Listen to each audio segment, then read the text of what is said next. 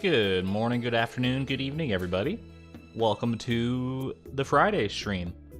Not exclusively Price of Perfection today, amazingly enough. Friday streams are usually quieter, usually more chill affairs than the rest of the week. It kind of tapers off as the week goes on, which is cool with me. And I figured I'd try something a little more unique, a little more fun today. Well, not a little more fun, but a different kind of fun, a different breed of fun. I'm sure you can see it in the title and possibly the thumbnail. I saw one of my favorite streamers, Dan Giesling, do this this which character are you quiz, which is like, it's like those BuzzFeed quizzes, you know, that determine which like fictional character you're supposed to be from whatever show, except this one's like way more in-depth and supposedly scientifically accurate and like AI driven, crowdsourced. It's very interesting. You'll see how it is once we actually get into it, and I don't know if anyone else is going to be interested in seeing the results here, but I'm curious about my own results, so I figured, you know what, it's my stream. I'm going to do what I frickin' want, and hopefully we'll have fun with it. Hello, Snatcher. Hello, Fiona. Haven't been able to catch a stream in so long because of school, but I'm excited to be back. Welcome back. I hope the school turned out well for you. Hope that it has been turning out well for you, I should say.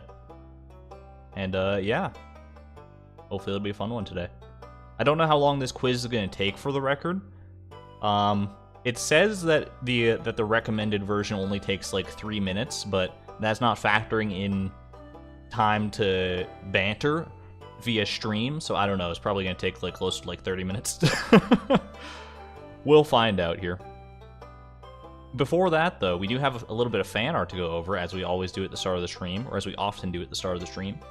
Starting with this lovely little piece from Peach over in the Discord. Chloe was having a rough day. She could be upset about any number of things, about you know, anything to do with Haley or the Krobus incident from the previous stream, or anything like that. It's she's brooding. You gotta have a good brood every now and again, you know what I mean? It's deserved. She's been through a lot. She's suffered quite a bit, and she's the fact that she's still trucking along is hopefully something we can all aspire to. Thank you very much to Peach for sharing that one. Next up, we do have this one from Remazubi. Or Remazubi, I see you in chat there. This lovely little doodle of Chloe portrait. The notable trash in the background. I mean, trash is part of Chloe's identity at this point. She's fully embraced it. With the whole cactus fruit grind. Argon cactus in chat if you got it. It's,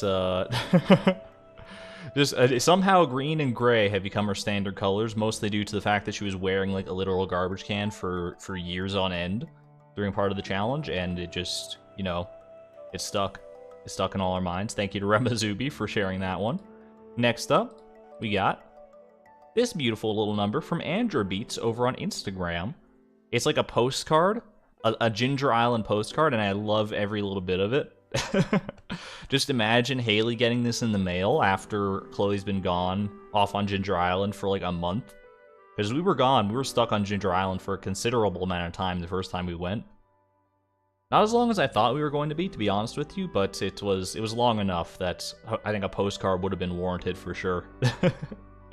Very cute. I love Andra's style always. It's she's done some amazing fan art in the past, and I love to keep seeing it coming. Thank you for that. And I believe the last piece of fan art we got here from Drea Danette, who is also in the chat right now. Drea, it's I can't say the acronym, mushrooms I'd like to forage. It's inspired by our mushroom forest, so I'm told, but don't Google that acronym. This is a PG-13 environment, and we don't want to risk anything, but it did make me chuckle when I first saw it. That's really good. Also, just like really well done in general, just the art obviously. I love these sort of, is this like crochet or is it something else? I never know what to call this, but either way, it's great. Thank you to all the fan artists who have shared fan art over the past few months, and who have and who are continuing to share fan art. If you'd like to share your own fan art, !Discord, there is a fan art channel there where you can submit whatever fan art you're working on. You can cross-stitch, that's what it's called. Okay. You can let me know how you want to be credited, if you want to be credited, if you want it shared on stream, however you want to. Oh, you know what? I actually just got a message from. I forgot to put one piece of fan art in the compilation. It's a little hard for me to finagle it, but you know who you are. I just have seen your message on Discord. That's my bad, and I will. It slipped my mind. Sometimes they do slip through the cracks. I am imperfect, but it will be here next stream. Don't you worry. That's my bad. Either way, yeah, it's hard to set up like mid-stream to show it, so I will just, I'll set it up for next stream. It'll be first on the chopping block. Well, chopping block's probably not the right word, but... Alright. With that out of the way, though, let's get into things here. I admire anyone with that kind of patience. Cross-stitching looks like it would take a lot of patience for sure. Absolutely true. Not some, I mean, I might have the patience for it. I don't know. I have patience in certain ways, not necessarily in that way, though. Hey there, Goosebus. Welcome, welcome. All right. Let me get things set up here, because like I said, we're going to be doing this AI character quiz first and foremost, so let me make sure that's all set up, and then we'll go from there.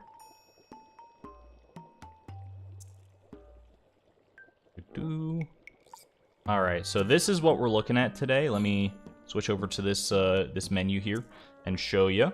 Hopefully it'll switch over in time here. I'm waiting. Okay, there it goes. It's there. Okay, I was just waiting for the stream to catch up. I don't need to wait for that to happen. I just want to make sure I hit the right button, I guess. And Goosebus, thank you for being a member for 2 months. Enjoy your newly upgraded sword. I hope you have been enjoying your emotes. Thank you for the generosity and the support.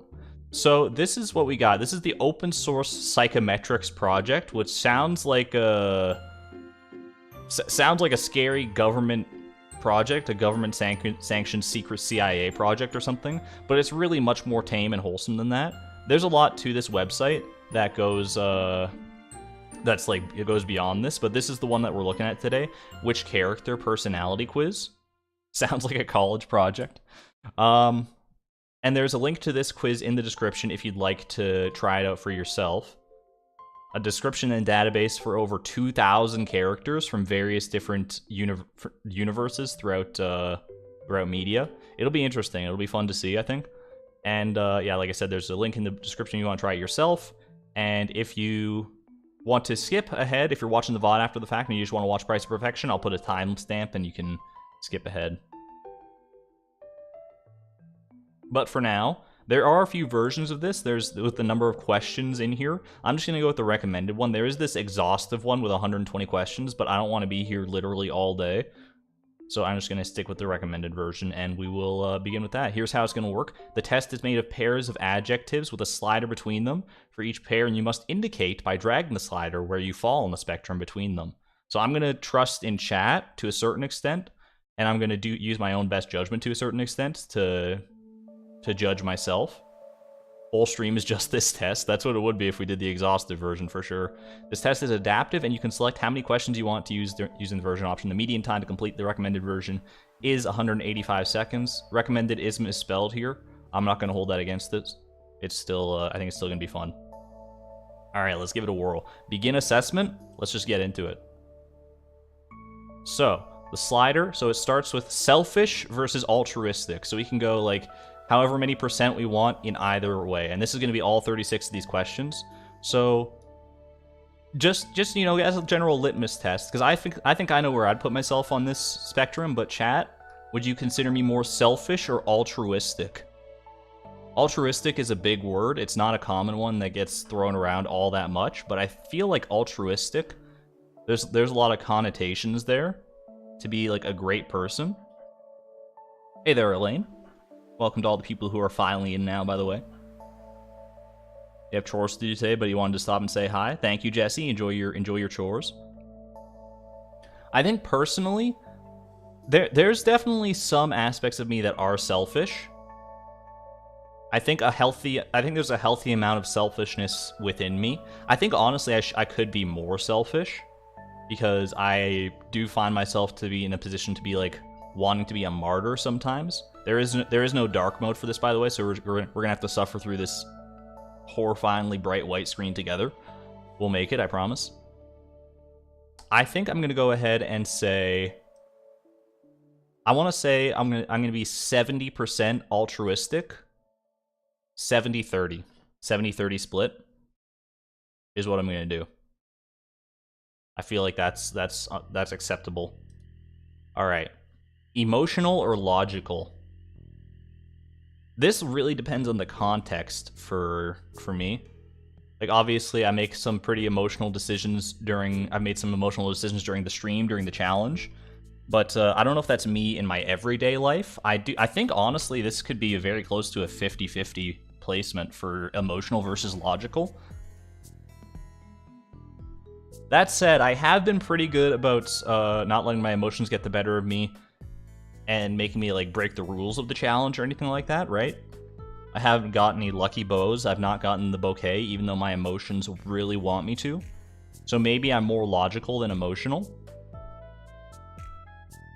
I think I'm gonna go ahead and hit you with a 55% logical, 45% emotional. I think that's where I'm gonna stand on that one.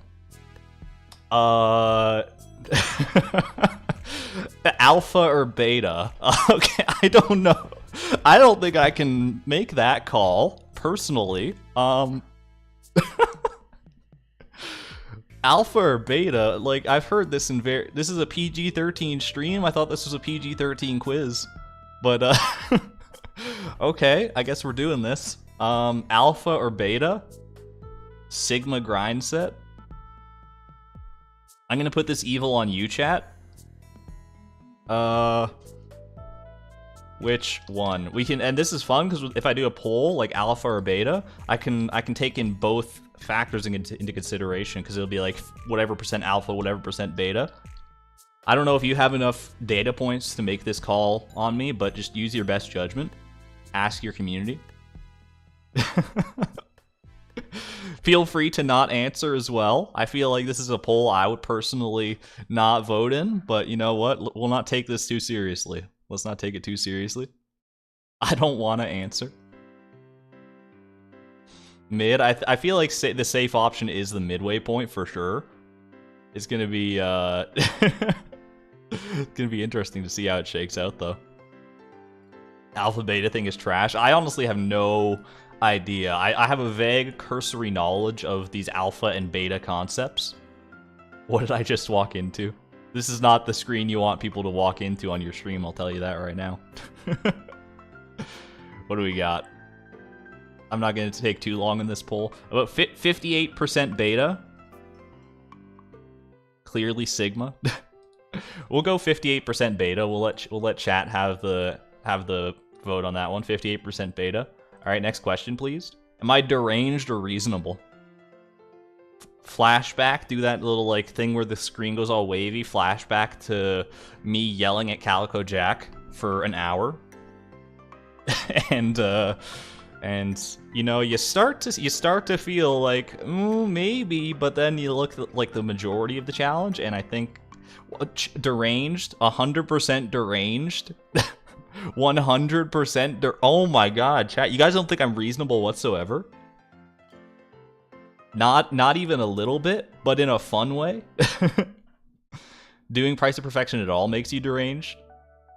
I'd have to be. Okay, you know what? That's fair. I think we go on this one, because I do think that in general I'm pretty reasonable. But I understand your points. I'm going to say 80% deranged, 20% reasonable.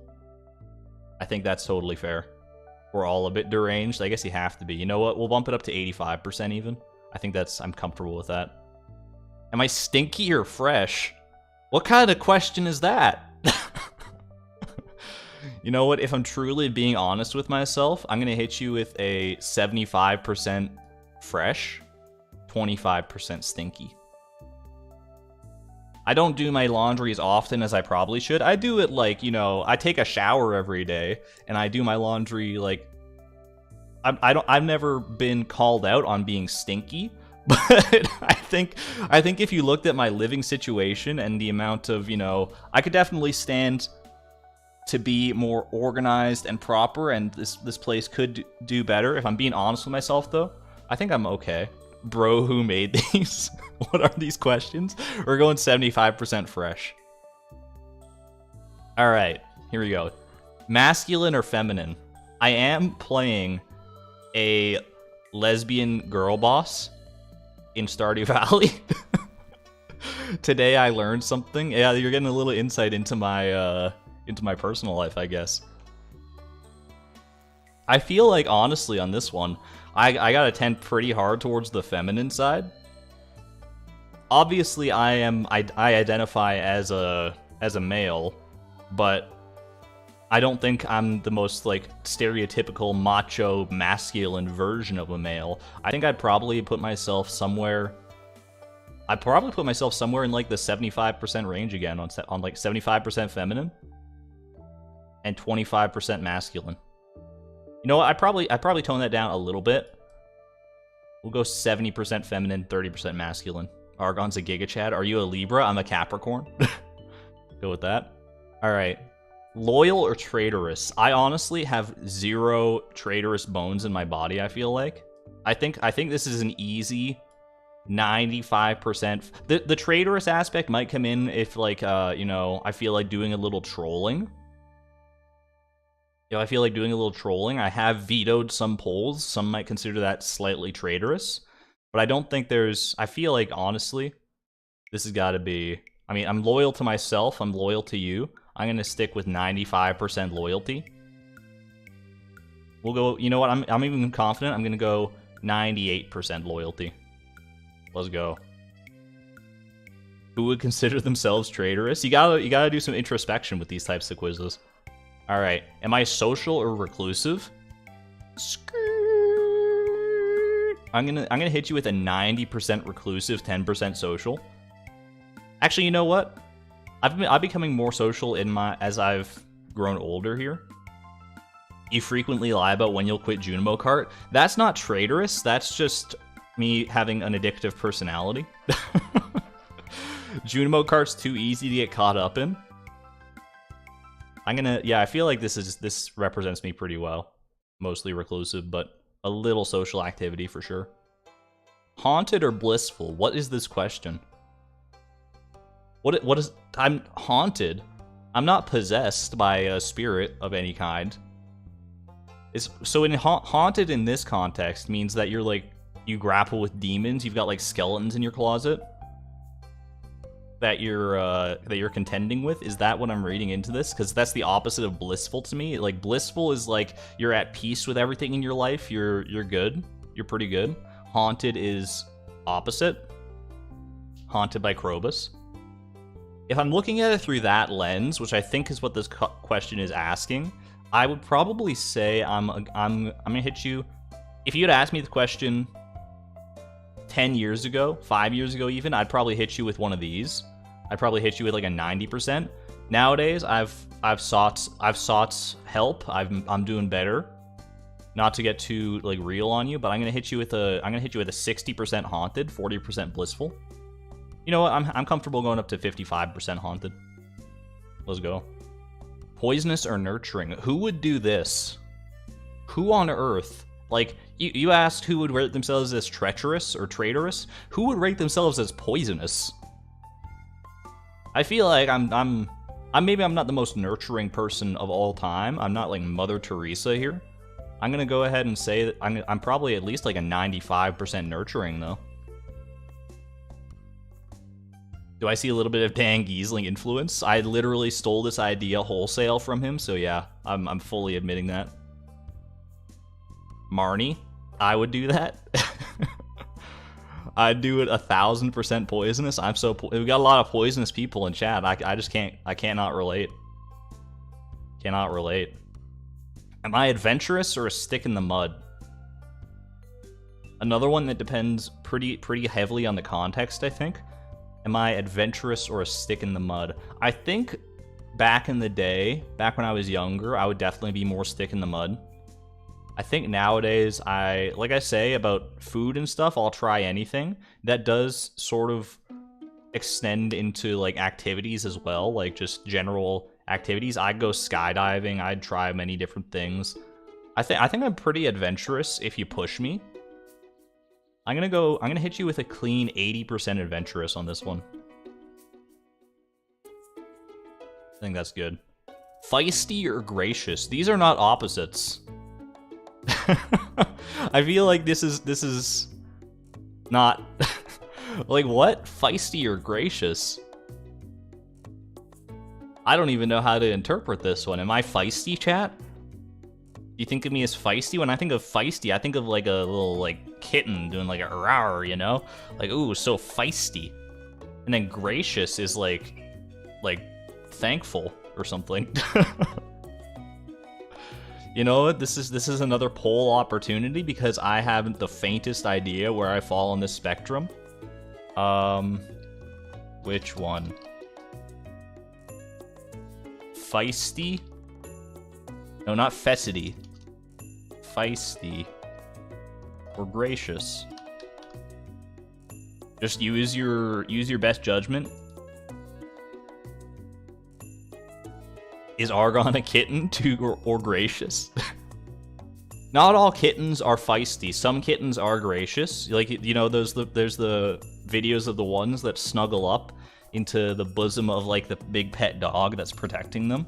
Those videos are my jam for sure. But then there's other ones where it's like you try to get anywhere near that cat, even if they're like meowing at you, like I want attention, meow, meow, meow, and then you reach your hand out and they just like bat it out of the air. It's like, what are you trying to do? What are you trying to do? You trying to touch me with that thing? Maybe that's the kind of... I don't know why I'm necessarily comparing it all against cats, feisty and gracious, but all cats hate me. Alright. Chat's telling me 68% feisty. I can co-sign that. A little 68% feisty. There we go. Next up. Artistic or scientific? This, I feel like, this is like dead even split. Because scientific, I do a lot of research. I'm very much a math and science. Those were like my best subjects in school for sure. But as I've gone into my older years, well, older, I'm 27, but as I have matured, I suppose, I feel like a little more artistic as well. Not artistic in like the drawing capacity or anything like that, but I have fun making the thumbnails. I have fun, you know, editing, and I like being creative. What website is this? There's a link in the description if you want to try this quiz for yourself. I'm gonna hit you with a clean 50-50 split on this one. I think that's totally fair. I think that's honestly where I land. Indulgent or sober? I mean, I don't drink, so, got him. But in my general lifestyle, am I more indulgent or am I more sober?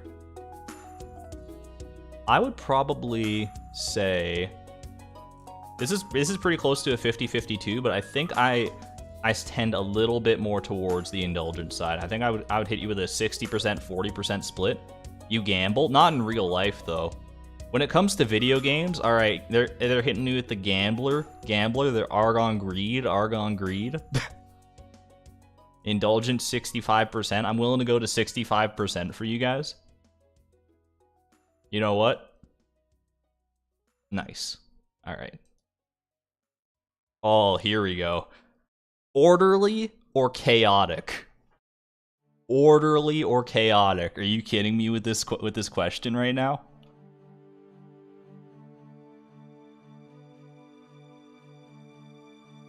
Dunka. I mean, there's an argument to be made. I think in my actual like day-to-day life, I'm probably more orderly. Chaotic as heck. You've produced a lot, so much chaos. I think I've got a... Like, you guys have seen my most chaotic side for sure. I think that on stream I play into it a lot more than I do in real life. I think I'm gonna hit you I do still think that I have a lot of chaos in me, though. Like, if I wouldn't be able to do this sort of stuff if I didn't have chaos. This is my internet life. True, that's very true. I'm gonna hit you with a 75% chaos. You know, 70% chaos. 70% chaotic, 30% orderly. It takes a lot of planning to make it look like chaos. I have done a lot of planning, both in like real life and obviously for this challenge. I got a spreadsheet in the description for crying out loud. We're gonna go 65% chaos, 35% orderly, and leave it there. Bossy or meek? Zero question in my mind. I don't, like, I take a leadership role sometimes because people tell me I'm good at it and I can like delegate and stuff, but I don't like it whatsoever. I'm a doormat if you've ever met one. I feel like maybe I'm doing a little better here, but I gotta go. I can't go any further than that. I can't go any further than 95% meek versus bossy. That's where I'm gonna land. Arcane versus mainstream. Arcane versus mainstream.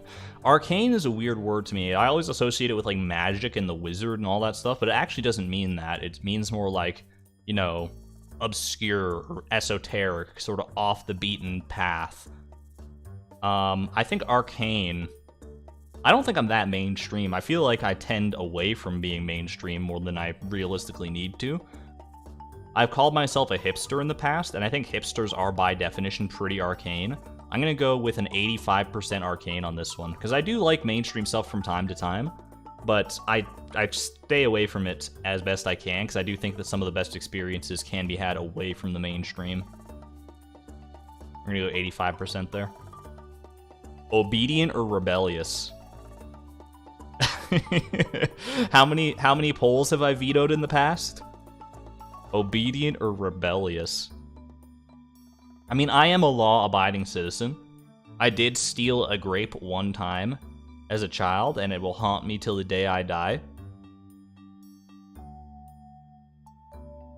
But when it doesn't matter that much, when there's not as much on the line, when there's no like actual real world consequences, I feel like rebel is more descriptive of me for sure.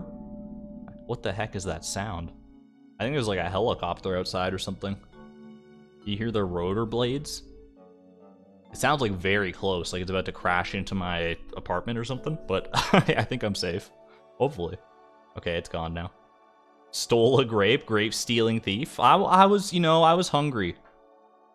Who amongst us can say that we haven't done a little petty theft at some point? I'll hit you with a 70-30 on the rebellious here. 70-30 rebellious. Creative or conventional? I mean, look at what we're doing, right? Look at the challenge that I've set for myself in Stardew Valley. I think that's anything but conventional. I think I got a hit. I'm gonna go like honestly like 90-10 on this one for creative versus conventional. Speak now or forever hold your peace if you think that that this is incorrect. The helicopter was there to get you for the grape. Oh no, they're listening. I think 90% creative, 10% conventional. That fits me to a T. All right, formal or intimate? Keep this PG-13, please. Formal or intimate? I definitely think that, I mean, I'm asexual, and I think I'm aromantic as well. I mean, that's not necessarily, this is not like sexually intimate necessarily, that's just where my brain goes when I see that word. Intimate just means that you're like, okay, being vulnerable, I guess, with other people, which scares me to a certain degree, but I have told you guys like a lot, so it's I think even factoring that in though, I'm gonna hit you with like a 65% formal here. You're ace 2? Ace gang rise up, Emmy? Alright. You def wore a suit in high school? No, I didn't want to call any extra attention to myself in high school. I flew as far under the radar as I could possibly do. I feel like this describes me fairly well. I think most of the time I tend towards this way, but Once I feel comfortable and at ease with people, then my intimate side can show through for sure. Outlaw or sheriff? Sheriff's not a personality trait, that's a profession. Oh my gosh. Alright, I'm about to be compared to like a Woody from Toy Story here. He's not a sheriff, I guess, but that's the only cowboy I could think of at the time. Am I the rough and tough sheriff of the town, everybody, or am I an outlaw? Pulling a train heist out here. I have stolen shoes from a train in Stardew Valley. Ye freaking ha. I don't know if I can go sheriff. I feel like sheriff implies that like you're a leader in some capacity and that you're a law, like you uphold the law, you got that sort of good creed. Like sheriff to me is maybe not lawful good. I guess lawful good is sheriff, and then outlaw would be not chaotic evil necessarily, more like chaotic neutral. Honestly, I think a 50-50 is fair on this one. I'm with you, Konakota. I think it really depends on the situation on that one. Angelic versus demonic? Now I just have that picture from like the Emperor's New Groove where like Kronk gets the little angel and demon on his shoulders. Angelic versus demonic. I mean, demonic is a very strong word. I think I can't do myself that disservice. I feel like I gotta go at least like 85% angelic here. Angelic is also a strong word, don't get me wrong. I don't claim to be an angel in every capacity. There's a little demon inside all of us. Argon is angel, same syllables. I love that movie. I haven't seen it in a long time, but it lives in my head rent-free. I think 85% angelic is fair on this one. Sarcastic or genuine? We do a little trolling around here. We do a little trolling, but at the end of the day, my heart is always in anything that I do. I am genuinely sarcastic, if that makes any sense. I feel like I gotta tend a lot more towards genuinity here, but maybe not that much. Maybe more like a 75-25 split. I would throw myself in the 75% genuine category, and then 25% is that's me at my worst. Maybe not me at my worst, but you know, sarcasm. You got to be careful with it. It's a sharp blade that you need to know how to wield very carefully. All right, spiritual or skeptical? I'm not spiritual not in the religious context anyway. But I do sort of like put a little stock in like faith and fate and destiny and all that stuff, and just having faith in general, being optimistic. I don't know if skeptical, like, I think I am on the skeptical side of the spectrum for the record, but not overly. I think honestly like maybe 65%, 35% here. This is one that I don't think that chat has any real insight into, personally. But this is, I think, where I'd put myself just about. Slovenly or stylish?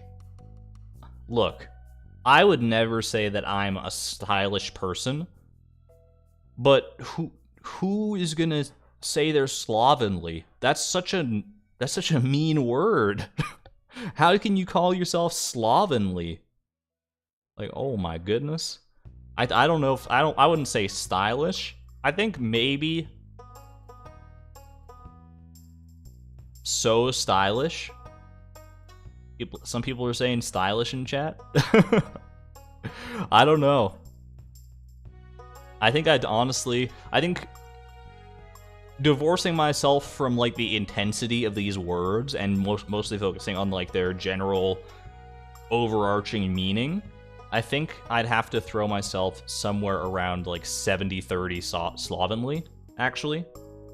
I can't go that far on slovenly. Slovenly feels like an old lady telling you off. Are we doing Argon or Chloe? This is me. This is for me. I don't want to put this evil on Chloe. We're gonna go slovenly. Wild or tame? Wild thing. Wild or tame? I think, honestly, for the most part, we keep it really chill around here. We can get wild when we want to. We can live it up with the best of them. We can be the life of the party. But I think 80% tame is where I would slot myself for sure. And then I look over at chat and everyone's telling me I'm wild. I'm wild. Chat, do you know what wild means? I mean, I have my moments for sure, but I don't think that's my defining characteristic. I think it's I think I'm pretty tame, all things considered, when you compare me against truly wild people. In fact, I'd probably even go like 85% on this one. All right, deep or shallow? This might be like a humble brag to a certain extent, but I think I gotta go on the deep end of the spectrum here. I gotta go deep down. I don't think I'm shallow. I think shallow is, it has a negative connotation with it for sure. Not that, like, shallow's not inherently a bad thing. Sometimes being shallow just means that you're, like, you are who you say you are. You wear your heart on your sleeve to a certain extent. But I think that deep describes me more accurately based on just, like, my thought patterns and my own personality. I feel like there's a lot of depth to be mined there. I'm going to hit you with an 80-20. You know what? I'm going to hit you with a 90-10. Even I'm that confident. I go into deep dives all the time. Alright. Dunce versus genius. They really like to use, like, the most extreme possible words they can for these, huh? not like smart versus, I guess dumb would also be pretty bad, huh? Dunce versus genius, though. Like, I don't think I'd call myself a genius, but I'm definitely on this side of the spectrum. I'm 14 and this is deep. I don't want to go like all the way here, but I think I'm a pretty smart person. I think I'd probably go like 95% genius. I think that's totally reasonable. I did well in school. I feel like I've retained a lot of that knowledge and a lot of that capacity for critical thinking. I use big words all the time, unironically. Remember the mermaid stones? That was like, that, I feel like, honestly, that was more dunce than genius. Alright, we're going there. Creepy or disarming? Chat, would you call me creepy? I'm not creepy, am I? Chat? Chat, be honest with me. Am I creepy? Am I creepy, chat? Are you scared? Are you scared of me? No? No, you're not? Not to your face? No, not creepy. You're not creepy? You just finished the quiz and got Luna Lovegood? That seems like a pretty good character to be compared against, honestly. You are right now. Now when I'm trying to be creepy, I feel like I can be creepy when I want to, but in general, I'm gonna say I'm pretty disarming. Let's go like 90% disarming. Oh my god, are you actually kidding me? Am I lavish or frugal? Am I lavish or frugal? Have you seen the challenge that I'm doing right now? Lavish or frugal? They use the word. They use the word. That's the name of our farm. Frugal all day, every day, baby. Oh my god. Okay, but divorcing myself from that because it's so easy to go there, right? It's so easy to go there, but that's just the challenge. That's not me in my actual life. Yeah, am I actually frugal? Is alternate universe lavish farm? For me in my own personal life, I would still say I'm on the frugal side, but probably closer to like a 75, probably like a 75-25% split. I think I don't live a lavish lifestyle for sure. I'm very pragmatic with my purchases and that sort of stuff, but I think there's definitely some indulgence there, which is funny because indulgent was one of the other questions. That's really funny though. That's really good. All right, 75% frugal. High tech or low tech? I am not on the cutting edge at all times. I still have an iPhone 6, which some would consider low tech, but other people have like a BlackBerry, and that I think that's where you really start to tend towards this side. Or if you don't have a phone at all or anything like that, I think I gotta put myself reasonably. I know how to code to a certain degree. I think I gotta put myself right about there. 85% high tech.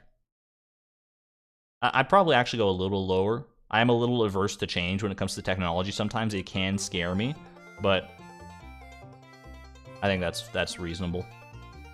Blue collar or ivory tower? This music is very blue collar, I'll tell you right now. I mean, I've done some blue collar manual labor. I can get down and dirty with the worst of them. I would wrangle a pig, no problem. Well, not no problem. It'd probably be like, I wouldn't know what the heck I'm doing, but I'd try it. But ivory tower makes me think that I'm just like afraid to, like, when I think ivory tower, I think hypochondriac. I'm gonna hit you though with I think a 60-40 split on this one is reasonable, actually. The area that I live in and that I've grown up in for the most part, I've described it as the Texas of Canada. Blue collar, you don't know what these mean? Blue collar is like, you know, like your sort of everyman, general, like hard labor sort of stuff. Where ivory tower is more scholastic, sort of high-class individuals. It's hard to describe. I'm not doing the best, but this is where I'm going to put myself regardless. All right, strict or lenient? I mean, I'm a pretty big stickler for the rules at the worst of times. But would I call myself strict? This is where I'm torn, honestly. I think this could be a 50-50 split again. This one really depends on the context. I think that I think there's an argument to be made that I can be strict and I can be a harsh rule abider. But if it doesn't matter that much, if there's not really that many stakes on it, like why not? Why not break a few rules? I think 50-50 is a reasonable spot to land with that in mind. Juvenile or mature? I've been told throughout my life that I am pretty mature for my age. And that's held true even into my actual, like, mature years. I do feel like an old soul. But, I mean, I'm playing video games on the internet as well. I think I'm going to go ahead and say... I'll hit you with a 75%, you know, 80% mature, 20% juvenile. I like to have a little fun, you know? We like to have a little fun around here. You know what? I'm going to hit you actually 75%, 70%. I'm going to go down all the way to 70%. 70% not juvenile, but mature. I don't think video games determine maturity. Not anymore. There was a time where that stereotype was much more prevalent, but it's, yeah, not so much. It was never really true, I guess. Alright. Next up, we're on the last couple questions here.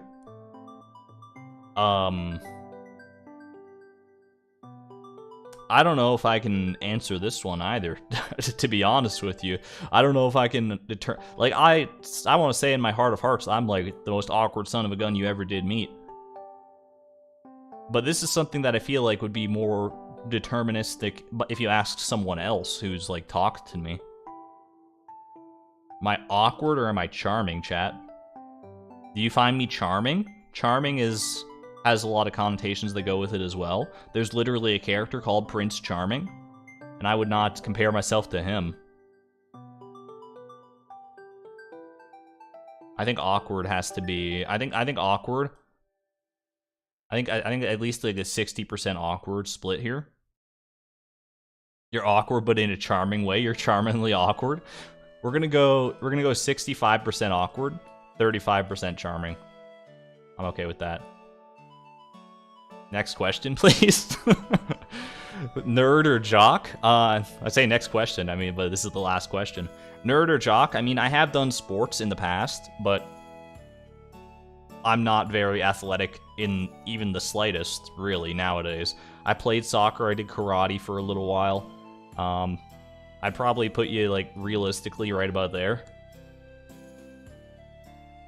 95% nerd, 5% jock. I think is, that's where I mean, I only really played sports because it was part of the school curriculum, and, like, just, you know, I was like, why not? Why not try it out? Maybe I'll really like it, and then I just, like, really didn't. So, we're gonna go with nerd, 95%, and let's see where that puts us here. I've completed the test. Before you review your results, would you be willing to rate some characters to make this test better for everyone? 100%. Thank you for agreeing to complete the optional survey. It should take 3 to 5 minutes to complete. Your responses to this survey will be used to improve the test, but it will not affect your results. Your answers will be anonymous. Okay, so this is where we pave it forward a little bit. Let's go ahead and, let's see. Select any of the works of fiction in the list below that you know enough about to confidently rate the personality of the characters from them. Okay. Back to the Future, yes. No, no, no, no. Yes. No, no. Breaking Bad, yes. Fight Club, Finding Nemo, yeah. Princess Bride, a long time ago, so I'm not gonna go with that one. Toy Story, yes. The Wizard of Oz, yes. Mulan, yes. Okay, we're gonna go with that. Let's see what we got here. How similar are these two characters in terms of their personalities? Walter White and Dorothy Gale? I'm gonna hit you with an extremely different. I'm gonna hit you with an extremely different on that one. Thank you. Alright. Saul Goodman and Sid Phillips. His last name is Phillips? Alright, we're gonna go with... I'm gonna go slightly similar on this one, honestly. We're gonna go slightly similar. Nemo and Mr. Potato Head. Look, I mean, they got the same face. It's Pam Beam from The Office. That's the same picture. This you gotta go similar on this one. You gotta go similar. Nemo and Mr. Potato Head are the same character. Flynn White and Rex. You know what? I'm gonna hit you with a slightly similar if I really am honest with myself. Flynn White and Rex from Toy Story, absolutely. Hazel Grace Lancaster from The Fault in Our Stars and Li Shang from Mulan. Now they're asking the hard-hitting questions here. I think I'm gonna go with slightly different on this one. Not like overly different, but they're like there's enough of a difference there for sure. Marie Schrader, Hank's wife, and Ling from Mulan. I'm gonna go different. I'm not confident enough going to extremely different, but they're pretty different. They're pretty different. Marlin and Buzz Lightyear. That's the easiest slightly different of my life. Jennifer Parker from Back to the Future and Mushu from Mulan. I think I gotta go extremely different on that one. It's been a while since I've watched Back to the Future, but I mean, just even looking at these two pictures, I don't think that there's any comparison to be made there. Dory from Finding Nemo versus Woody from Toy Story. That's gonna be a different from me. That's gotta be different. I don't know. We were doing my own personalities, and now we're just comparing characters. We'll get through this, don't worry. It's not gonna take that long. Hank Schrader versus the Tin Man. Who wins in a fight? That's really the question that I want to be asking. Let's put these in a fight bracket, a la Leap a Lot. Hank Schrader versus the Tin Man. Tin Man, absolutely. I mean, Hank Schrader. Does he have his gun? Is the real question. Okay, but that's not what we're asking. Are they similar characters? Do they have similar characteristics? I'm gonna go slightly different on you with this one. Hank wins. All right. Augustus Waters versus Chen Po. Augustus, they're not like that different. They're slightly different though. My power went out. Who did you get? We're not there yet. We're doing the post-quiz survey to help the quiz results in the future. We're helping the AI determine things. Jesse Pinkman and Bo Peep. Look, when you break them down to their base characteristics, right? When you look at Jesse Pinkman, and Bo Peep. I don't want this to turn into like a character analysis stream. They're slightly similar. They're slightly similar, maybe even hard similar, 100% similar. I'm gonna go slightly similar on this, honestly. Jane Margolis and the Wizard of Oz. Extremely different. You know what? Just different. Just regular different. That's a regular different. All right. Skylar White and the Wicked Witch of the West. That's just a mean-spirited question. Skylar gets a lot of flack, but she's not the Wicked Witch of the West. Are you kidding me? Actually, so rude. They're different. They're slightly different though. All right, Doc Brown and Yao. They both got that chaotic energy about them, honestly. Doc Brown more so than Yao. But I would hit you with a slightly similar. Marty McFly and Mulan.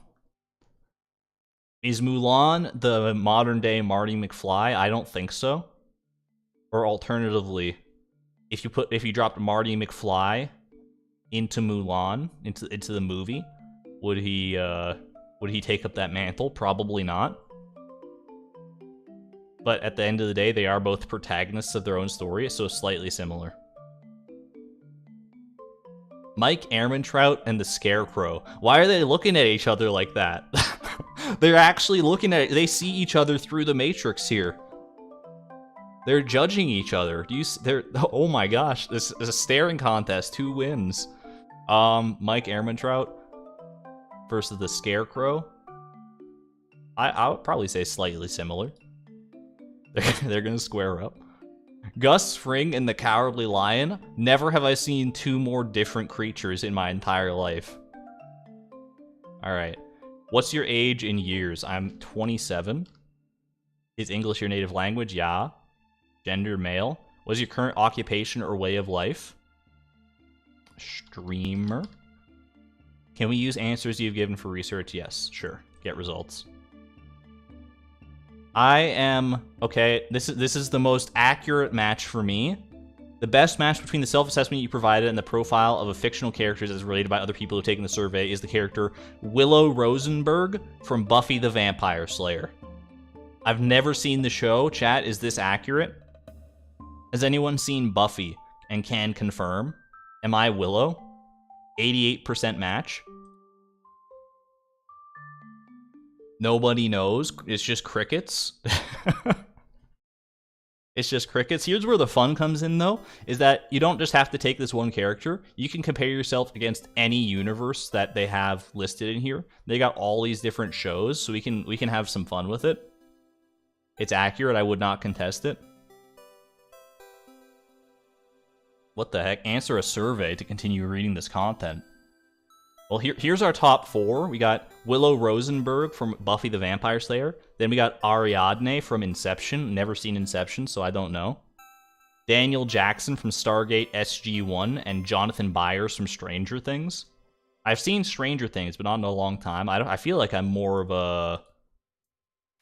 Who's the kid that's like absent for the entire first season because he gets abducted into the Upside Down? Is that Will Byers? You should watch Buffy. I love Buffy. All right, we got to get more characters here so we can see numbers 5 through whatever. I don't know if this is going to ask me for any personal information. Let me hit you with a quick... I'm going to quickly pop you over here while I do this survey. Give me 1 second, chat. Just in case, because these surveys can be a little location specific sometimes. All right. Go with that. It's only 5 questions. They want a written response. Don't know. So let me just get me through the question here. Get me through. That one. Okay, good. 1 second. Hold, please hold.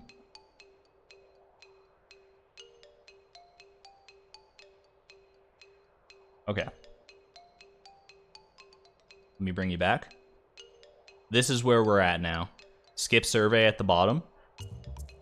I think it was just skip question. That's all I saw. Either way, we're through it. So this is our list of in decreasing order. So we got this is the match percentage, and these are the characters. I think it might be more fun and probably more easy to parse if we go through this way, where we go universe. So let's see what universe. All prestige TV. What does that even mean?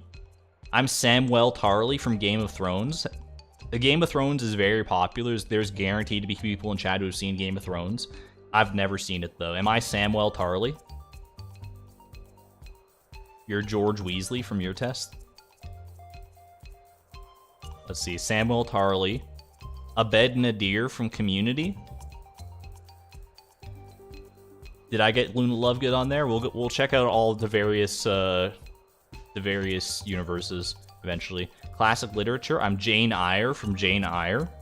No clue. This is where it gets hard for me because I haven't seen a lot of this stuff, so I don't know the actual. I don't know a lot of these characters. Armin Allert from Attack on Titan. That's my anime protagonist right there. Sam, yes, I'm Sam. Sam's a good guy. All right, good to know. Good to know. I don't want to be like the villain.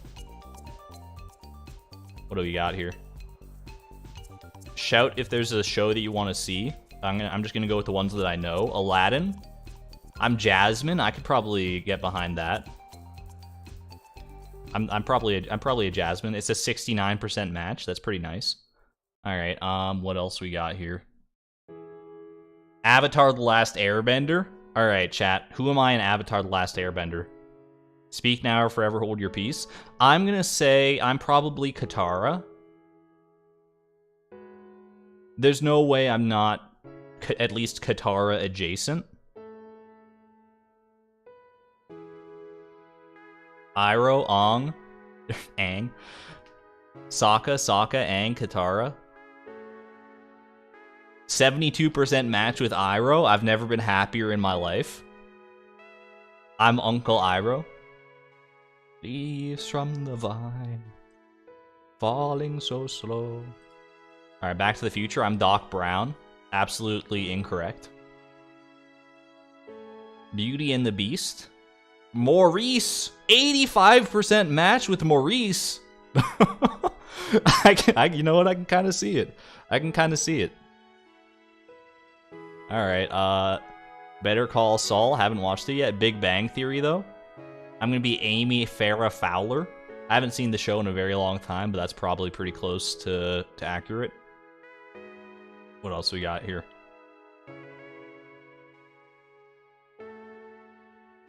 Bruh, you're so lucky. All right, Breaking Bad. I'm Flynn White. You know what? I'm definitely not. I'm not Jesse. I'm not Walt. I'm not. This is probably about as close as you get. I'm 74% Flynn White. Don't at me.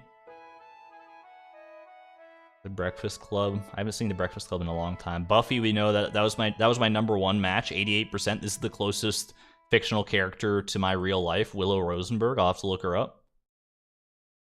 What else we got here? Coco. I'm Mama Coco. I still haven't watched Coco, but there you go. I think that's a pretty popular one. So, Community. I was Abed Nadir. Cowboy Bebop. I've heard of that one. I'm Ed from Cowboy Bebop. Just get all the data points that you can. You can build me from scratch with these characters in mind. You can build a fully functional Argon AI. Let's see what else we got. The Dark Knight. I'm Lucius Fox. That's Morgan Freeman, which is okay in my book. Coco is so good. I'm just looking for ones that I know or that I've seen. Finding Nemo. Dory, really? I would have probably put myself a little closer to Marlin. But Dory, you know what? There's some... What's the match percentage? 68% Dory. That's okay. Friends? Chandler Bing. I'm definitely more of a Ross. I have to be more Ross. There's something wrong with this quiz. Encanto? I don't think Encanto is on here. Yeah, it's not. This is alphabetical. It would have been right there. Frozen? I'm Elsa. I mean, I'm much more physically similar to Anna with my hair, but Elsa, you know, I'd probably say I'm closer to Anna personality-wise too. Maybe I need to do the more in-depth version of this quiz to get a more accurate reading on myself. Food for thought in the future. I'm Kif Croker from Futurama. Game of Thrones, I was, what's his name? Samwell Tarly. Let's see, Ghostbusters. Ray Stantz, that's probably pretty close to correct. What else you got for me? I have seen Gone Girl. Margot Dunn, I don't remember you. I'm sorry, it's been a long time.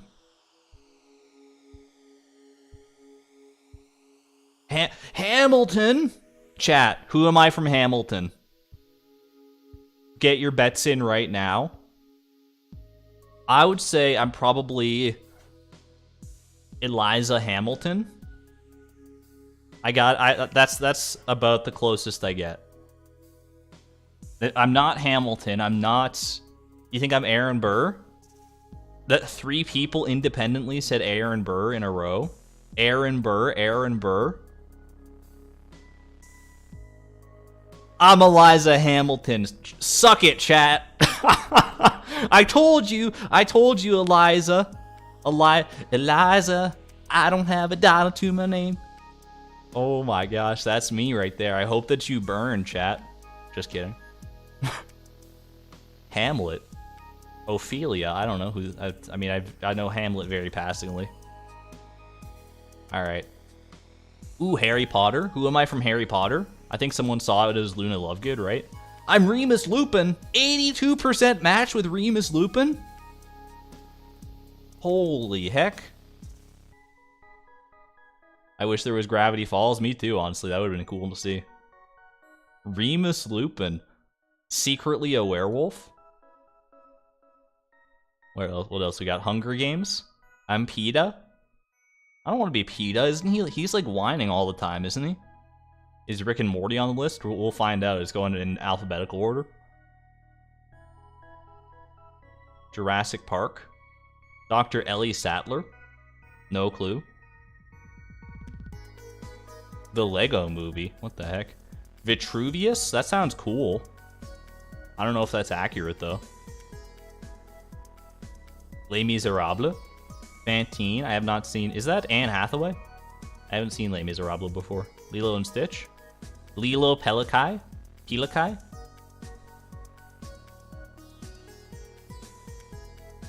I would, who's the guy in Lilo and Stitch with, like, he's like the Cyclops alien? Big, tall, yellow guy? I feel like I'm closer to him. But you know what, Lilo? Lilo's got a chill vibe about her. I can take Lilo. Lion King? I'm Nala. That seems about right. 63% match only, but it's as close as we're gonna get. Les Mis is beautiful. Would highly recommend. Fleekley, that's his name from Lilo and Stitch. Lord of the Rings. I'm Frodo Baggins, baby. Frodo all day, every day.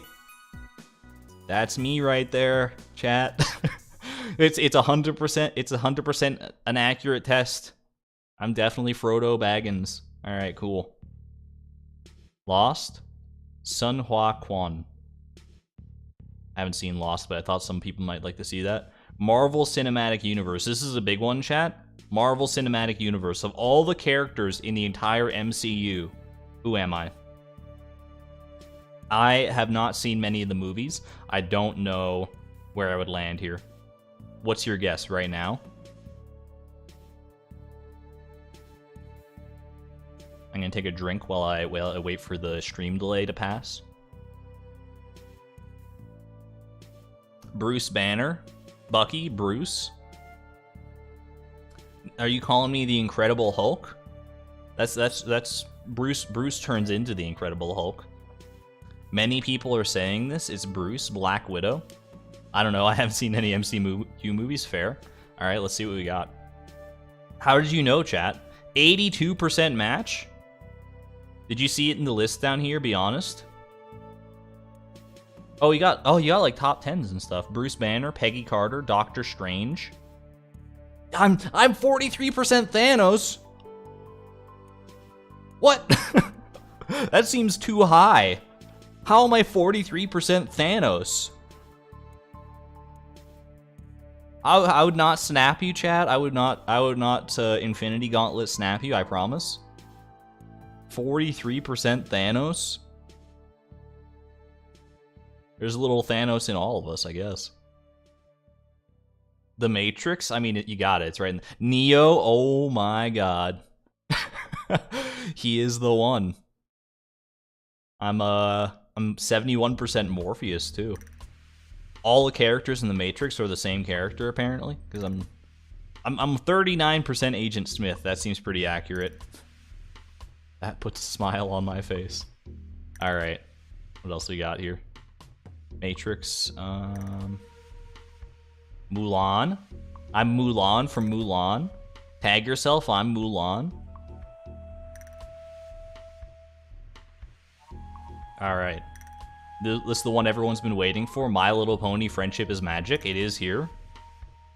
Chat. I don't know how many of you have seen My Little Pony Friendship is Magic.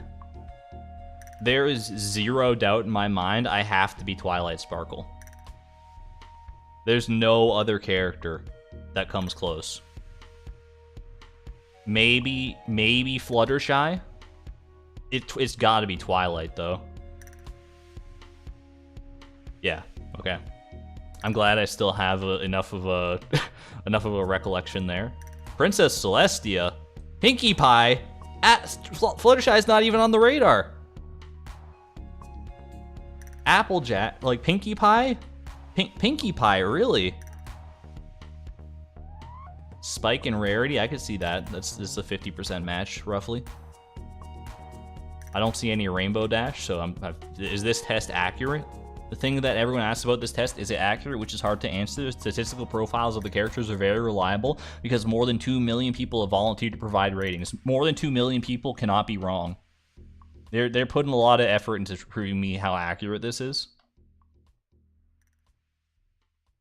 And you know what? I'm starting to believe. A Nightmare on Elm Street? I just didn't want to be Freddy Krueger.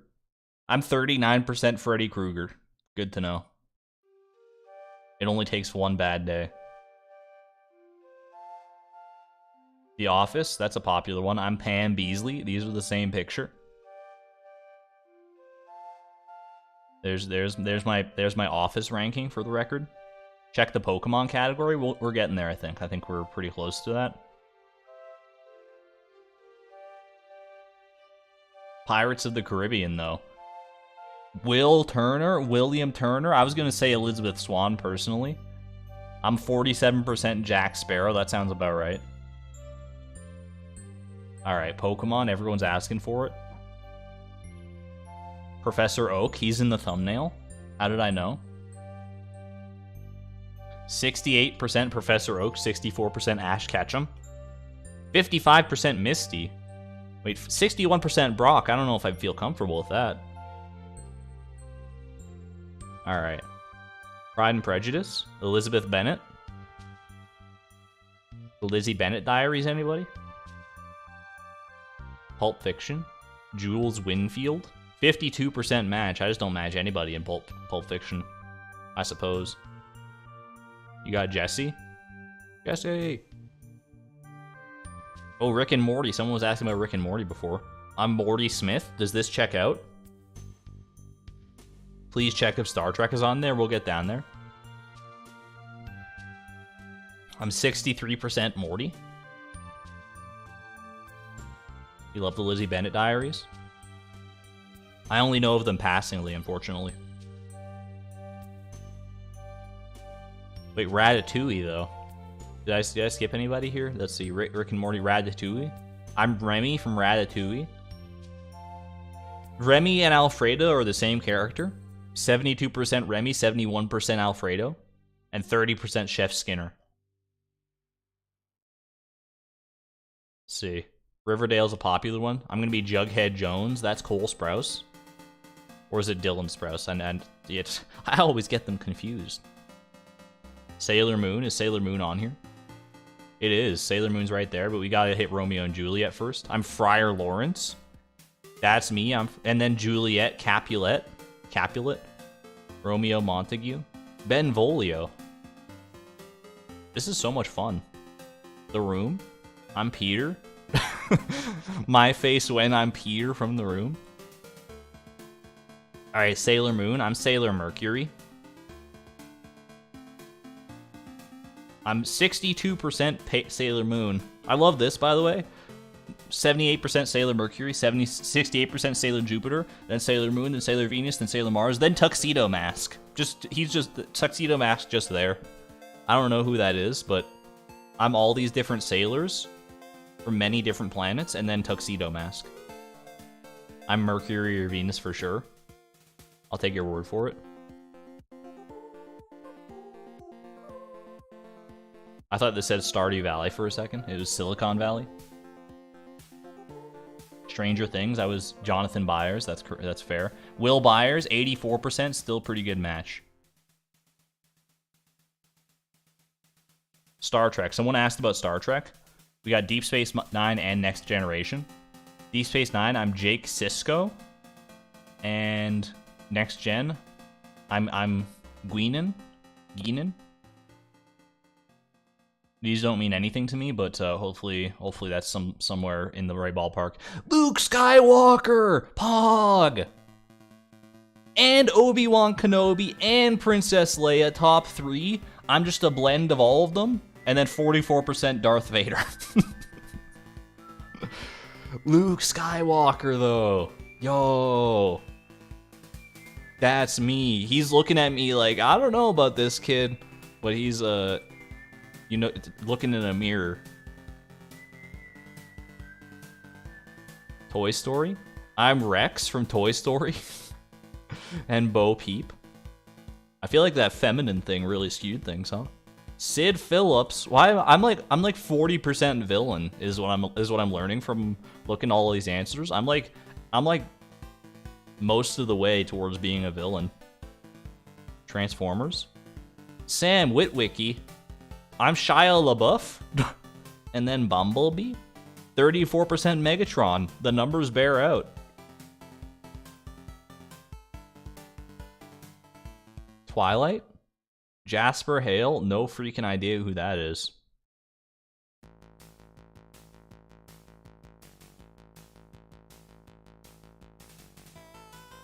Wizard of Oz? Tin Man?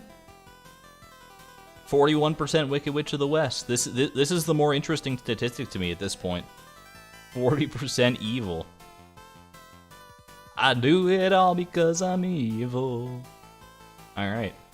There are many more options here, and there's, you know, take this quiz for yourself. Let us never forget, I'm officially Willow Rosenberg from Buffy the Vampire Slayer. That's my new alter ego.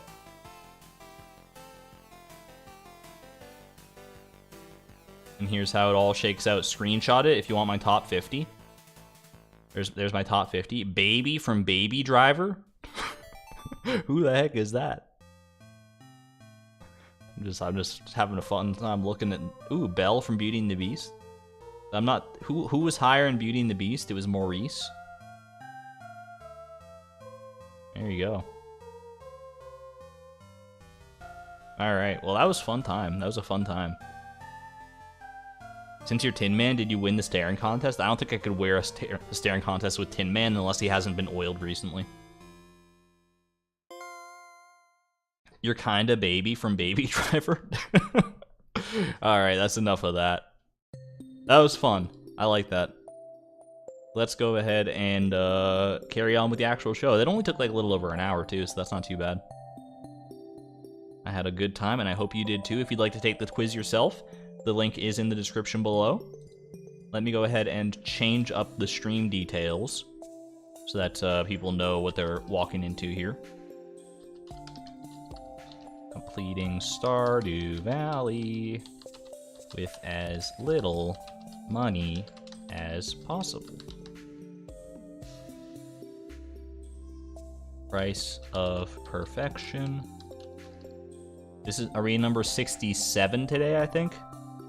Live number 67, I think. And then where's the thumbnail? I can change that too. Never had to change a thumbnail like this, like mid-stream. But it's important not to clickbait people. Alright. Go with this. Save that. Alright. What was my Twilight character? Hold on, I still have it pulled up here. I can look real quick for you. I don't remember their name because I've never seen Twilight. I was Jasper Hale from Twilight. Okay. Let me actually load into Stardew Valley now. Updating Steam, uh-oh. It does that sometimes. The Cowboy Vampire. While we're waiting for Stardew Valley to load, we can quickly go over the itinerary. As we often do. I haven't added anything new. We did only...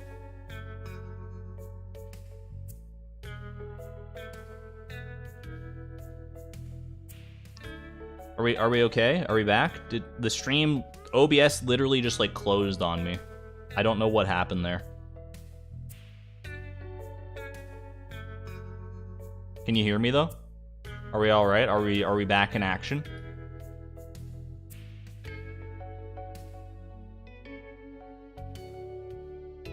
We're back? Yes, you're back. Weird stream hiccup. I don't know what happened there. Yeah, that was... Let me try and do that again, because I went to the to-do list, and that's what caused it. It seems to be holding in there just fine now, though. Very weird. It was just a slight hiccup, but okay. I think we're good, though. Yeah, I'm probably not going to put too much effort into the farm makeover this stream, because we spent a lot of time in that quiz, so we got some ground to make up here. So we'll probably prioritize mainly... We might try and do the crystallariums today, see how far we can get on that. We've done a lot of volcano dungeon runs as well, so we might forego that. We might just do a chill, like, resource gathering stream for the crystallariums, finish up that old monkey that's on our back. That's on my back anyway. I know a lot of people probably doesn't even matter about the crystallariums, but it's a little side project that I want to finish, so let's get to it, shall we? Beyond that, we'll see where the day takes us. Are we not planning on taking Krobus to a movie? I can probably throw it on the itinerary at some point, but it's not top of mind just yet. I haven't been looking for movie tickets, so maybe I should prioritize that more. Just at least to make up for the horrible incident that we put him through last stream. Oh, we got to check as well today. Now that we have officially... Let me swap on over to Stardew here. Now that we cleared out Haley's room of all the slimes that were infesting it, let's go see if that stayed, if that stuck, or if we got more slimes that moved in. No, it's just the one void slime. The one slime just chilling out in the void. That's all we got to worry about right now. I don't think he'll go, will he? He does, but he wears like a trench coat, so he's a little shy about going, but he would go to the movie. I've seen it happen. Not in my own personal playthrough, but it does happen. Alright, do we have any quests on the go that we need to worry about? Junimo Cart? I forgot that we had a Junimo Cart quest on the go. We wait until the final day for that. Prismatic Grange, I'm not super worried about. We're not really in the market for Chi Gems anymore. We're mostly in the market for eggs and egg paraphernalia. Propane and propane accessories. Stardew's feeling a little choppy for me, but I think that's just a product of having started it like midstream, so I think it'll iron out over time. At least Void Slime is still here. Okay. Let's see how many resources we have to make crystallariums with right now. We can get a decent amount of crystallariums made, I think. Not nearly enough. Didn't we do the math? We needed somewhere like 80 to 100 crystallariums.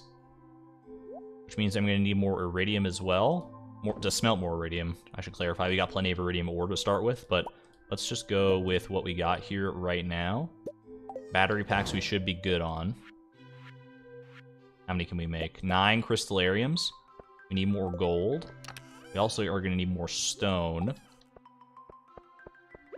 So I think we probably want to relocate our deconstructors right now. They are a nice decoration, but they're a little far out of the way.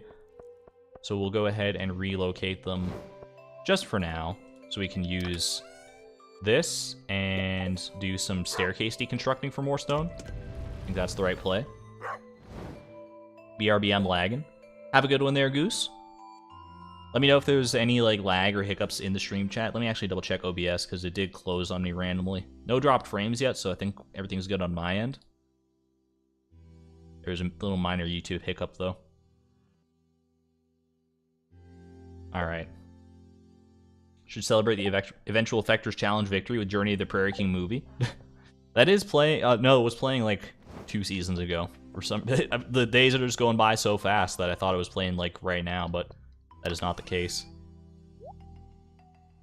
Well, let's go drop off these crystallariums that we do have while we wait on some things to process here. See what we can do.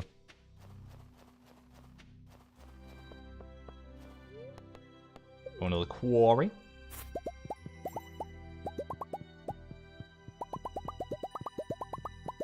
Circling back around to that quiz we did at the start of the stream here, at the top of the stream. How many of you guys have done quizzes like that? Not that one specifically, maybe, but quizzes a la BuzzFeed style quizzes where you just it asks you like 10 questions and it's like you're congratulations, you're Iron Man. I've never done them. I've never put that much faith in those quizzes. Obviously, there's they're popular just because they're fun. They're like fun little party games to talk about with your friends. But I would never put that much stake in them. The one that we just did, I probably wouldn't put much stake in either. To be honest with you, it was more for fun than anything as well. But it's still there's a little more panache put into it, a little bit more scientific process put behind it. Plus, the amount of characters that you get to see was kind of mind-boggling. You grew up with Quizilla? I haven't heard the words quiz or the word Quizilla in a very long time. That's a bit of a throwback for sure. All right, 9 more crystallariums in the bank, in the quarry actually. There we go. Every day in my Chinese class, my friend and I would sit in the back of the class and do them. They're kind of like, they're the modern day version. There's always been that, right? Where like these little quizzes, because they also had them in magazines where you have like a little quiz and then there would be like the answers, or like, they're not necessarily answers because there's no right answers to those quizzes most of the time, but they would have like some extra information or something written upside down underneath the question in the magazine, so you'd have to like flip the page over. Does anyone know what I'm talking about? Those were the days, man. So I think we're gonna need to get more gold. Goes without saying here. To that end, should we go to the mines for a little bit? Maybe we'll go do a little old school mining. Do a little repeat of floor 81, as we used to do way back in the cactus fruit eras of this challenge. I think we want to do some of that. Update: the stink bug has been escorted outside. I should probably grab something other than the dagger to clear out the grass here. It's not, I mean, it's a great weapon, it's just not the best one for clearing out grass. It doesn't have an arc. Smelt all that copper and transmute it up. We can also do that, yeah. Let's go with that. Let's just do some transmuting and see where that gets us. Because I don't want to do any extra mining that I don't necessarily have to.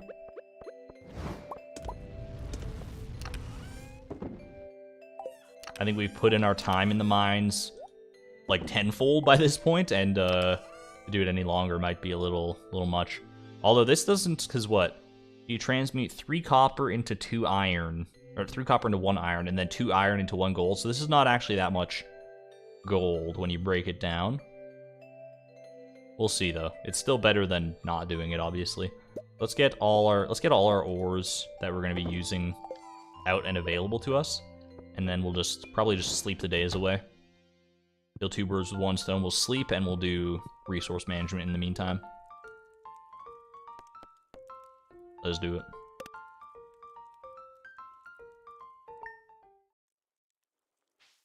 Closing in on a new year as well, by the way. Very exciting stuff. Year 9. We're almost a full decade into this challenge. Can you believe we've come that far already?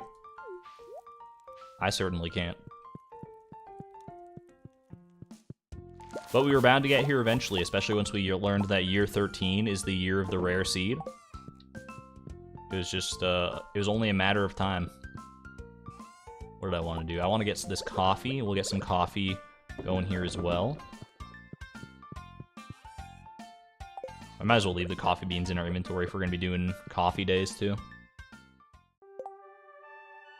And you might be looking for exclamation point perfection if you're looking for the perfection completion percentage.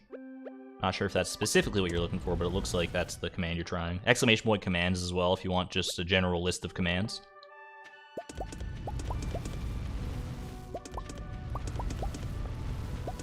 I do not own a horse. Daily reminder, you do not own a horse. Sad but true. Quickly grab that. We're gonna get this down to a science before long, don't you worry, chat. We'll be sleeping the days away like you've never slept before. We're gonna go full narcolepsy mode. And copper smelts like really fast too. I do not own so many things. It's true. We are very frugal. Alright, sleeping for the night. One more day left in the year. Final day of year 8. It's been a good year to us, for sure. I think the years between year 9 and year 13 are going to be a lot, a lot less memorable, I would say. There's not going to be nearly as much going on, but we'll still give it our all. Undeniably. Looking forward to another great year. Me too, Krobus. Me too. I'm probably going to be a little more sleepy, a little more groggy. What am I trying to do here? I'm trying to put coffee in there.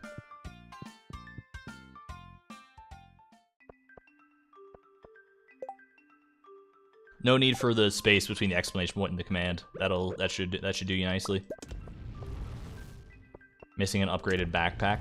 True. Why do you have to remind me of these things? Why do you have to be so cruel? You know that I'm human too. Staircase wine. I've heard of wines with stranger names, I'll tell you that already. A wine made from a staircase, that's a different story. Once we get through all of this ore, once we get this all smelted up, it's not going to be as long a days here. I say long days, but it's literally 7:10 a.m. We got to ship something just to have, just so we get the screen. So we get the New Year's screen. Get ready, chat. There's not as many of us here today due to it being a Friday, a lazy Friday. So you gotta give it your all, everyone who is here, even the lurkers. I'm gonna call you out, lurkers. We gotta get some party popper emojis for the new year in chat. Let's do it. Wait, we're not ready yet. We're not ready. Hold your emojis. It's the final day for Junimo Cart. I almost forgot. Weren't we at 89% perfection last I checked? I can double check that. We can run off to the I don't think we have actually double checked our perfection percentage in a little bit anyway, so. I have been called. Sorry to call you out early, Swerver, and all other lurkers. I apologize. I was preemptive in my lurker callout. For now, just hit me with a 7. Lurkers lurk extra hard today. Get 7s from my lurkers real quick. Hold your horses. Oh, wait. Exclamation point horse.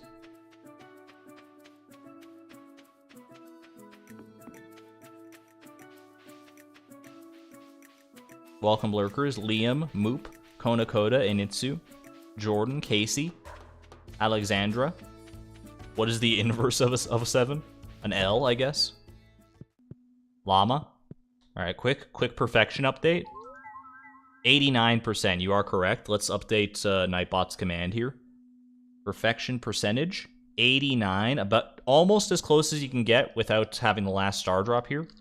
89% complete. Very cool to see just how close we are.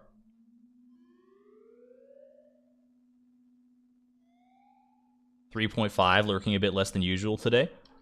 No worries, Cobalt. If you want to lurk, or if you don't want to lurk, if you feel like being active, I appreciate it. I also appreciate lurkers. People just audio only listeners listening to this like it's an audiobook from this sponsor Audible. Just kidding, we're not sponsored by anybody. All right. Get up these deconstructors again. We're burning through this copper like nobody's business. We haven't made any new furnaces in a very long time. We've just never had the need to. We always seem to manage with these 15 that have trucked along for years and years and years. It's a good audiobook. I've never listened to an audiobook. I know they're all the rage nowadays, and I should probably get into them just because it would save me time, and it would be... I think it's a good way to stay up to date on your reading, quote-unquote. Oh, we're not going to sleep. We're doing Genome Kart. Without actually reading or having to take the time out of your day to read. Do you think anyone is psychotic enough to have done... to have read a book... and listen to an audiobook of a different book while they're reading that book? Because I could see listening to the same audiobook that you're reading. Just, you know, get that sort of narrator experience, like your parents reading you a bedtime story, except it's a guy you've never met with a sultry voice. But I can't imagine the brain partition power needed to separate a book that you're reading from an audiobook. I don't know if that's a possible skill to have. I mean, it surely is. There's guaranteed to be people who can do it. I just don't know if it's productive. That's too much. I'm sure someone has tried. Need to listen to Ready Player One. I've heard very conflicting things about Ready Player One. But that might be because it's tainted by its sequel, Ready Player 2. It's gotten the Divergent treatment. Because Divergent, they made a movie of Divergent. Did they make movies of the other ones? Because I think I remember a time when Divergent was like the hot topic. Not like the store, but it was just like the hot button issue. Not issue. It was popular among social media. I don't know why I jumped into that bubble. I had cherry tunnel vision.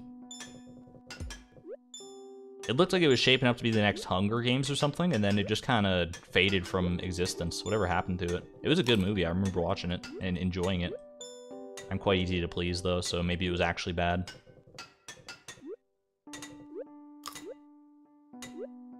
I've had that happen before where I just like bad movies.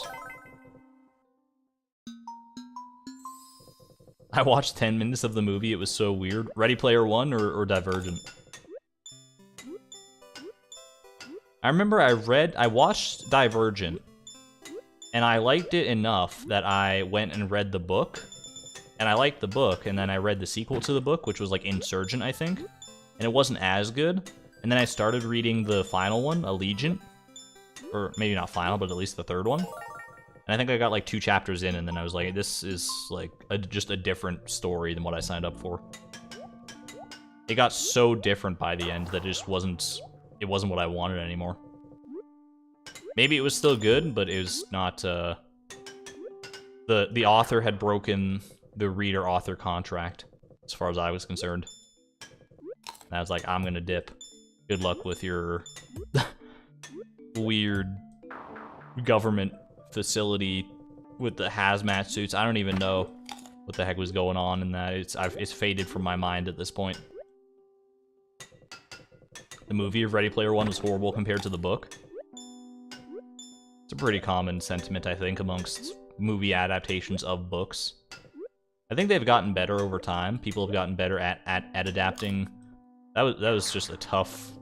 That was a tough part of that level, honestly, being that high to the screen. Or that close to the top of the screen for so long. Yeah, I think like people, like directors and studios and everything have gotten better about adapting books into movies, but it's still not an exact science. The real moneymaker is going to be adapting movies into, or video games into movies. more consistently well. Sonic the Hedgehog is apparently very good. Don't know about the sequel, but I haven't heard as much about the sequel, which could mean that it was a stinker, or it could mean that it was great. I just don't think I pay close enough attention to the press surrounding movies to really have any good insight on that. Ooh, a little extra speed boost from that one. I was also 22 when I read that book. It probably doesn't hold up now. It's amazing how much your mentality can change between, like, even just like your early 20s and your late 20s, or your early 20s and your early 30s. Like, back when I was 22, or like just in my early 20s in general, I remember thinking very distinctly that I was gonna be the same person as I was then for basically my entire life. And there's not a lot that's changed, admittedly, but there's enough that's changed that I look back on that person who thought that, and I'm like, oh, you're so cringe. How could you ever think that? How could you ever think that, like, a person could stay the same person even, like, 5 years down the line? I think the older you get, the more similar you do stay within that time frame. Like, obviously, when you're a child, change is much more rapid than it is when you're like a 60-year-old person. I would assume anyway. I've never been 60, so maybe it's, I mean, everyone's experience is going to differ in that regard. But it's folly to think, even like at any age, that 5 or 10 years down the line, you're not going to have any new experiences, you're not going to have any different opinions, you're going to be literally exactly the same, a carbon copy. As long as your morals and everything, your core ideals don't change that much, or even if they do, as long as you're like comfortable with the way that they've changed, then I think you're in a good spot. As long as your ideals, like, you're not striving to be the next Jack the Ripper or something, you know? Then I might consider, you know, a change of career, because it didn't work out. I mean, it kind of did work out for Jack the Ripper. I shouldn't be saying that, but he got away with it. Disgusting human being for sure, but no one knows who he is, so who's the real winner? Definitely not Jack the Ripper. Everyone knows he was a scumbag, so.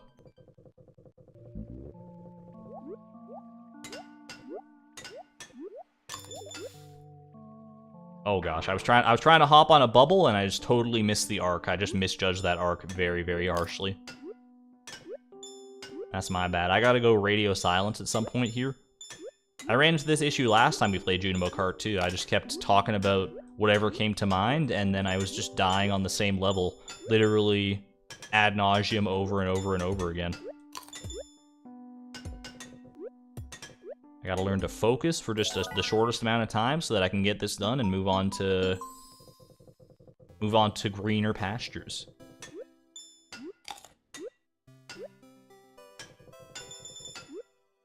Okay, it was an awkward position to be in. I think even the best of us at Junimo Kart could agree that was an awkward sort of jump situation. I didn't handle it the best that I could have. It was not an impossible jump by any stretch of the imagination, but it was certainly, yeah, that was just abysmal. Argon tangents are particularly tangenty today.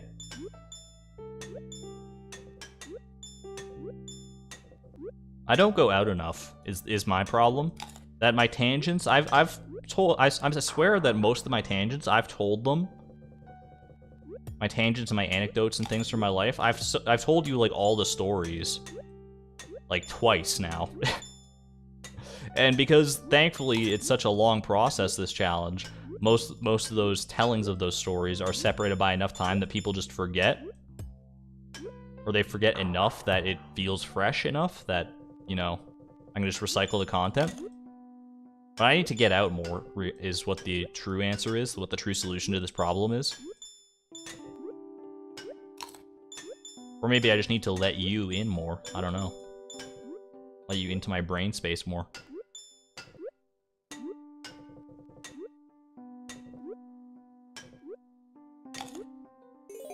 Here's an anecdote that did cross my mind literally earlier this morning. I don't know what prompted it. I forget what that part was, but I remember thinking about this because I haven't thought about this memory in a very long time. I was a child. I was like 7 or 8 years old in elementary school. And I was sitting behind the elementary school at recess. And I don't know why I had them on me or even like where I got them or what the story was behind this, but I had a deck of Harry Potter themed trading cards that I like loved because I was super big into Harry Potter at the time.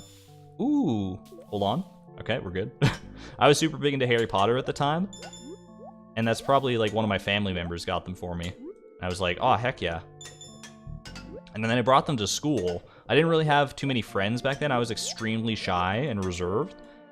So I was like sitting there by myself, just going over my trading cards, looking at the art and just enjoying them. And then I hear, oh gosh, I looked away from the screen and it was a bad time to do that, clearly. But yeah, I was looking through this deck and then I look up and I see there's 2 guys coming towards me, like marching in like a straight line from across the way, from the middle school across the way. They were probably like 6th or 7th grade, and I was like 7 or 8 years old, like I said, so I was like maybe 3rd grade. Actually, I was probably like 8 or 9 years old if it was 3rd grade. They come up to me. One of them doesn't say anything for like the entire interaction. There was one other guy who was very much...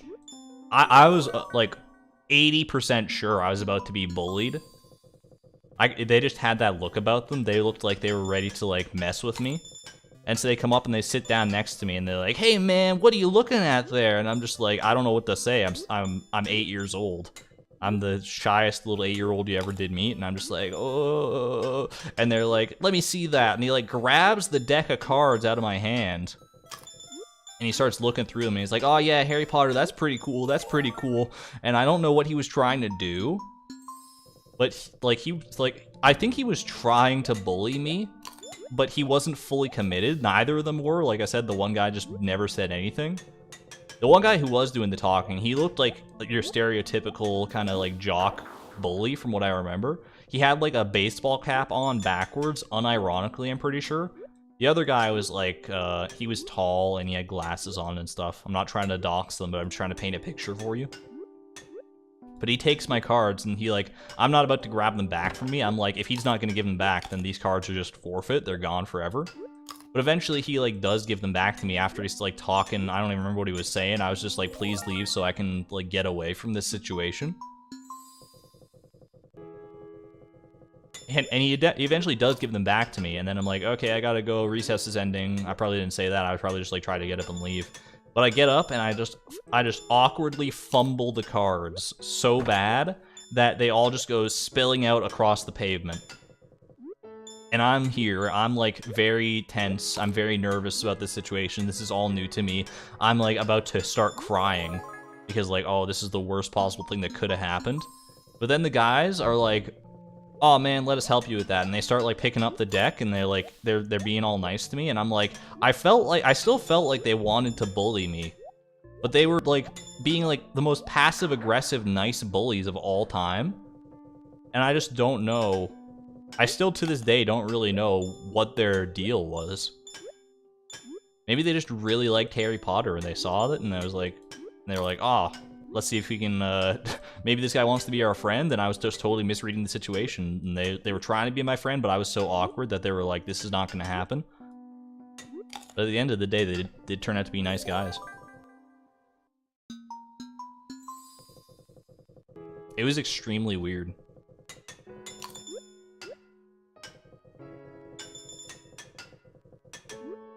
And then I went home and I never brought those cards to school ever again.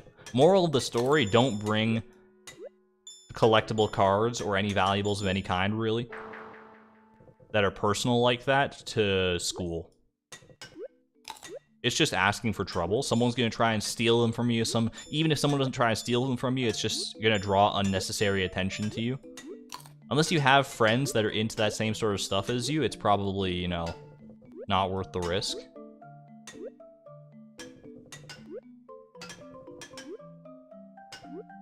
I've never been that big into trading cards, and I think that might be part of the reason, is that memory. It was like weirdly traumatic in a way. Still don't know what happened to those cards either. Was the Harry Potter trading card game like a big thing back in the day? Or was it kind of like a flash in the pan? I have no idea. Because I feel like I've never heard anyone else talk about it. Moral of the story is never trust 8th graders. Can confirm I've been an 8th grader and you probably should not trust me.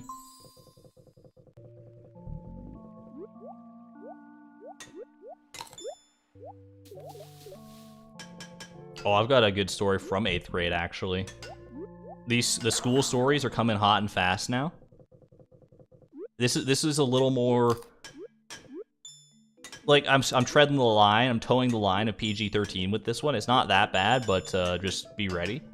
So in 8th grade, I was in French immersion, right? I was in French immersion through all of school, from kindergarten through grade 12. And in 8th grade, part of that French immersion process was that we were to go on a week-long trip to Quebec to learn about, like, French-Canadian customs and all that good stuff. And it was a great trip, for the record. We got to learn, there's like some weird like baton flipping sport that we got to learn. We got to see, like, go to an actual proper maple syrup shack. We got to see many cool historical sites. It was a fun time, for sure. But the thing I remember, one of the things I remember most concretely about that experience was that we stayed in a hotel, and we were paired up with other students, where we would stay like 2 to a room kind of thing. And the guy I was staying with, he was pretty cool. This has nothing to do with him. But the room we were staying in, there were TVs in the room. Okay, we turn on the TV. I don't remember which one of us turned on the TV, but like we were like settling down for the night. It was like the first night that we were there too, the first night of the week. We were settling in, getting things ready, getting ready to go to bed or whatever, turning on the TV just to see like what the local TV is about, I guess. I don't know what we were expecting. Turn it on. And there's just like, there's a lot of, how to put this? There's a lot of skin on the screen. It turns out it was tuned to an adult film channel that had not been blocked for whatever reason on our TV. And I don't know how to process it, but the guy that I'm with he like goes to grab his friends, and like within 5 or 10 minutes, like this whole group of 8th grade schoolboys is in our hotel room. I'm sitting way in the back, just trying to like be like, please let this be over, and everyone's just watching on this like little like 36-inch. Is 36 inches big? It was a small screen. It was a very like small CRT screen. Everyone's crowded around trying to get a look at like a breast or a butt or whatever they're looking at. Any number of things. It was extremely awkward. And I think eventually someone told the teacher, one of the teachers who was chaperoning the trip, and that the whole situation got sorted out. I think the hotel got chewed out pretty bad for that one. And yeah, the rest of the trip was great. But that's the one memory that always stuck with me. And looking back on it, it's just like very funny to me.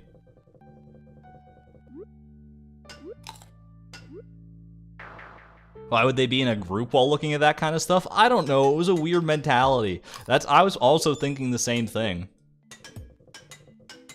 I was like, why would you want to look at this with like a group of other people? In any capacity. It was extremely bizarre and awkward for sure.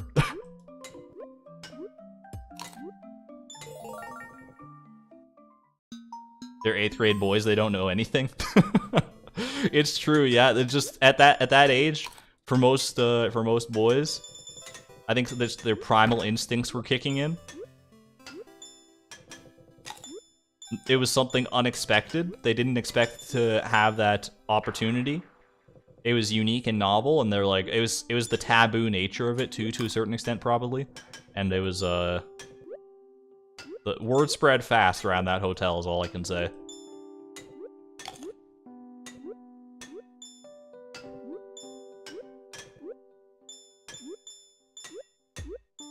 What still gets me is how it was tuned to that channel as the first thing to begin with. Like, there was someone in that room prior to us, and I guess that's what they were watching. And, I don't know, I thought you had to pay for that sort of stuff in a hotel. But maybe, I don't know. I've never interfaced with that, so.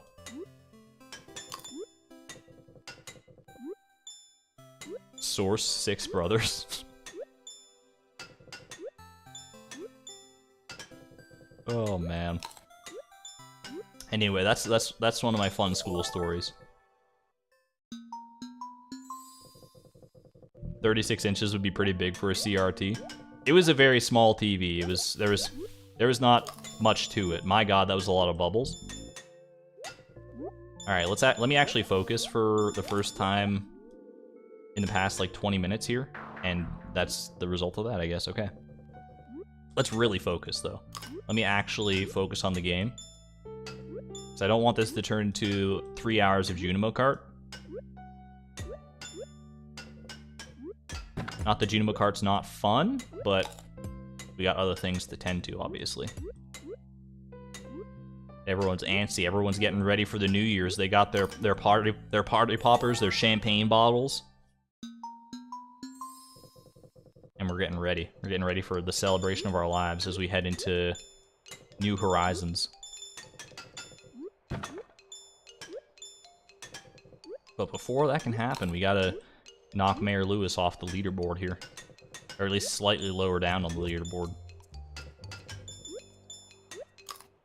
If I can beat my high score, that would be nice, but just 50,000 on its own is, I think, very much a win at this point.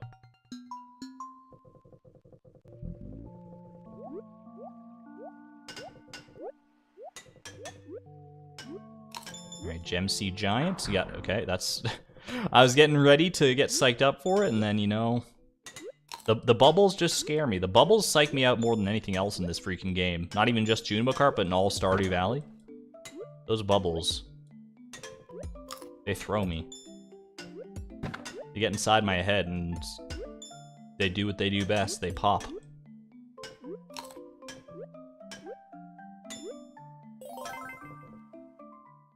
Stuffing an increasingly large confetti cannon.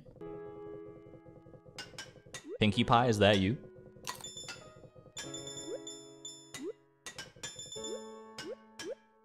But let's make it 2 reasons to celebrate, both the New Year and Junimo Kart victory here.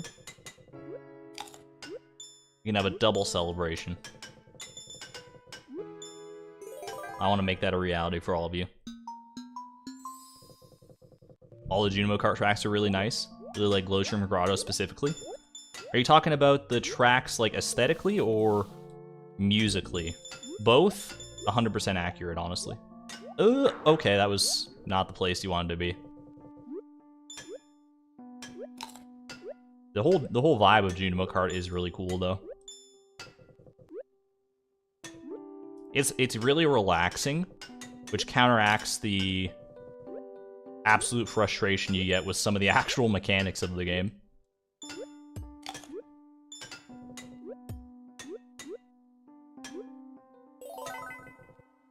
Musically, but the aesthetics are really nice too.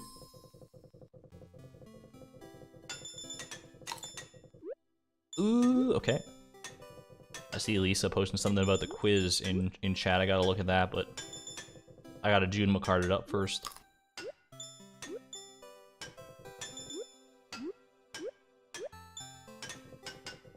I tell you, next time I play Donkey Kong Country after all this Junimo Kart practice, nothing's ever gonna stop me again.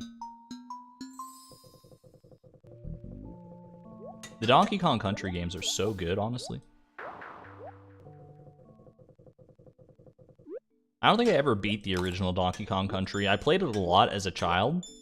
I have distinct memories of it because it's a very notable game with a notable art style. I remember getting so scared of some parts of Donkey Kong Country. I don't know if it has anything to do with the whole liminal space theory that has been prevalent in discussion of older games. Like, there's the whole liminal space Mario 64 things. I don't know if anyone here knows what I'm talking about, but it's like certain levels are designed to evoke a certain eerie feeling about them, or maybe not designed that way, but they just do, not based on how they were designed. And I get that distinct feeling from the part of Donkey Kong Country at the very beginning, in the first level, when you go into the banana hoard beneath your house, where all the bananas have been stolen, and the music cues and just the lighting and the way Donkey Kong, like, shakes his head all sad, it made me very afraid for some reason. I was like, I don't ever want to go inside that cave again, because it was such a spooky experience.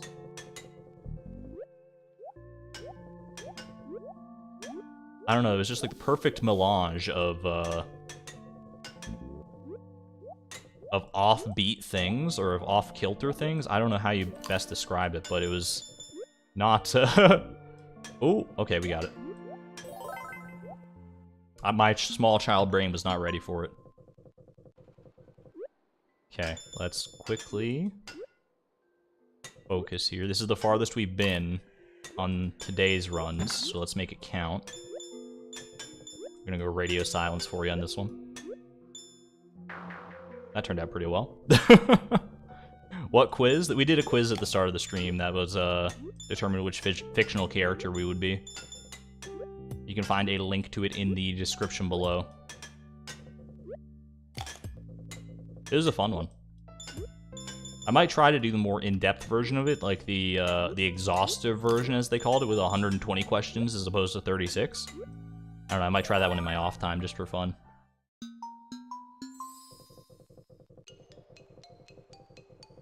Share my results with you via the Discord or something.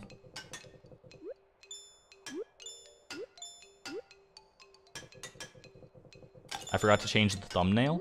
I changed the thumbnail, but maybe it didn't stick. I will, I'll double check that. Thank you, Froglin.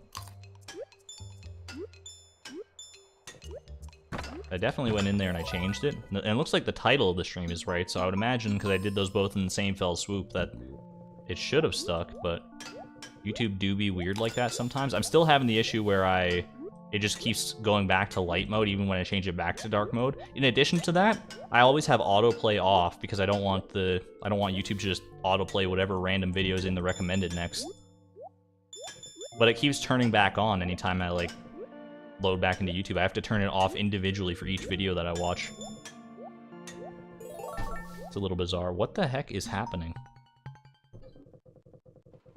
There's like someone outside my window.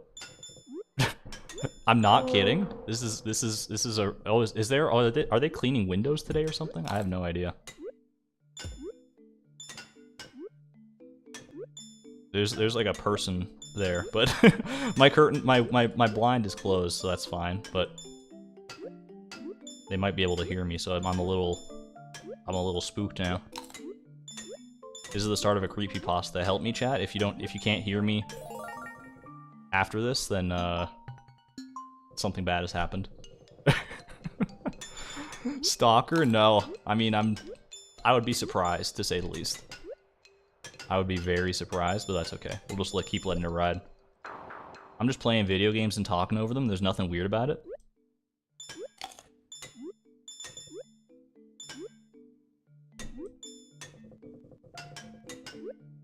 But the fact that there's someone like right there just oh man, there's something like I'm used to being alone when I do these things.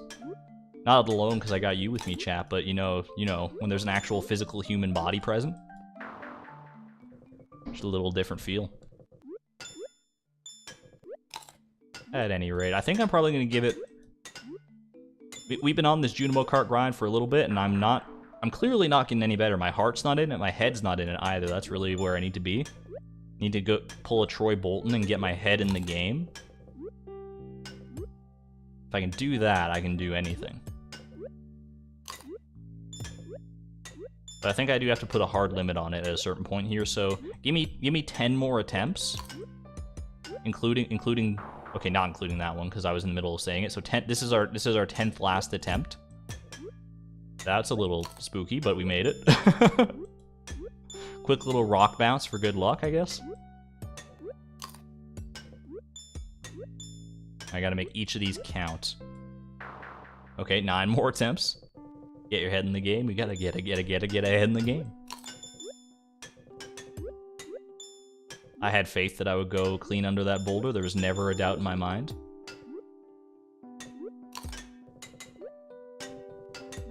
I can't be throwing away attempts on these early levels here. I have to at least get to the Gem Sea Giant.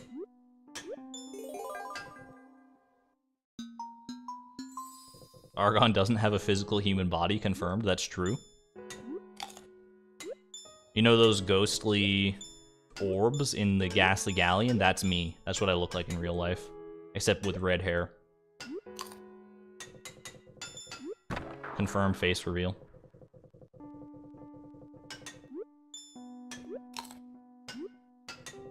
That would be the ultimate face reveal, is if you just didn't have a face. No one would see it coming.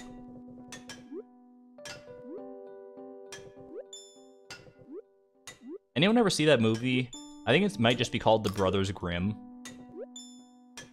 It's about, like, the Grimm brothers' fairy tales to a certain extent, but it's, like, a very dark interpretation of them. Obviously, I know the original Grimm fairy tales were pretty dark to begin with, and they've been kind of, like, stylized to be children's fairy tales in the modern era. But the movie that I'm thinking of, it, like, took it and ran with the dark themes all the way. And I watched that when I was maybe, like, 12, and it was probably not good. I don't think it was, I think it was beyond a PG-13 movie. Because I remember there was one scene that sticks out to me vividly still, is of the girl who gets her face stolen by, like, a black mass. And then there's the one part, I don't know if it was part of the same story, part of the same... It might have even been, like, the same girl. She gets, like, eaten by a horse, like, swallowed whole by a horse that's been turned into some horrible monstrosity. And you can see the horse, like, running away with, like, this big bulge in its stomach. That's her. And you can, like, hear her and see her, like, squirming. It's an extremely disturbing visual. If you don't have a stomach for that kind of things, it's, would not recommend it, but... Nowadays, I think I could probably go back and watch that movie and be okay, but it definitely scarred me at the time. And to this day, I do have a thing, like an irrational fear, maybe not irrational, I guess, but a greater than normal fear of people without faces. You know what I mean? They're not that common in everyday media. But anything that, like, steals a face and, like, just leaves, like, a blank patch of skin where the face used to be, and you can tell the person's, like, distressed because they're, like, clawing it where their face used to be. You can hear them, like, making muffled sounds from where their mouth should be. It's just, oh gosh, it just freaks me out to no end, and I think that's the catalyst for it, was that movie. 6 attempts left.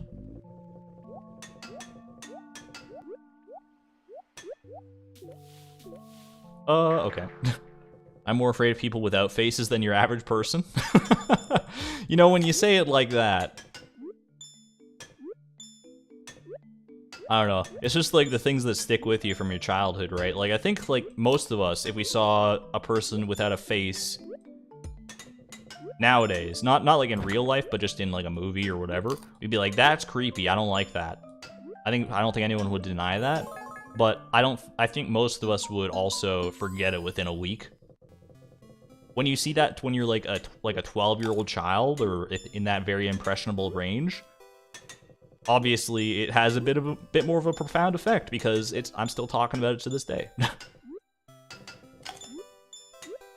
it's one of those movies that even if I found the name and knew exactly what it was, it would be maybe hard for me to go back and watch. I think I still would, but I would I might watch it with the lights on, to say the least. If you have no face, keep that to yourself. Look, a little bubble staircase. Alright, this feels like a good run of the Gem Sea Giant. Obviously, speaking a little early. Maybe a little too early. Okay, we're fine. Oh, what the heck? Come on, man. That should have been the run. That was the run right there, and I squandered it on a double bubble. Double bubble, toil and trouble.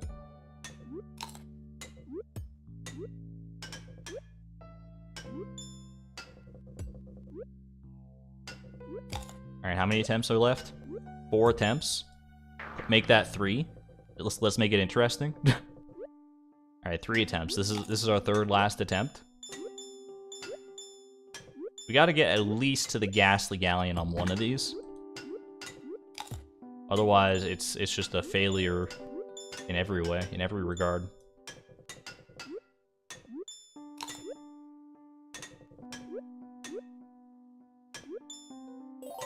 Looking good, looking good. When I was like 8, I watched my first horror movie. It was 18 plus about Halloween. Was it Halloween, the movie with Michael Myers?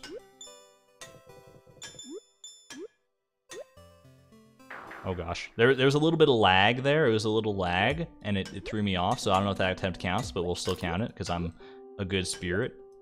A good team player. So 2 attempts left.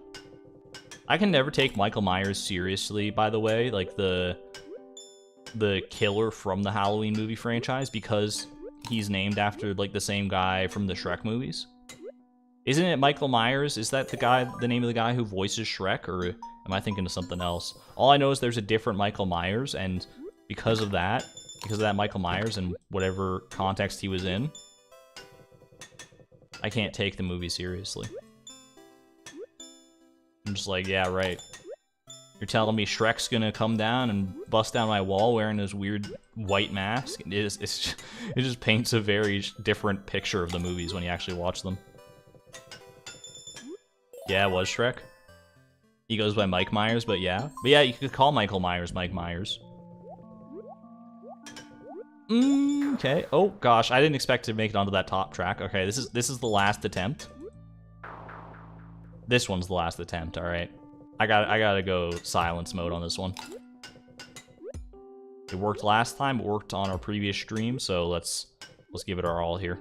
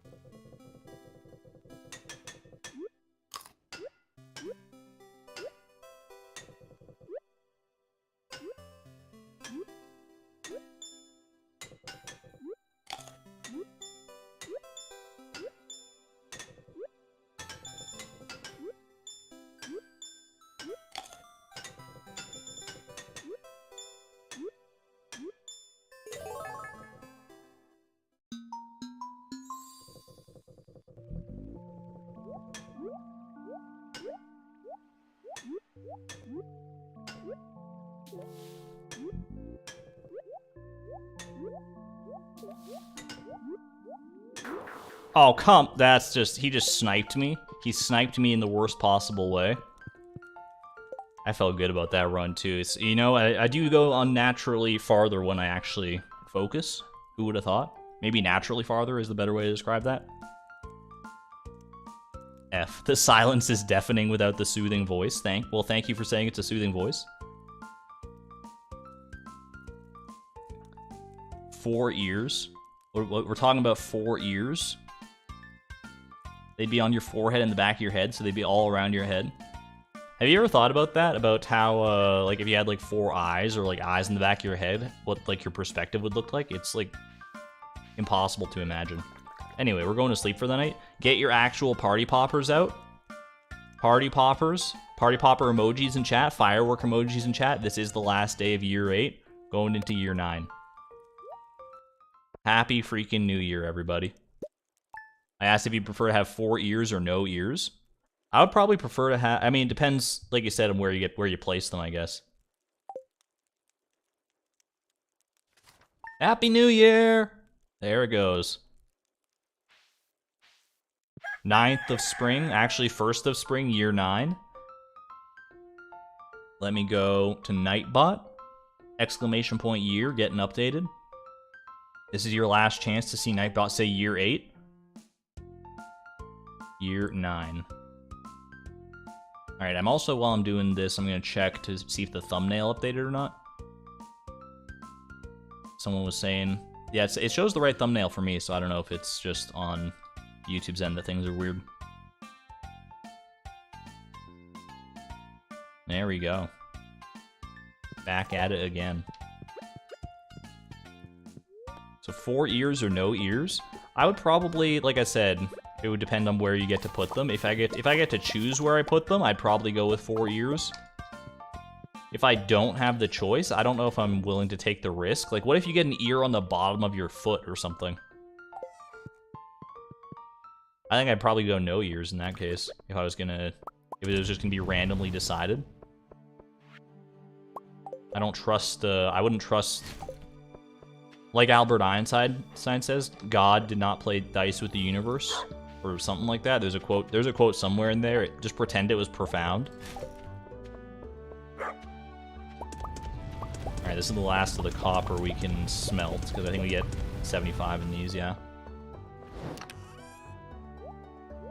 We got 92 plus 15, so 107 copper out of this, which is not a lot of gold to transmute, to be certain, but we'll it's better than nothing. Better than nothing.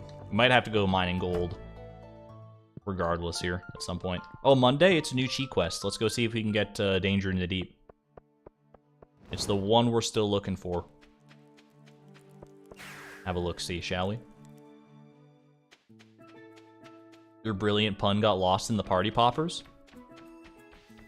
What'd you say, Purple? You could say I have a left ear, a back ear, a right ear, and the final front ear. That is a good one. Couldn't let that slip by. The final front ear.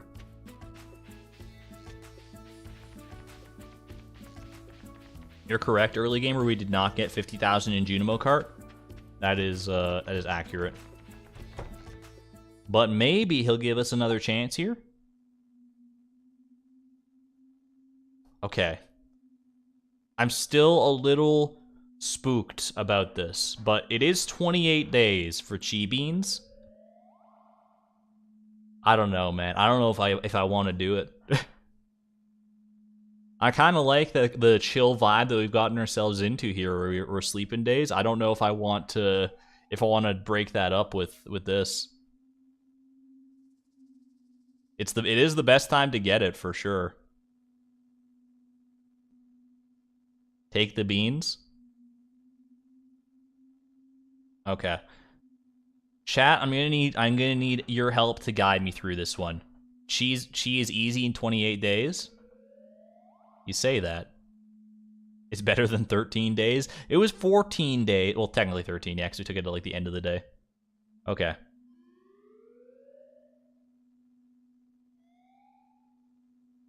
All right, chat, we're doing this one. We're doing Chi Beans. It's coming back around. Cheese crop. I've hidden Chi Beans throughout the world. Find them and grow them to propagate them and ship 500 Chi fruit within the time limit. It's the year of the bean. Let's do it. This stream is only beans, I guess.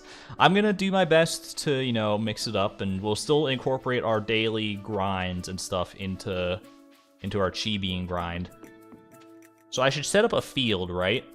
I should set up, like, a field. Should we reappropriate this Ginger Island field for Chi Beans? What do you think? I could just, like, bomb all of this. We're not using any of this. I think that's honestly probably the smart idea. We want to rework this Ginger Island farm to begin with, and we're not using any of this. We got coffee at home. We can always rework a coffee farm. I think I'm just gonna go ahead and bomb this and use this space instead of worrying about doing anything on the actual farm. So let me grab all the sprinklers so that they don't get caught in the crossfire here. Crossfire! Do I have any bombs? I don't think so. So we just gotta run back home and grab some. Bean stream. Yeah, I'm not arcane or mainstream. I'm bean stream.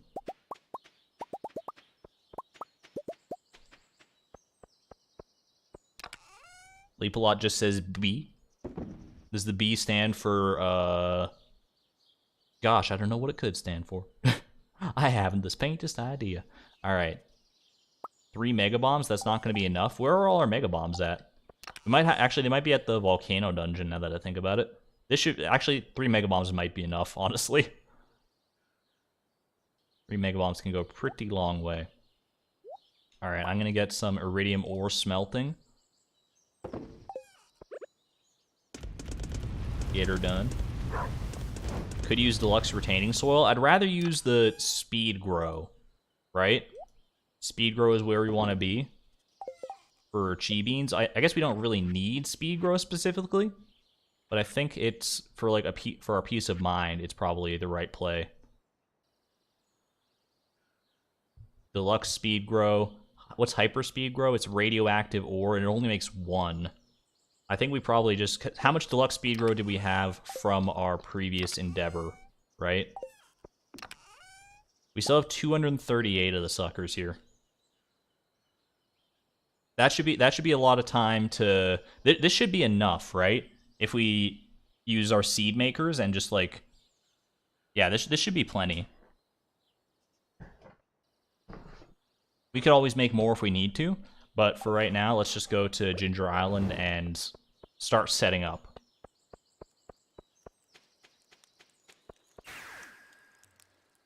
And while I'm doing this, chat, hit me with your best recommendations for chi bean resource collecting. Where do I want to go for chi beans? Oh my god.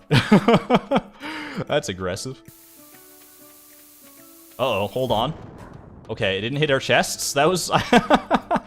I should have thought about that, but it didn't hit our chests. I think that was, you know, very, very close for comfort. Fishing? Fishing treasure chests are pretty good. Leap-a-lot, you're still here, right?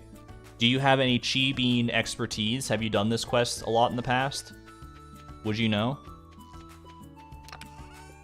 Going to the mines? The cacti, we said we owe 7 for the cacti, for the cactus fruits.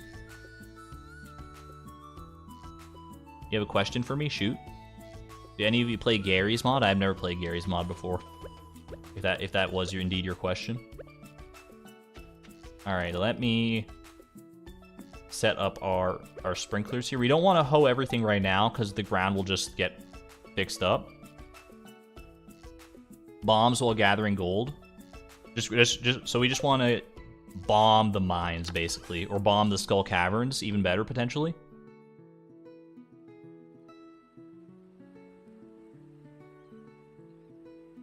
I think probably bombing Skull Cavern. We had some good luck in the mines previously. I think bombing Skull Cavern for both resources and chi beans could be the best way to go about it. Mining, chopping trees, fishing. I mean, if we're gonna go for gold and stuff anyway for crystallariums, I think that's the best way to go about it. I can actually move this up a little bit here.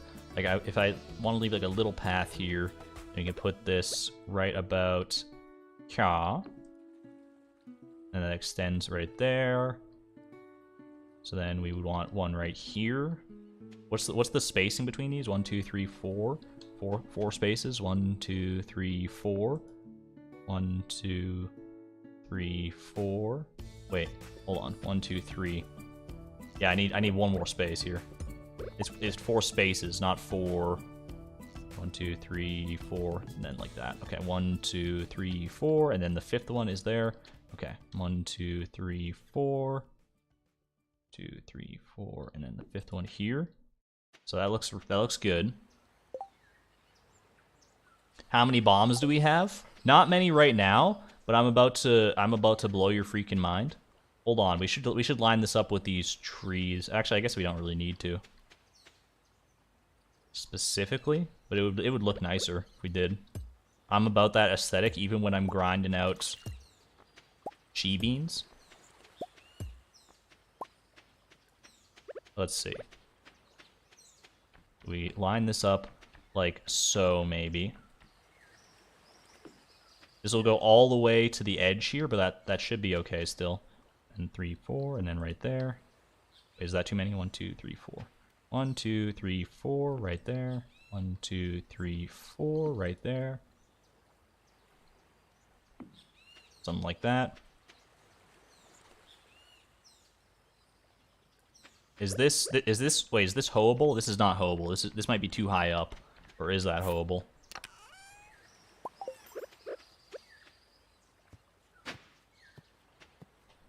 That confirmed not hoeable. We need to go one further down. Further down, further down. Right there.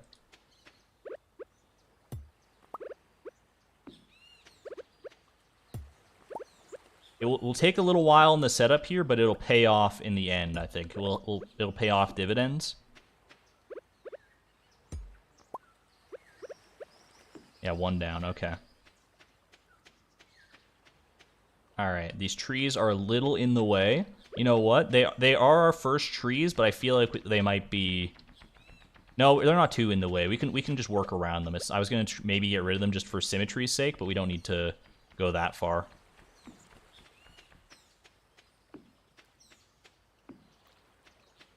I think this is more than reasonable right now. And then we'll go 1, 2, 3, 1, 2, 3, wait. Yeah, 1, 2, 3, 4, and then right there. Okay, we'll probably get more iridium sprinklers made, but first we need to go and sort out our bomb situation.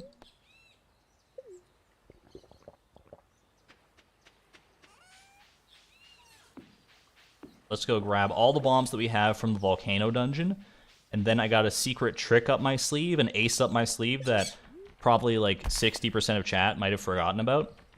Napalm ring. I didn't actually think about the napalm ring, but that's probably a good call too. Let's see. No bombs here? I've used up all my bombs? What the heck? I thought I had bombs here for sure. Okay, that's fine. There's bombs other places. Am I the ace up my sleeve? Definitely not. In fact, I'm probably the wrench in the plans. In this case. What on earth? There's too much grass around our desert obelisk. That's not very deserty. Alright, let's check our supplies in Skull Cavern. Did I end up getting Artful or Crusader? I got Artful. Artful was the play, I'm pretty sure. It's been very nice to me. Alright. 48 cherry bombs and 5 bombs there, but check this out. We got lots of iridium ore at home. You don't need to worry about all this iridium ore, so I think we invest in ourselves. And just go to freaking town. That's 201 mega bombs. That's a pretty good spot to be in. 201 mega bombs plus like 40 something odd cherry bombs. Plus we could swap out our crystallariums for quartz crystallariums to get just regular bomb supply, a good steady supply of those. That might be a good idea. I'm gonna leave the bombs here.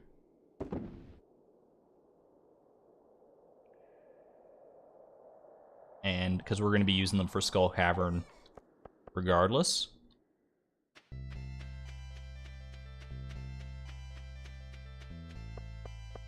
But Argon, you are ace. Did I say something to the contrary?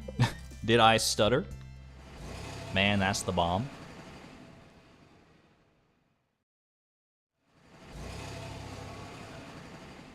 We can check out our mines chest as well. I don't think there's going to be any bombs in there. Let's have a look here. No, yeah. Let's head over to the quarry. The Jades have been kind to us, there's no doubt about that. But I think it's time to swap back to quartz, just in case. I don't know if this is going to be super necessary, but I feel like it's at least a potential out for us if we need more bombs. Because I think this is going to end up being my main way of getting chi beans, is just bombing Skull Caverns. We'll just clear out every floor that we can, or at least any floor that has a substantial amount of stone or other resources. Now that I don't feel nearly as pressed without the 14-day deadline as opposed to 28 days, I think that I can really do this. People are saying it's easy. Chat, would you say the chi crop quest is easy when you have 28 days, or would you say that it's still a bit of a grind? Or is it pretty chill once you have that much time? Hit me with your truth. Hit me with the truth bomb. Why did I always think you had to break them to put a new thing in it? You do lose the thing that was in there originally. But if you got enough jade like this, then I think it's fine. Easy but all-consuming. It's work but not stressful. It's easier. It's definitely easier. There's no debate about that. I should actually, I think I probably have quartz still at home, so I can probably fill up that one there. No quartz here. Okay, interesting. Well, that's fine. We'll just check in perpetually, periodically. It's a grind, but as long as you have the speed and the resources, you'll be great. Is this factoring in that I don't have upgraded tools for the most part? I have enchanted tools now, which is nice, but upgraded is a no-go. I'm gonna go ahead and move these back over here just so they're not in my face at all times. There we go. Click supply crate run. Put on the chi fruit mask. We could do that for good luck for sure.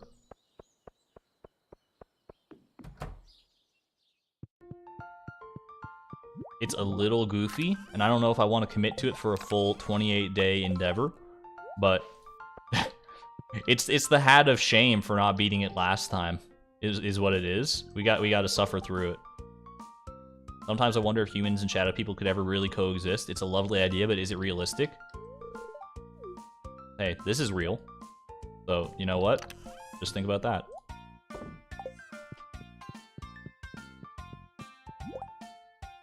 It's easier to deforest, but since you're bombing, not having upgraded tools shouldn't be too much of a hindrance. We could deforest. We've let the Cindersap forest grow to a reasonable degree. We also have the mushroom forest down south of our farm, like on our own farm. I don't know if that's going to be a huge source for us, but we could also grow. Do we still have a bunch of like acorns and stuff? 9 mahogany seeds. I think we got rid of all of our acorns and maple seeds and everything. Oh no, we didn't. We have 791 pine cones. Is it worth growing all these pine cones and bombing the resulting trees? Or should I just focus on the mines and stuff? Would this be too much of a hassle, do you think?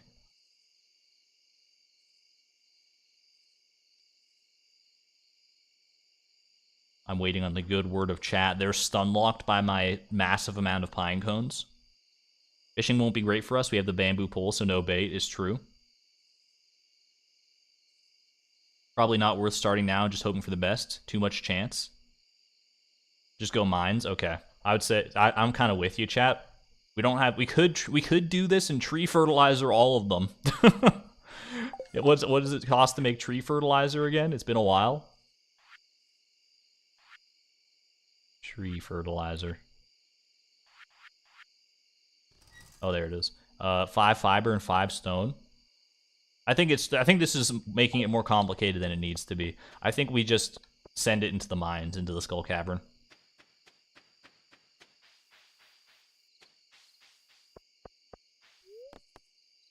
And we don't worry about it too much beyond that. Let's go ahead and leave that there. Do bomb out the mushroom forest to get a few starter beans. Getting a few going today, we can see make them later, exponential growth.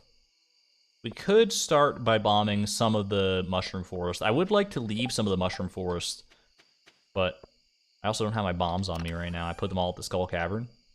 That's a bit of a problem. I could make my own bombs in theory. I think it's fine. I don't think we need to start specifically right now. We've got at least a plan. We've got our bombs. We've got a field semi set up. What does it cost to make a iridium sprinkler again? Iridium gold and a battery pack. We can make a couple more of those. Like, what if we made, because we have, what, 9?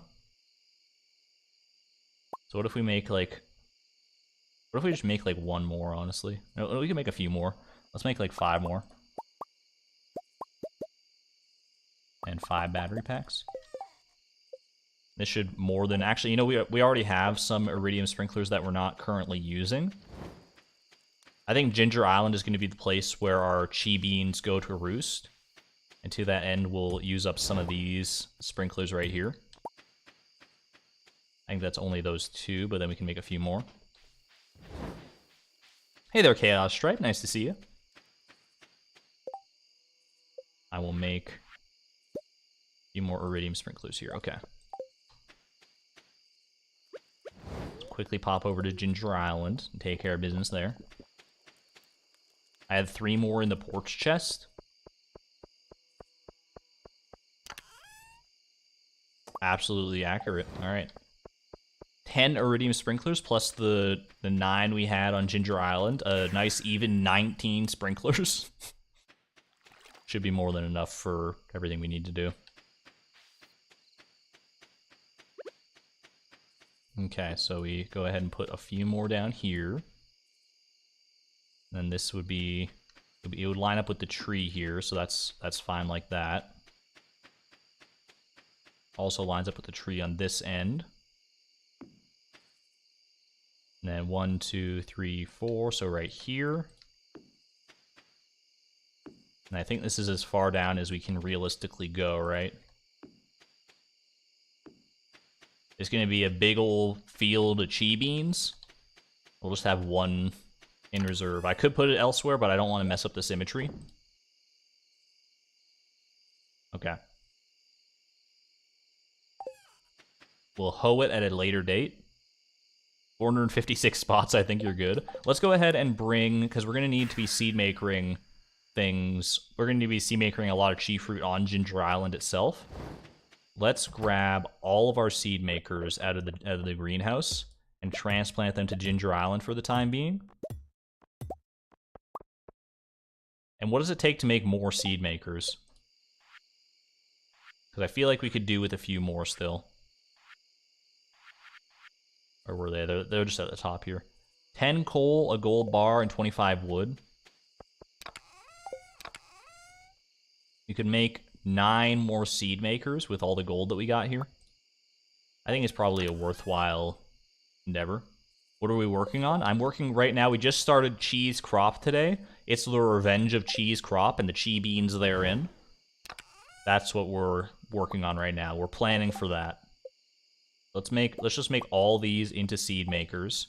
We'll get a lot more gold when we go through the mines, don't you worry. Yeah, we're getting our plan. We're laying down our foundation, and I think we'll be okay. That's not where the coal goes, though. Definitely not feeling as stressed, as much of a crunch, and as much pressure as I did the first time. This feels a lot better. Feels a lot more in line with Argon Axe and the ideals that it represents. Let's pop on over to Ginger Island.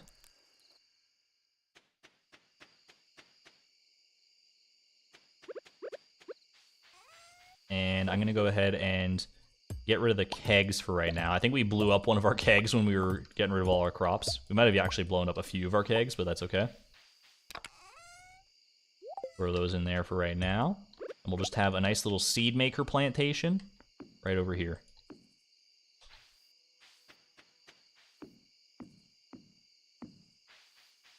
Something like that, and then another few here. There we go. Little seed maker alley. Okay. That looks like a good spot to start to me. Napalm plus Savage Ring could be a good combo. I do like the crab shell plus the slime ring for survivability's sake. But Napalm and Savage Ring, if you're saying that, there could be a good synergy there. I'm willing to at least try it out. I think the combined ring, the Iridium Band plus, I mean, we could get rid of the Iridium Band plus the Lucky Ring if we wanted to, but I don't know, that might be folly. Either way, I'm going to go ahead and we'll send it home so we can get the rings if we want to forge them.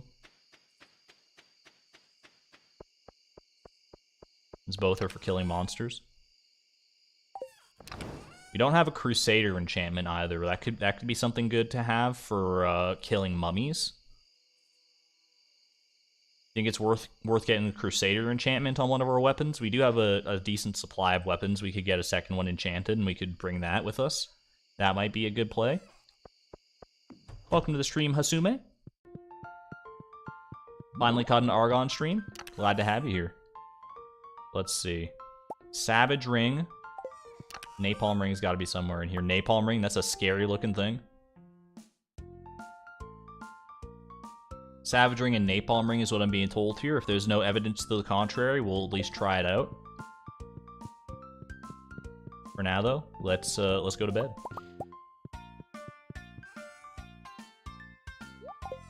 Let's make all of our triple shot espresso here, too, that we can. Just have it on standby.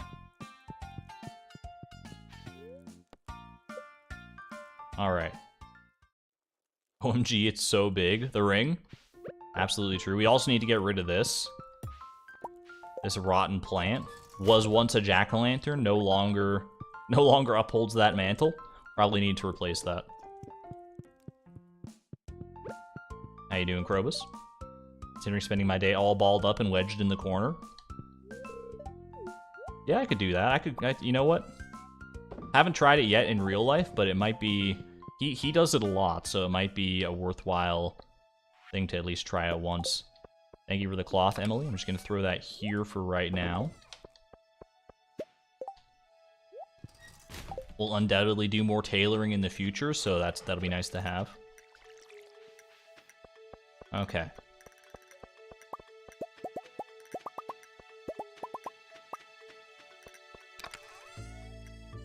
I do think having a secondary weapon with Crusader or something would be a good idea. That's just me brainstorming, and I think I'm gonna go with it. I don't see anyone else saying anything to the contrary, so let's see. I wanted to look at this. One of these has details on, here we go, forging table. Emerald speed, jade, critical strike power. I'm thinking of enchanting our Dragon Tooth club that we got the other day. I'd probably want more speed out of it. Like, what if I went like extra, like just full extra speed on it? Or I could go like 2 extra speed and some damage, like 2 emeralds and a ruby, and then try to enchant it with the Crusader thing.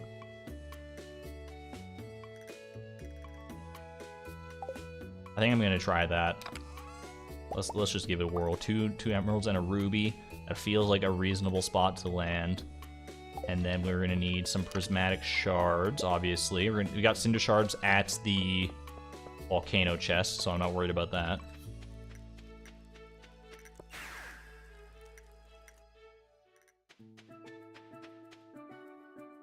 I feel like I'm slowly evolving into an actual Stardew Valley player, like one who has a real in-depth knowledge and skill at the game to a certain extent, because I'm making all these calls and I'm feeling like relatively confident in them.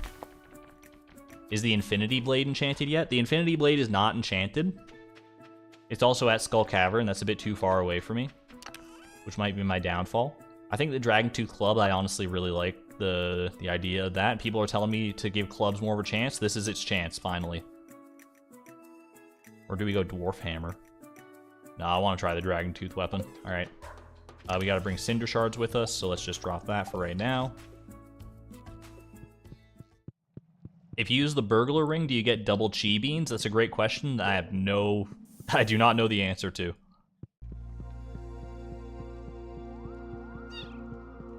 But if any experts in Stardew Valley want to weigh in, the floor is yours.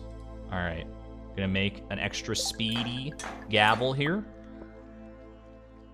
More speed, and then a little bit more damage just to top it off here. Then we get an enchantment on this thing. We're looking for Crusader, ideally. I got a good feeling about Crusader. Haymaker, get that trash out of here. We don't need any hay in this run. Not anymore, at least. Bug Killer, try me again. This is what we were saving all of our prismatic shards for. Crusader, okay. This looks like a pretty reasonable weapon to me. to bring into the our Skull Cavern grind. Oh, also, almost forgot. Combine me. There we go, a little combined ring. Willing to give it a try. I'll pop off the... I feel like you gotta trade that one off. We'll just rely on our own abilities to survive here.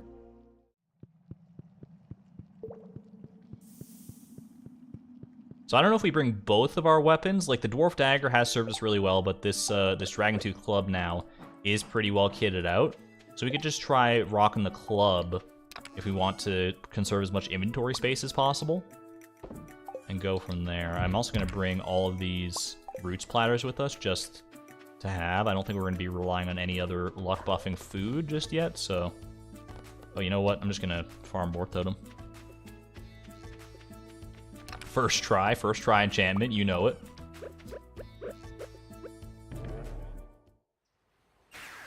Oh, look, a squirrel. There were definitely some squirrels up in that volcano. I don't think anyone would contest that. Okay. Luck speed grow. We're just gonna leave that here for right now. I don't know why I brought my cinder shards with me. I'm all over the place right now. It's a different vibe than what I normally go for. I'm just getting ready. We're getting ready to go into the Skull Caverns, not for treasure rooms, but for actual Skull Cavernage this time. It'll be interesting. Let me drop off my watering can. We're not going to need that, obviously.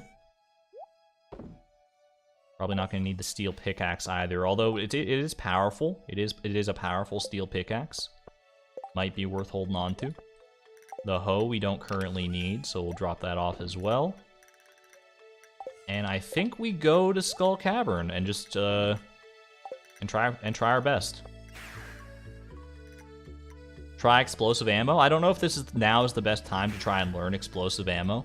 I was not good at it in practice, and I feel like if I wanted to get good with it, I would practice off stream when there's not as much on the line.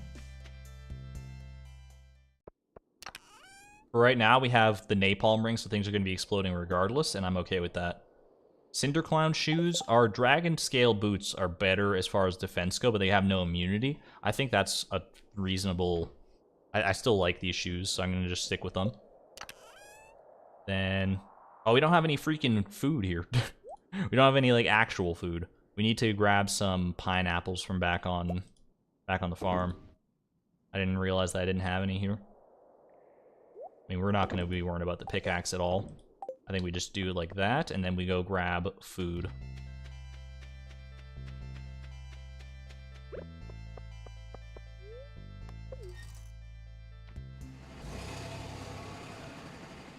Skull Cavern blow everything up edition. It's the way to go, apparently. Cinder Clown are definitely better. But the drip. Look at our outfit. Please neglect the mask for right now. It's not our standard fare. How can you say no? Alright. Where are all my pineapples at? Pineapple believers, where are you at? They must be around here somewhere. Were they in this chest up here? They sure were. I don't know how I remembered that, but there you go.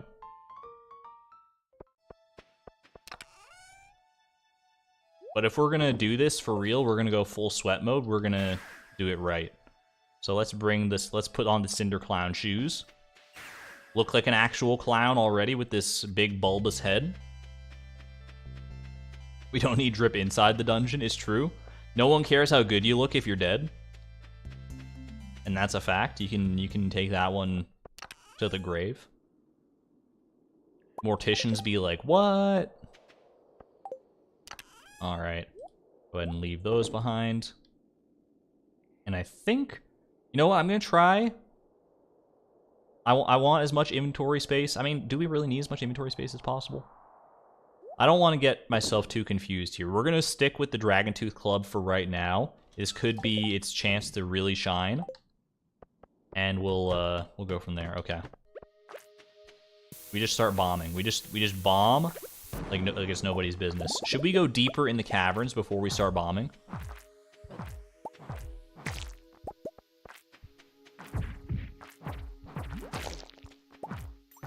Like, should I just staircase down a decent ways before we worry about bombing anything?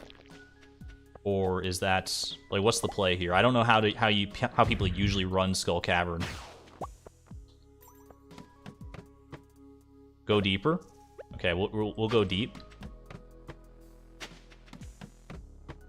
We'll go deep and then we'll go wide.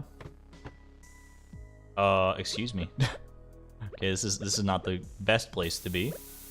Do that real quick though. Intimidate monsters with our drip. I will take, I don't need the curiosity lure obviously. Take the Omni Geodes instead. I want the gold, so we get rid of the sap. And we go in the shaft. Go at least 300 floors deep if you're going for resources. That's a little far, I feel like, but maybe it's not. Maybe it's not.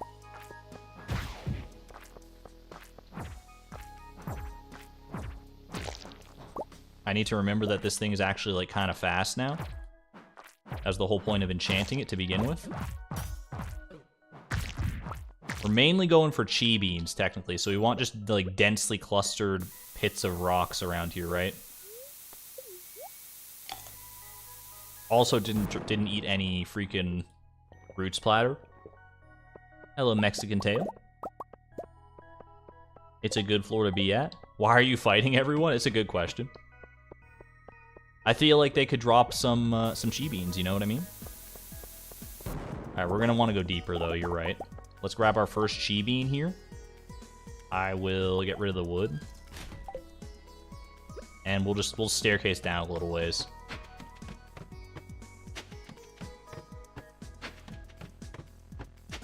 I think we hit at least floor 100 and then we go from there.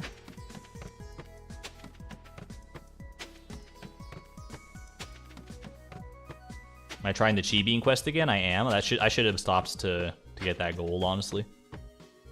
Yeah, we're trying Chi Bean quest again. We're also resource gathering just in general, gold ore and the like, for crystallariums and stuff. But we have 27 days for this one. We had the full-time allotment at the start of year 9 here. We're gonna make it a good start to the year.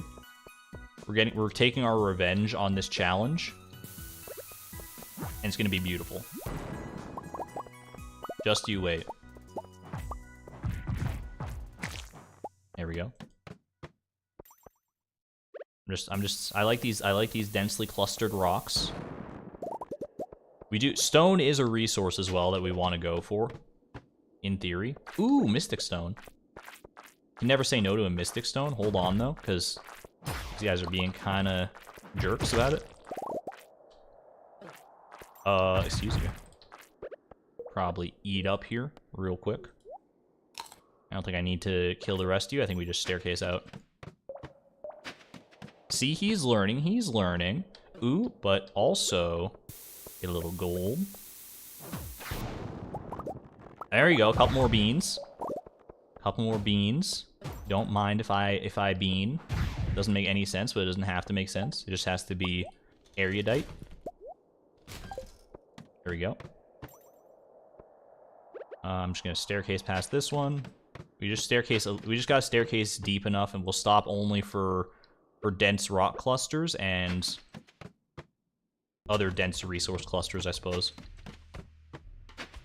Definitely not a floor I want to be on here. Staircase is coming in clutch, even this late into the challenge now, in an unexpected fashion.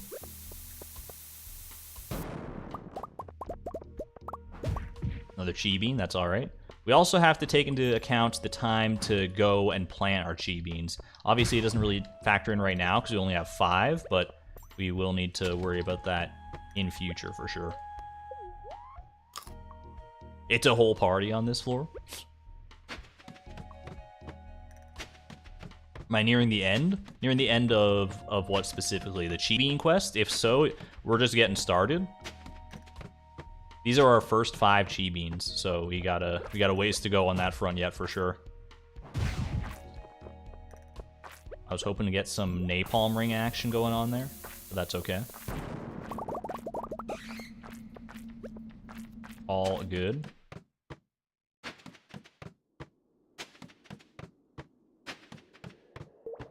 Beans for days. Little treasure room, 5 mega bombs. You know what? We need all the mega bombs we can get out of this place. Ooh.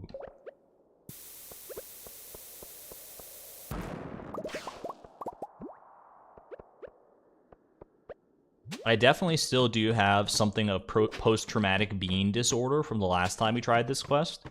It's still lodged in my memory as not a fun time.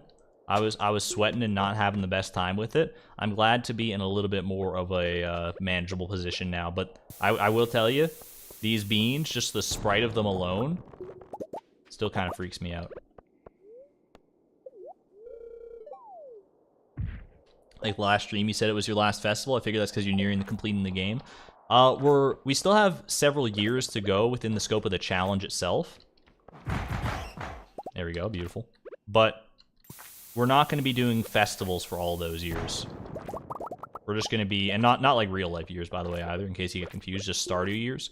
We're not going to be going through festivals for all those years. So that's why it was the last few festivals last stream. Now we're focusing mainly on perfection. He says as he does a quest that actually has no bearing on perfection whatsoever and is merely going to take extra time. So I should be able to just, like, yeah, there we go. Oh, that's good. That feels good.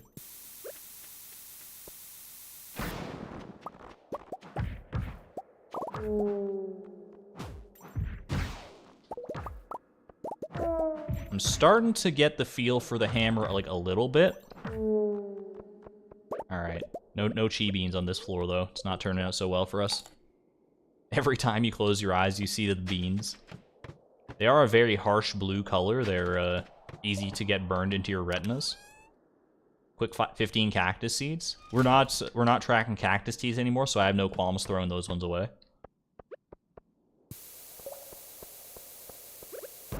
Give me with a little more coffee here. On Thursday, it might also be worth looking into getting some magic rock candy to help things out here. That's probably a wise investment, I would say. I have to remember as well that the special move of this hammer does not refresh nearly as fast as the special move of the dagger did. I was trying to get some of that iridium and just, like, failed miserably. Spam attack when using the special ability. I've been trying to do it, and you know what? They just get away from me. I need to spam faster, I guess, is what the real answer is here. This is not a floor you want to be on by any stretch of the imagination. This looks all right.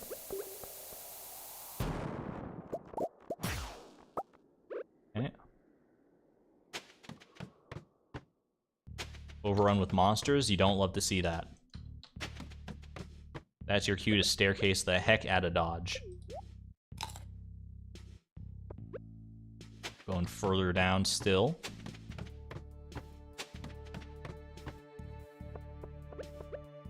This looks like a good cluster to me. I knew there was a chi bean hiding somewhere in there. What is a good rate of getting chi beans, do you think? What's a good amount to have by the end of a day, on average? If you had to put a number on it, what's your number, chat?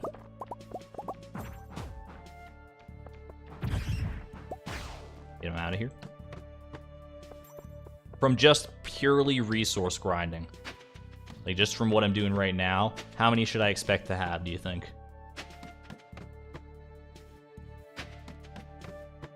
20? 20 in a day is pretty good. Okay, so we're about halfway there. We still have several hours left.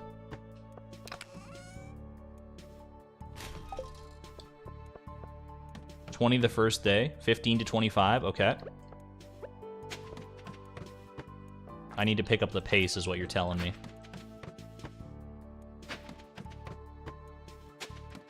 I need to not stop for these namby-pamby floors. A floor like this seems all right.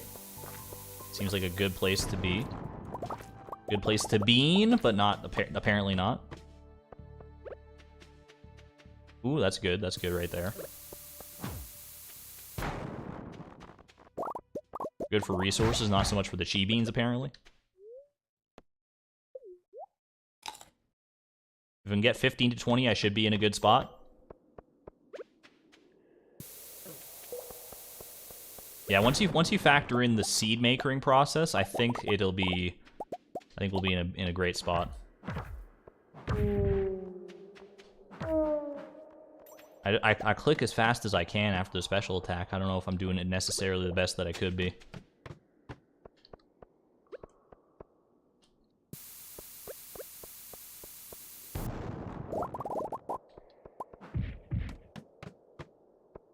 I just feel like I feel like I'm not getting the dopamine release I need from these chi beans.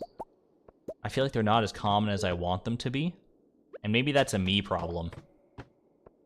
Maybe I just need to internalize that they're really not that common, and that's kind of the whole point. That's why they usually give you such an astronomical amount of time, and you're not expected to do it in 14 days. Maybe that's what I really need to learn. Either way, we got 11 there, or 11 right now. Not 11 in one. Could you imagine 11 chi beans in a single blow? We are getting pretty good luck on some of these, though. And let's not be shy about our pineapples either. We got plenty of them. If I tailored an ostrich egg? I don't think so. I don't think that was ever one that someone like recommended or anything like that. I thought that was a chi bean, but it was just iridium ore, and that's... I've never been sadder to receive iridium ore.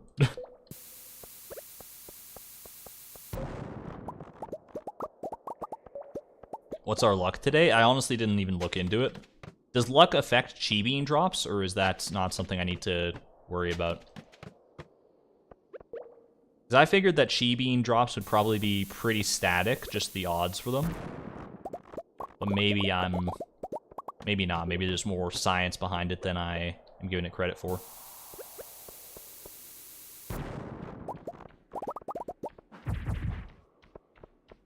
It might. Nobody actually knows. Nobody's done the science to know for sure.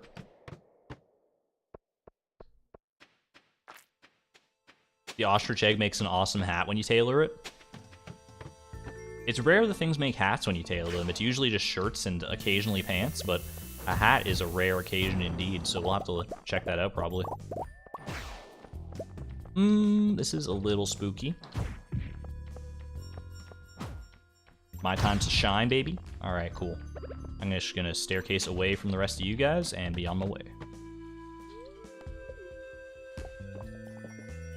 It affects drops in general, so luck wouldn't hurt. That's pretty fair. That's actually very fair. And I think that it's probably well worth consideration. We do still have a lot of lucky lunches that we haven't burned through yet, so there's no reason not to at least give it a try. I don't think I'm necessarily going to forego a day in the Skull Caverns if we have bad luck, though. I think I need to take advantage of every day that I can here.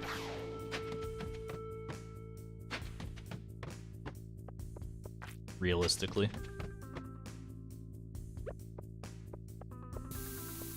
And every rock cluster that I can. Ooh, there we go.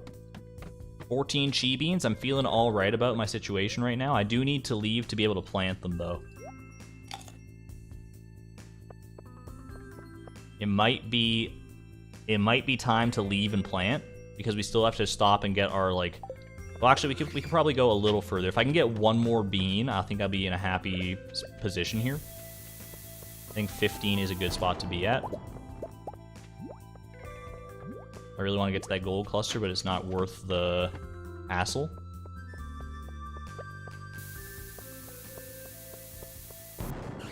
Oh, there we go. All right, two for the price of one. We'll take it. Let's get out of here.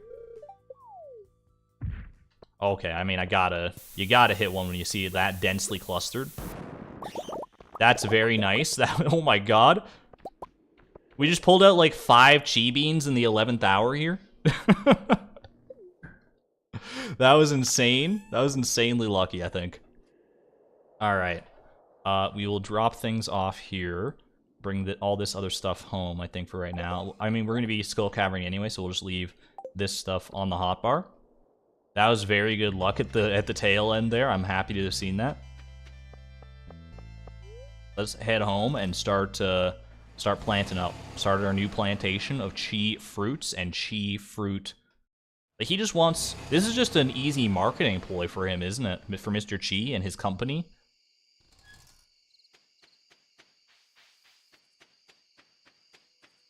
Like, how many times have I said the word... Have I said his name throughout this stream alone? Alright, so we want this and this. We'll probably want to leave them at the fields. The fields. Alright. Leave all that behind. Let's go to Ginger Island.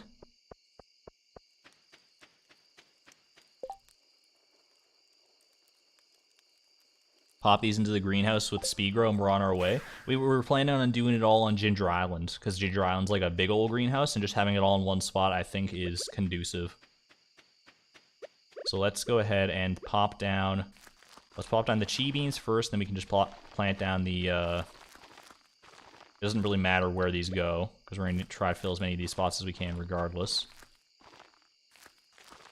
I just don't want to put them on any spots that we might accidentally, like, waste or something. There we go, we're laughing now. That's a good start. It's the start of a humble little farm that I like to call Chi Bean Farm. Chibi Farm, like chibi, like chibi? I never even thought of that. Go hoe those 2 artifact spots you ran by. We better get some chi beans out of it. That's all I'm saying. Fossilized ribs. What the heck? How did you know? Linda, how did you know? 5 chi beans? What on earth? Actually cracked? Oh my gosh. You just get some like clapping emoji hands for Linda in chat. That was amazing. Holy heck. Okay. Well, we'll plant all those. We'll get some more deluxe speed grow down. We're happy. Okay. Been on this quest a few times. Hey, fair enough, Linda. I thank you for passing on your knowledge to me. I'm not worthy. All right. It's a new day. Are there chi beans waiting in the mail? No, just a baguette. You're like the sandwich lady in RuneScape. Smack it beside the head with that thing. Let's go. So maybe we do want to bring our hoe around with us in case we see any more artifact spots. Could be wise. Go check the dig site. There are often artifact spots there. Accurate. Accurate intel.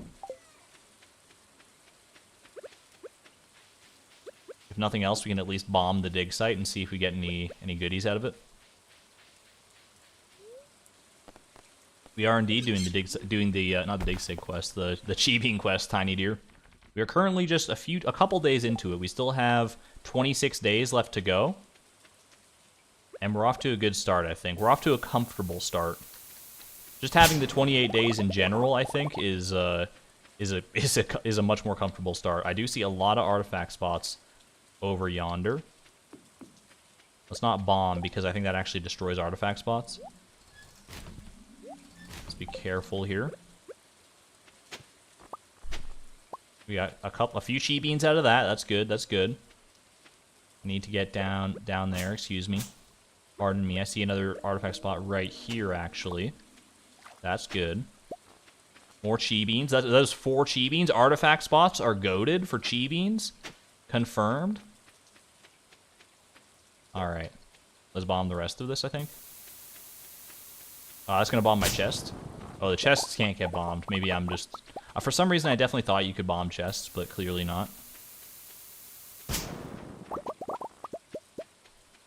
Alright. Go ahead and just deposit...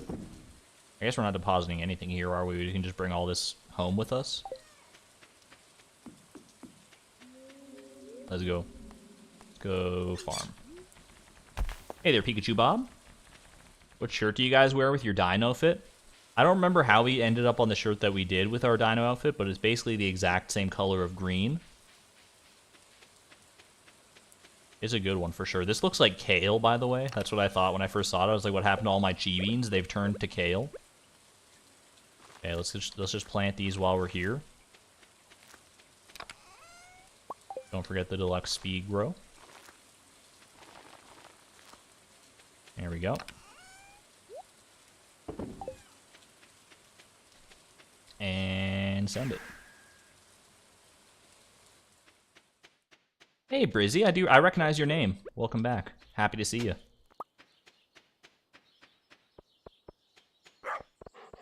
All right, Timby. We got to water Timby, but let's not let the chi bean grind get us, like, distract us from the important things in life.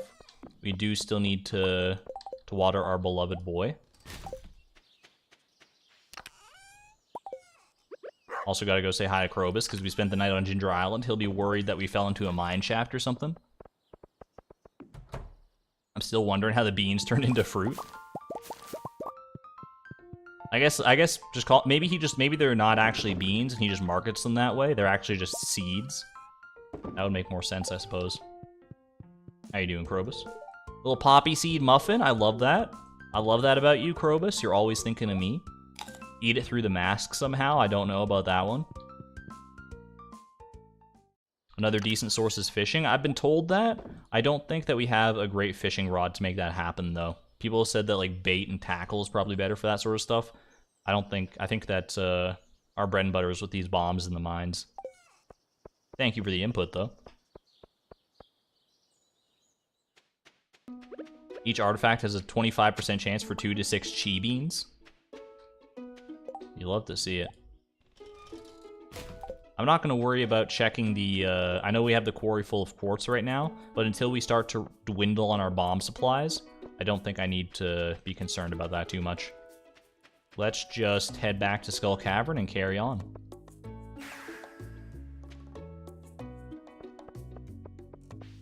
Chopping trees. I don't want to overcomplicate things here. We have a good loadout for Skull Cavern and for the mines and stuff in general. I think we just roll with that instead of trying to be fancy and try to diversify too much. Normally, I'm totally a fan of diversification. We've done a lot of that throughout Perfection because you obviously have to. But in this situation, I'm going to trust in my gut and just say that the mines are the way to go. They got to be, right? Let's go ahead and pop this real quick.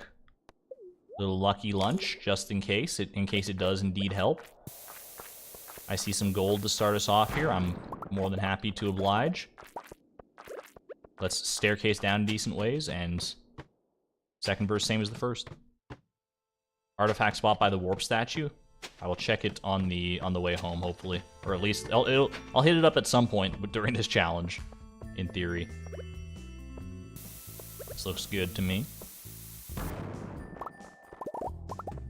No chi beans just yet. If there was a better way to guarantee artifact spots, I'd be all over that for sure, but it's not winter, so unfortunately we're not gonna be seeing them all over the place.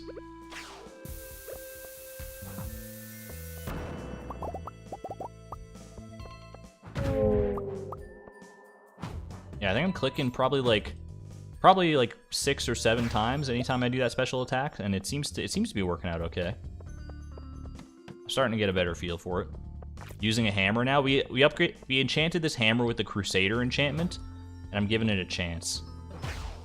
I'm still not forsaking the Dwarf Dagger, for the record. I think the Dwarf Dagger has proven itself very worthy. But I don't know if it's what we want to go for with this challenge in particular. I also don't necessarily know that the Savage Ring plus Napalm Ring combo is going to be the way forward from here. We are burning through a lot of pineapples just to stay alive, since we don't have our extra defensive ring. Case in point. And I don't know if I'm getting enough value out of it to justify it. We could sacrifice our other ring as well, if we wanted to. So that we just have both the Napalm Savage and the slime charmer or crab shell. That might be the real ticket, the real golden ticket, but I don't want to give up the Iridium Band, honestly. What does Crusader do? It lets us, it gives us extra damage against undead creatures and makes it so we don't have to bomb mummies in order to kill them.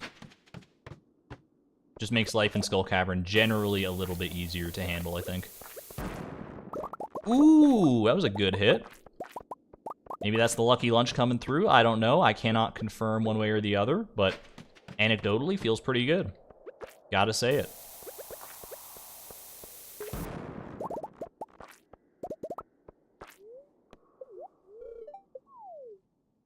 Oh, nice, nice. I'm never gonna say no to a treasure room. Can the treasure rooms offer chi beans? I actually don't know. That would be kind of interesting if you just got like 50 chi beans out of a treasure chest or something. I doubt it would be that much, for the record, but it could be. There could be a chance that you get some there. You get all kinds of other seeds out of it, right? Beet seeds, garlic seeds, kale seeds, just a few off the top of my head.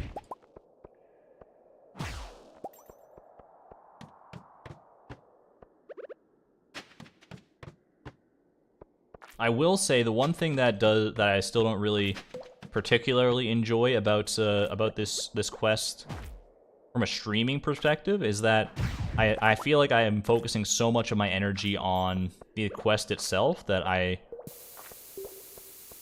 lose the ability to entertain in as good of a capacity as I usually do. Not to say I'm the be-all end-all of streaming entertainment or that my banter is top tier, but I feel like it takes a hit for sure when I'm focused on this. Volcano chests can. Cracking a geode has a 10% chance for beans. For beans plural or for one bean? There's definitely a difference there. I don't know if it's if I can get like a few beans per geode, that might be worth consideration.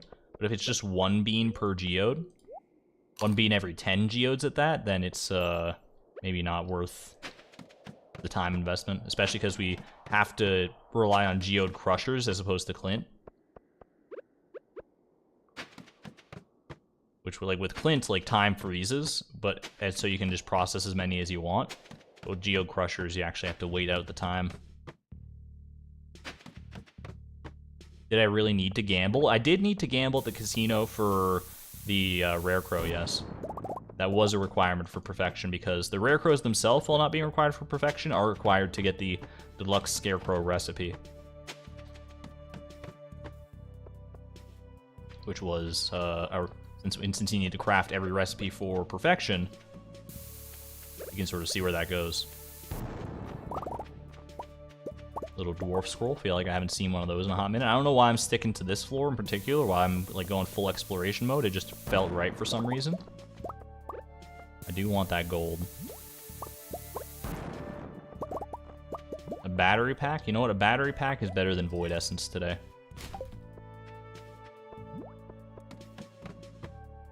Hey there, CKY Cameron. I'm just gonna call you Cameron. Hopefully that's okay. Thank you for becoming a YouTube member at the Electron level.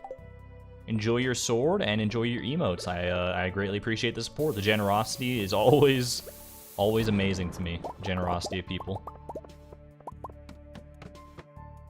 Thank you kindly. Some energy tonics.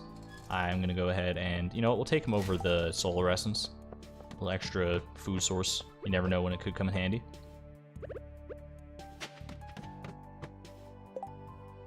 .5% chance for 5 beans, 7.5% chance for 1 beans in case of geodes. We could definitely invest in some geodes potentially. The fact that we have to do geode crushers is really where I lose the script on it, though. It's a little more of a hassle, I think, than geodes could otherwise be. I thought he would have a chi bean, I really did. I really committed to that guy. Ooh. Maybe he was hiding it down here. No. 2 iridium bars. Probably take that over the energy tonics, to be real.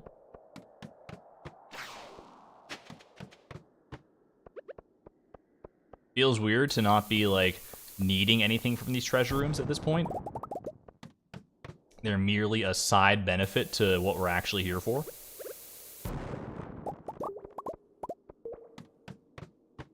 I should swap out something for iridium ore here, now that I'm noticing that I didn't pick that stuff up from the previous floor. I just want to eat something real quick, and then we'll staircase out of here. What am I even trying to find here? Chi beans? Just all chi beans all day, every day, baby?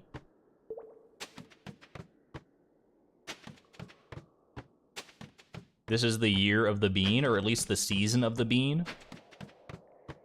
Spring of year 9, let it be written forever in the annals of the walnut room.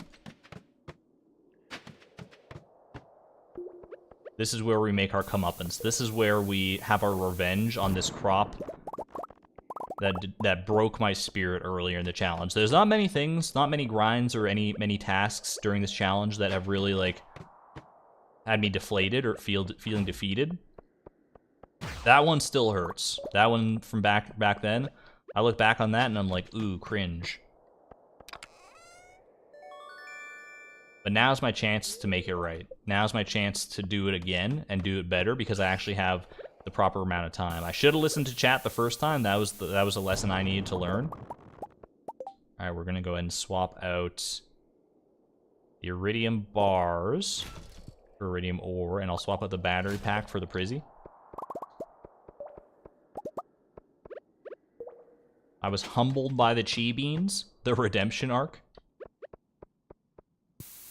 And now I know better.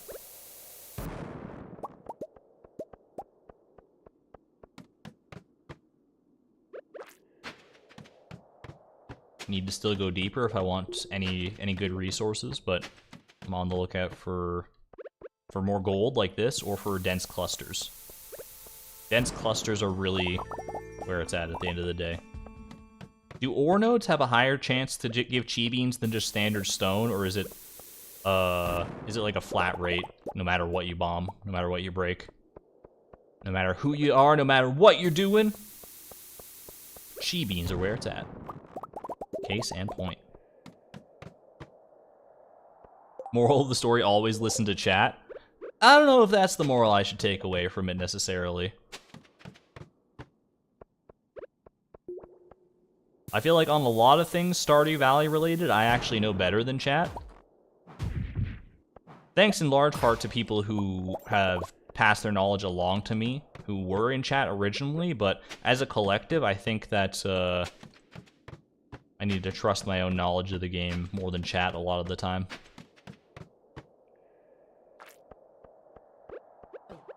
Unless someone in chat literally has, like, the wiki open.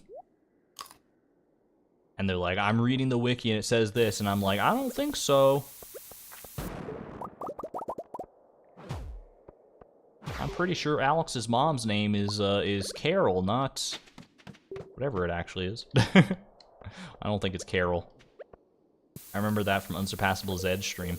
He did there was like a question in one of his, I don't think it was a Kahoot, I think it was that stream where he had Eric Baroni on for like the 1 versus 100 thing. Where he was asking questions, and he was like, what is Alex's mom's name? And I was like, I don't freaking know that. Clara, there you go. I knew it was a C name. That's about as far as I could get, though.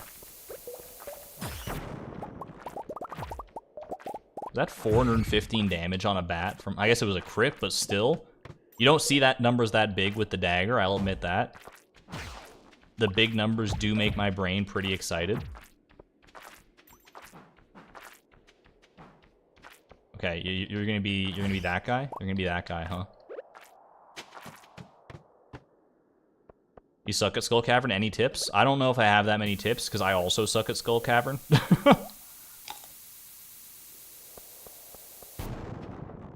My tip is to spend 6 years crafting crystallariums, filling them with jades to get all the staircases you need, and just staircase through that son of a gun. It worked for me. I don't know if it's necessarily the advice you wanted, but it's the advice I'm here to give. Also, I've been told that explosive ammo is probably the way to go. I'm stubborn. I'm set in my ways. But explosive ammo, I've seen the pros use it, and it's probably much more effective than whatever the heck I'm doing right now. coconut trees on Ginger Island have about a 50% chance to drop 1 bean each. I will shake some coconut trees. I'm gonna shake my coconuts all over the stream.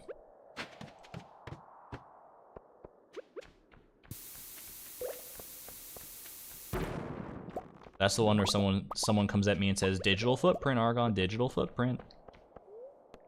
And I'm like, yeah, but it was funny, right?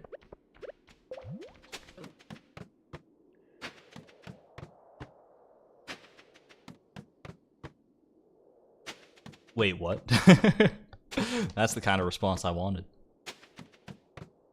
Explosive ammo isn't anywhere near as good anymore. It's been nerfed? Really? So explosive ammos are out and daggers are in? Is that what you're telling me? Daggers have been buffed? Daggers are the new explosive ammo and nobody said anything? Everyone's just so adverse to change?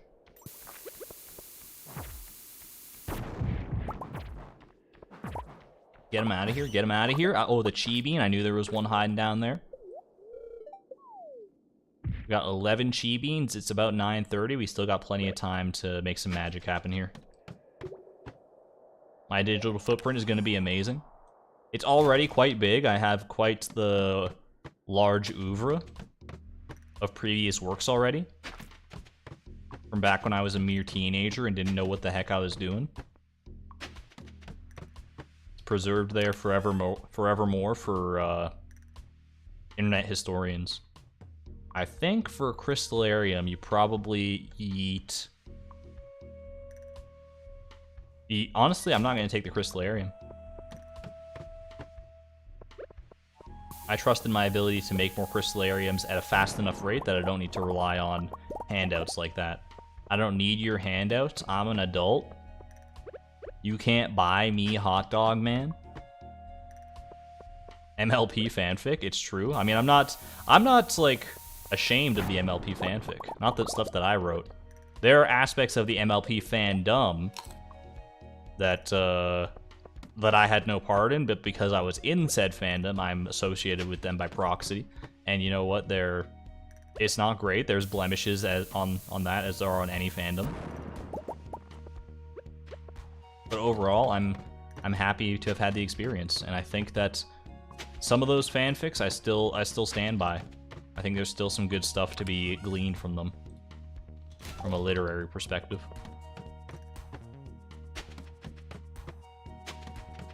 One more chi bean, and I'd be happy to call it here. This looks like a good potential out for a chi bean. A few chi beans even?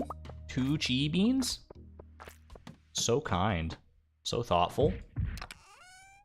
And some mega bombs to boot to just replenish our supplies. Let's give it one more look-see here.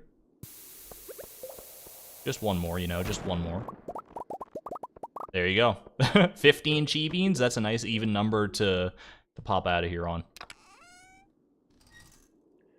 I mean, honestly, don't even... We can deposit the iridium ore here so we can trade for more mega bombs in the future. Otherwise, we'll take the hoe and... yeah.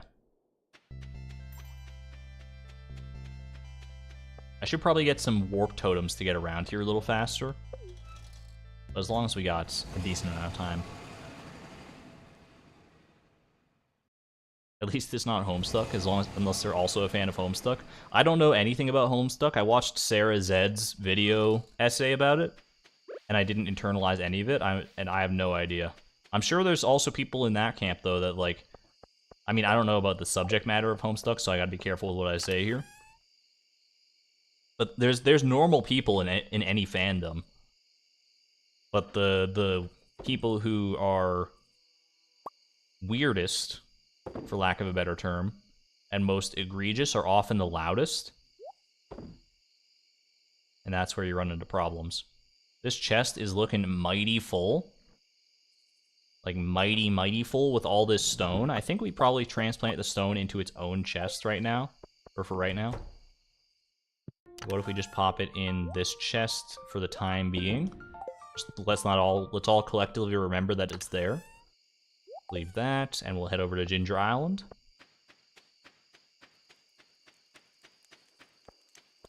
Sarah Zed's vid is fantastic. I go back to a lot of her vids, a lot of her vids. You said vid, and now I said vid, even though I don't usually say vid.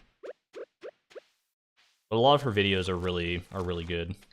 They're just really well structured. She and her co-writer Emily make some fantastic content for sure.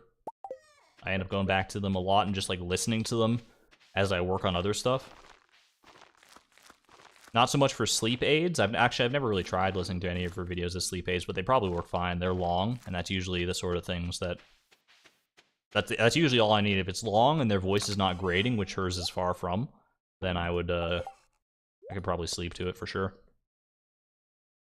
Quick little hydration break, 1 second.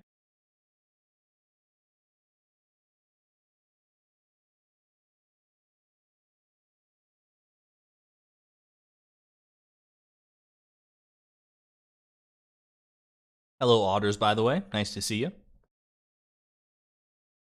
Homestuck fandom peak was a fever dream. Give me the TLDR on Homestuck. It was like a webcomic of some kind, right? I don't need the full story of Homestuck and the surrounding controversies, but just like Homestuck as a property, what the heck was it? I need to itch my ear real quick as well, hold on.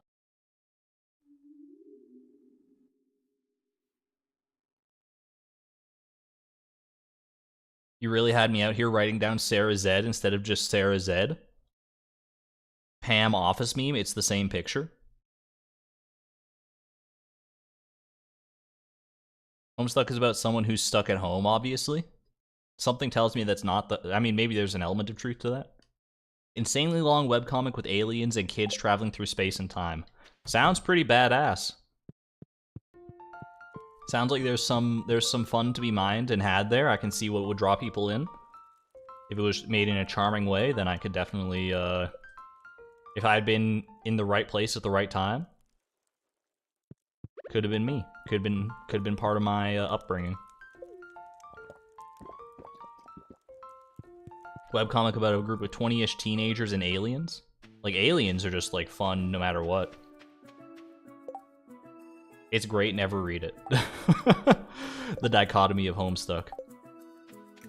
Alright, let's check out the dig site again, because I think artifact spots do refresh there just about daily. I don't think we'll get as many as we had last time, but it's a good way to start off the day for our Chi Bean hunt, I think.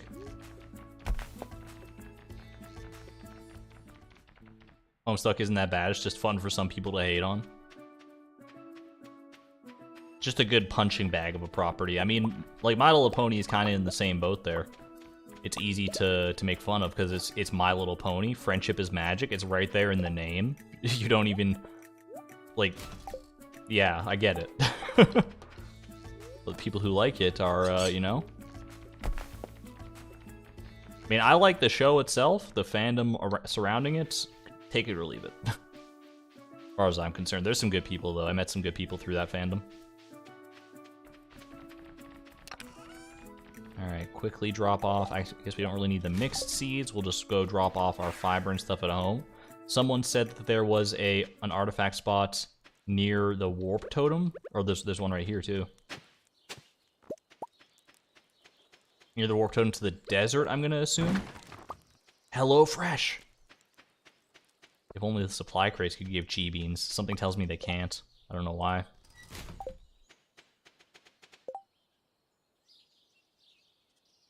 Seed maker those? I don't think the Chi Beans are ready yet, right? We can't seed maker any yet.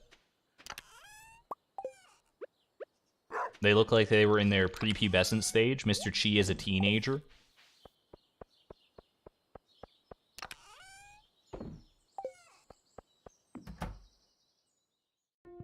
I need to go grab those staircases out of there again. I should bring the staircases back to Skull Cavern so they don't get all stacked in there all the time. So look, obviously there's fan fiction out there about Mr. Chi, and much of fan fiction culture does involve shipping characters together. Who do you think is most commonly shipped with Mr. Chi? Not even necessarily, they don't even necessarily have to be from Stardew Valley, although that probably makes the conversation a little more coherent. But who would pair well with Mr. Chi, do you think? The wizard? I mean, I think that's a good starting place. You've asked this before. Have I asked this specifically before? I feel like I haven't. Was that the artifact spot, by the way? The one that I got earlier? Is that the one that we were looking out for? Farm Rex, Mr. Chi, Sandy? Oh, there's a couple people saying Sandy. The alien? The witch? The Mr. Chi stole the wizard's girl? Went after the witch? Linus? There could be an argument to be made for Linus, for sure, yeah. Chloe X Hatmouse fanfic went. I will say, back when I did write fanfiction, I never shipped anybody. If there was any romance involved in any capacity in the fanfictions that I wrote, it was 100% canon romance. Like, you know, like Princess Cadence in Shining Armor. That's just par for the course. That's just part of the source material. Beyond that, it's I didn't really branch out too much into other things. I just told like slice of life stories mainly. I feel like Mr. Chi would be in a niche category of X character. So it's like he's like the what's that called? There's like a trope for that. I mean, there's a trope for everything, but like YN or something? Y/N? Is that the slot that we're putting Mr. Chi into as far as fanfiction tropes go? Ship him with Y/N? He is kind of obsessed with us. He is obsessed with the player character to a certain degree. Have a good one, Otters. Did I bring all the things I need? Oh, I should lucky lunch up. Don't know if it helped us out at all, but it's better to have it on the record. By the warp thing at the desert. So in the desert itself is what you're telling me. It's where the artifact spot is. I must have missed it. Oh, I sure I'll bring a hoe if I'm gonna hit it. Here's hoping that this is not that this is the motherlode of all chi beans. Get 5 out of this son of a gun. I've scattered beans for you to find. So romantic. When Mr. Chi does it, it's romantic. When I do it, it's called littering.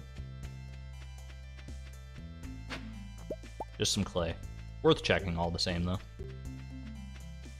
Is HaleyBot still being repaired? HaleyBot should be fully functional as far as I know. I think I repaired her before the previous stream, and I didn't see any unexpected identifiers from her last time, so I think we're good. But she hasn't been rigorously tested. You do not own a horse, for the record. Mr. Chi is sort of tangentially the originator of You Do Not Own a Horse. He gave us the tool. Like he's kind of like, that's kind of mean-spirited, honestly. He sold us the horse flute with the full knowledge that we do not own a horse. Only for us to be disappointed when the horse flute summoned 0 horses. Like, we should have known it was gonna go that way. But, I mean, realistically, could have summoned, like, a wild horse. They gotta be out there. Could be like a dog whistle. It doesn't have to summon our horse. It could just summon a horse. And that's what I was banking on, honestly, and he shattered my hopes and dreams pretty soundly when he told me that I do not own a horse. I guess he didn't tell me. That was more Concerned Ape speaking through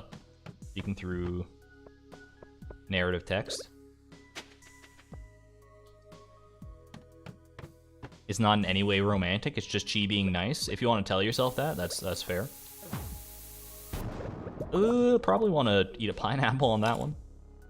I gotta remember that I don't have as good a defense as I normally do. Both due to, I think both the Dwarf Dagger and our ring that we swapped out had defense bonuses. And I'm really feeling it. I'm really feeling it! That's a Shulk Xenoblade Chronicles-ism for you, I think.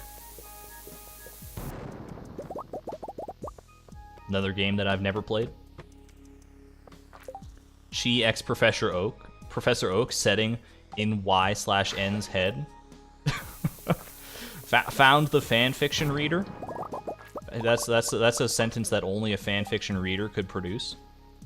All right.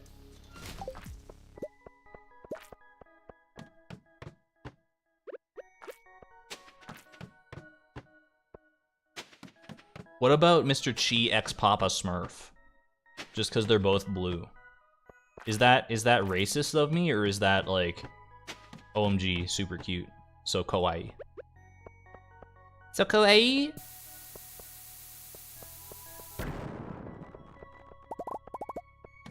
What's the thing that like VTubers say all the time, or like VTuber adjacent people? They're like ara ara.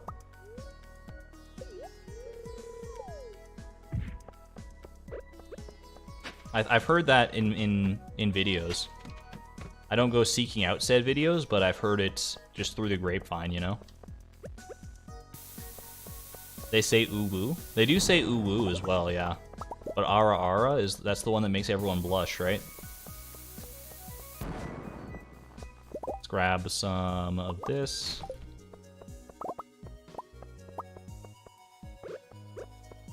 That was a voice? Were you not prepared for my anime girl voice? Oh, kawaii desu!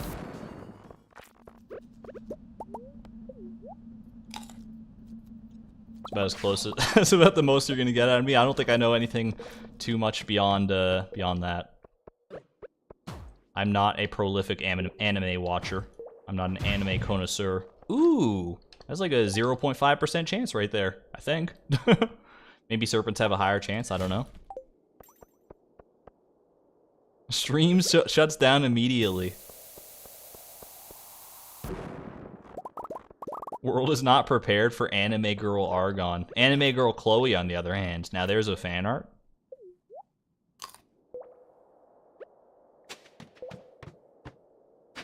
I would never ask specifically for fan art to be made, but if I were to ask for fan art specifically to be made,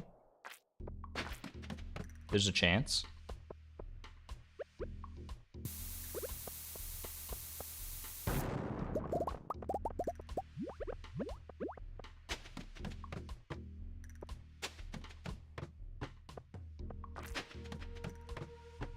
So you're telling me 2022 VTuber equals 2007 asterisk cringe? We've come full circle.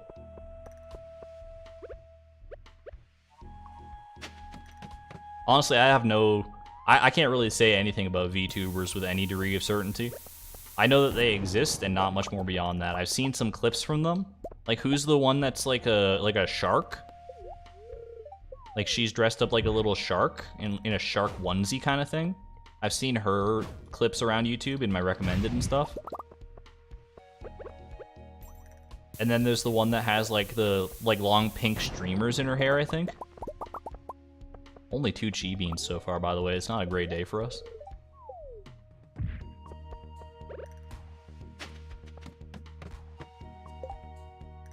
I do not miss the old internet. I kind of miss the Wild West days of the internet, but only as like a memory. If I went back to them, I'd probably be like, yeah, this was not as good as I remember it. I look back at it through like rose-tinted glasses for sure. Oh, that's what you're talking about, asterisk cringe, like the asterisk nuzzles you rar. Yeah, I've seen that around. I've seen that around. It's not completely dead.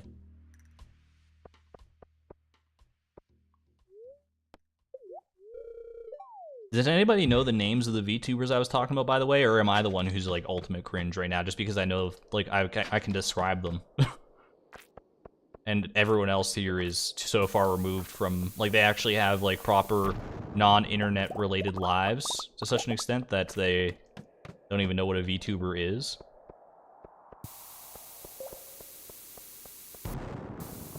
I'm cringe. I mean, I'm willing to accept that I'm cringe. As long as I can get confirmation on it. Oh, jeez. I'm out of here, man. I can't find a mod that allows you to marry Mr. Chi. That's because you can just marry Mr. Chi in the default game. There's just a lot of hoops to jump through. You can only marry Mr. Chi after you've achieved perfection on 69 separate save files And you can't just copy the same save file, you have to do it independently. And the names have to be formatted in a very specific way.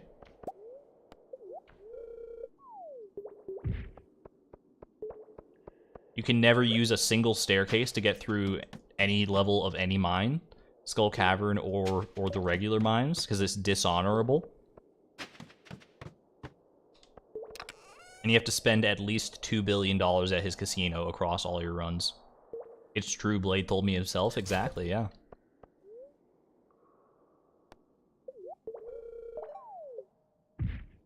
It's some Mew under the truck stuff. That's real. That's real. I got the Mew, I promise. I just can't show you because the battery in my cartridge died. Ooh, lucky ring. Not that I need it. I just wanted to see what that guy was going to drop because he was a little starhead.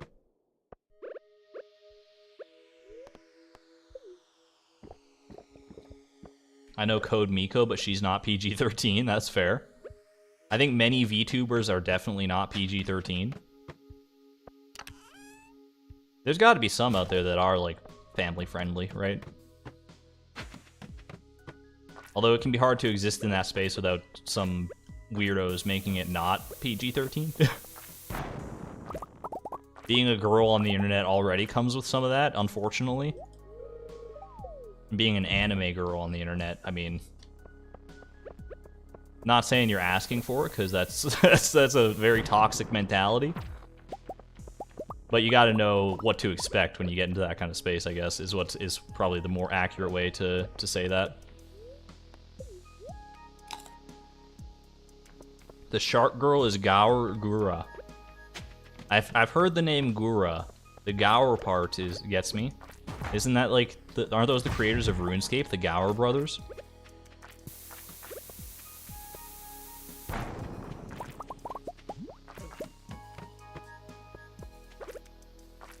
You telling me that RuneScape was created by anime waifus?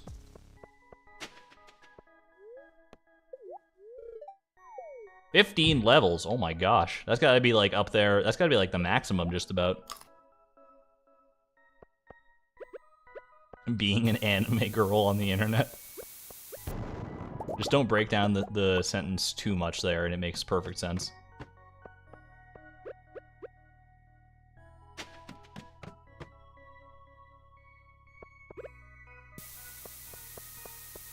Is Haley an anime girl? No, Haley's a valley girl.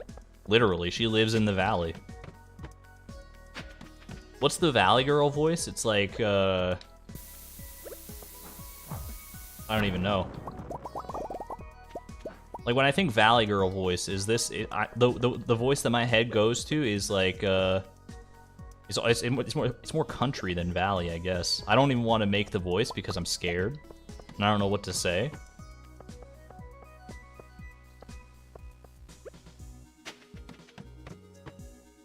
Like, oh my god. Is that Valley Girl?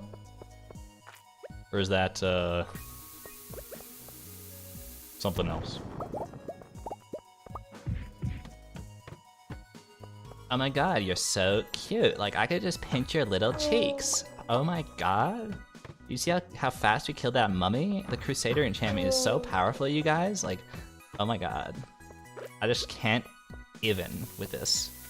I just can't even right now with this, with these. Look at these chi beans. We got 8 chi beans today. Can you believe this? Like, oh my god. Literally shaking and crying right now. I'm entering my Valley Girl arc. It's too easy for me to do that voice. Somebody send help.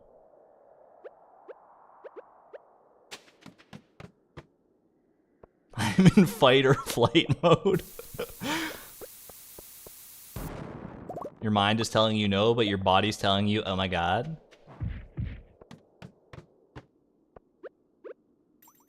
It's a good Valley Girl voice. That's not what I thought Valley Girl was, for the record. Now that I know, it's definitely, that is correct. But I was thinking more like with a country twang or something.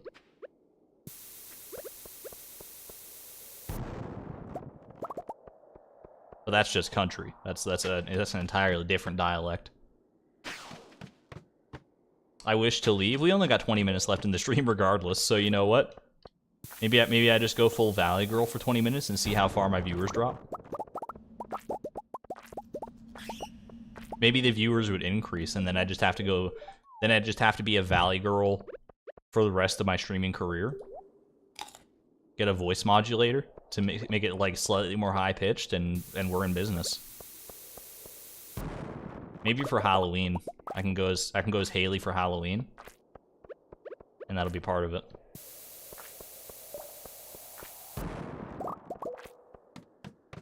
Valley Girl is a Southern California thing, so country ain't it. I mean, it's the same general longitude as country, right? It's like, all my exes live in Texas. Little rabbit's foot there. Nice to see, but we don't really need it. Gonna need to invest in some more bombs. Probably at some point during this chi bean grind. For right now, I think we're still doing alright. This is actually a good spot to bomb here, right? Is there anyone who actually enjoys people who speak like that? I think it's charming or wait, did I misread the question? Is there anyone who actually enjoys people who speak like that? I mean, I think the real question is there anyone who speaks like that unironically? Because I do think it's charming to a certain extent for like a little bit, but if that's your everyday voice at all times, you might need to reevaluate.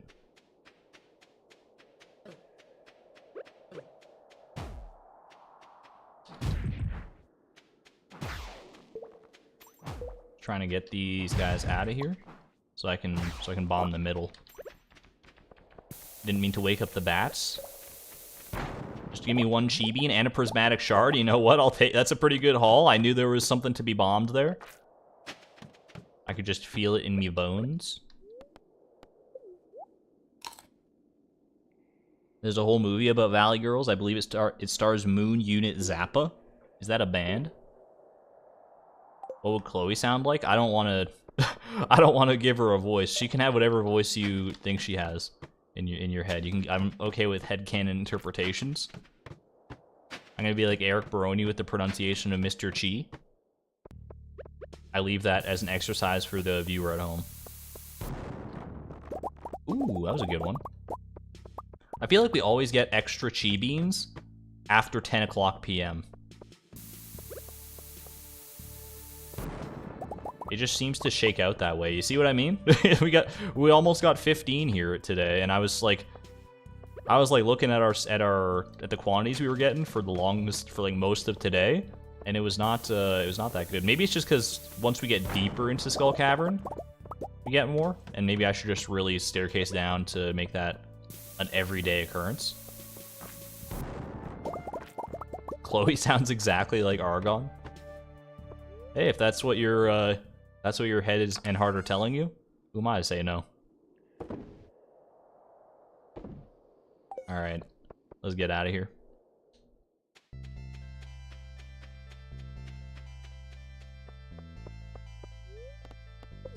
Drive the bus home. I don't know if I can see the road that well through that mask, but we're gonna roll with it, I guess. You imagine Chloe having a really deep, raspy, chain smokerish voice. I'm not gonna tell you what voice I imagine Chloe having, but I will tell you that it's not that. Maybe I shouldn't set a precedent there, though, of telling you which voice it's not, because then you could very easily just be like, is it like this? And I'd be like, no. And you just slowly narrow down the data points. So that's all you're getting out of me.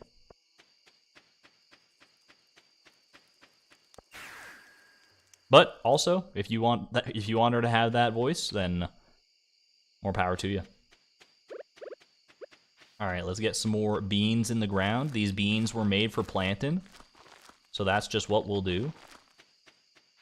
One of these days, Mr. Chi is gonna plant his beans on you. I don't think that was... What is this stream devolved to?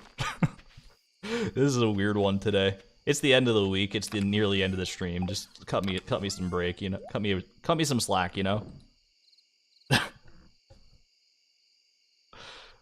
All right. I'm going to bed. It's the mask, I tell you, it's the mask. It's filling me with all sorts of weird thoughts and weird tangents. I forgot to get the magic rock candy yesterday. I should have done that.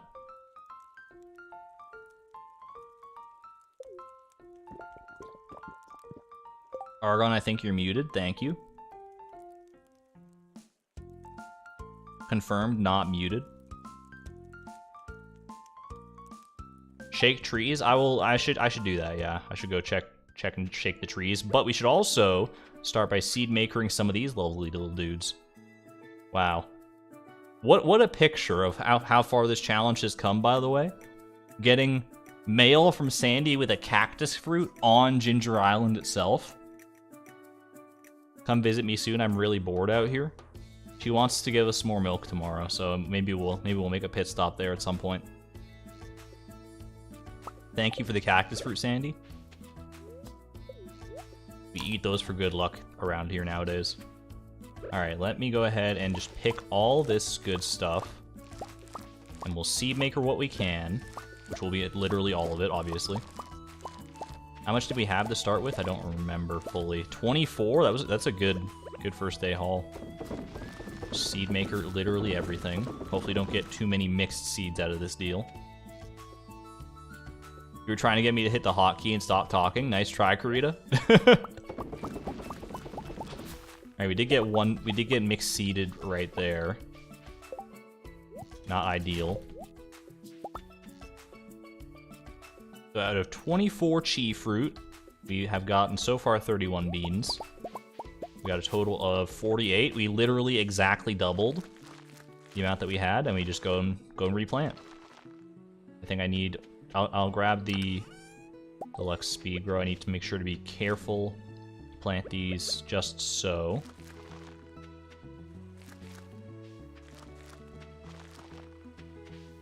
There we go. And now we go ahead and plant. I'm just going to fill up all these spots that I can so I don't have to worry about watering too many extra spots, because I don't have the watering can on me right now to begin with. Okay. Put those in. 6, 7, 8, 9, 10, 11, 12, 13, 14, 15, 16, 17, 18, 19, 20, 21, 22, 23. I just had to count to make sure I was hitting all the spots, because I knew we had 23, and it's hard to see where the speed grow is sometimes. How much more milk do you need? 0, actually. Now we're just collecting milk for posterity's sake. So it's only the ones with coconuts in the trees already? Is that what I'm to believe here? Like these trees here have a chance for chi beans? Or golden coconuts, I guess? Hey, Konakoda, thank you for the $2 super chat. Hit me with that 1-up sticker. That's a great sticker. That's a hungry, hungry hippo right there. I appreciate it. Yes, only the ones with coconuts. Got you. I mean, two chi beans to start. That's nothing to scoff at. Let's go through the rest of the island and just see what we can find. We're gonna hit up the dig site regardless. Actually, we don't have our hoe, so we shouldn't hit up the dig site. I forgot that at the Skull Cavern last night. That's okay. If nothing else, we can still check these trees. I thought there would be more with coconuts because we haven't picked them in so long, but... Have a good one, Gail. Thank you for stopping in. Hope to see you next week at the streams again. Peace out. Alright, fair enough. I think that's pretty much all the trees. There might be some other stragglers around, but that's fine for right now.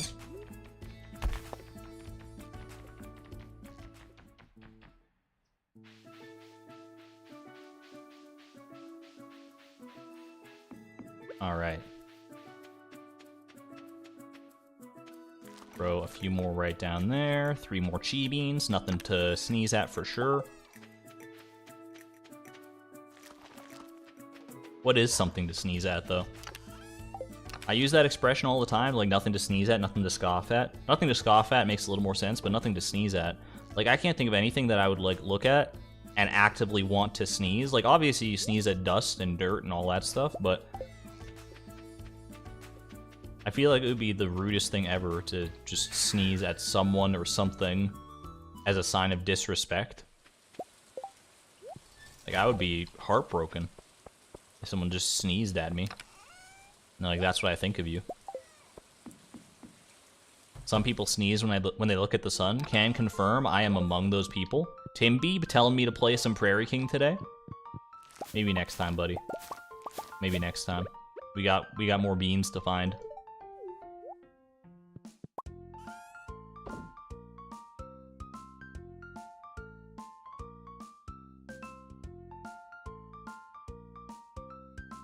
I think there's, yeah, it seems like a lot of people are kind of in the same camp where either they know somebody who sneezes at sunlight or bright light, or they are a person themselves. I don't know what the science is behind that, but there must be something to it, because it's too common of a phenomenon to just be like random coincidence or made up. Alright, what am I doing here? I am going back to Skull Cavern. This will be our last day of Skull Cavern. We're gonna go a little beyond the intended stream length, just by virtue of starting this day so close to the end, but that's okay. And you know what? Sandy did say she was feeling lonely, so let's quickly stop by, just, you know, to say hello, be neighborly. Sneezing is never normal. I never sneeze. Found the Vlogbrothers fan in chat.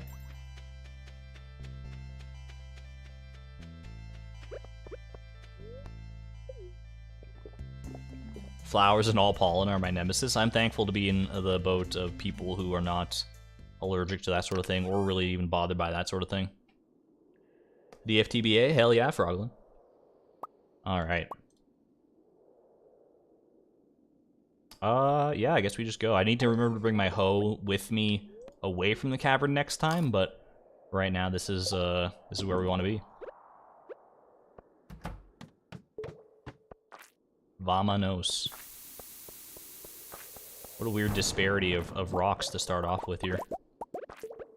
I think I'm gonna test out this theory, though, that like maybe chi beans are more common deeper in the cavern. Maybe we don't worry so much about just eyeing rock clusters here. We'll just go like floor 100 and start from there instead. Start doing normal stuff. So back to our staircasing ways of the past, of ye olden days, when we still needed seeds from these treasure rooms. Now we let nothing stand in our way. Just as, you know, a good experiment, a good litmus test. See if we can get like 20 plus chi beans in one day. Which we probably won't, because we're starting later than usual to begin with in the Skull Cavern, but we'll see what we can do. You sneezed once to get out of a conversation? How did that go?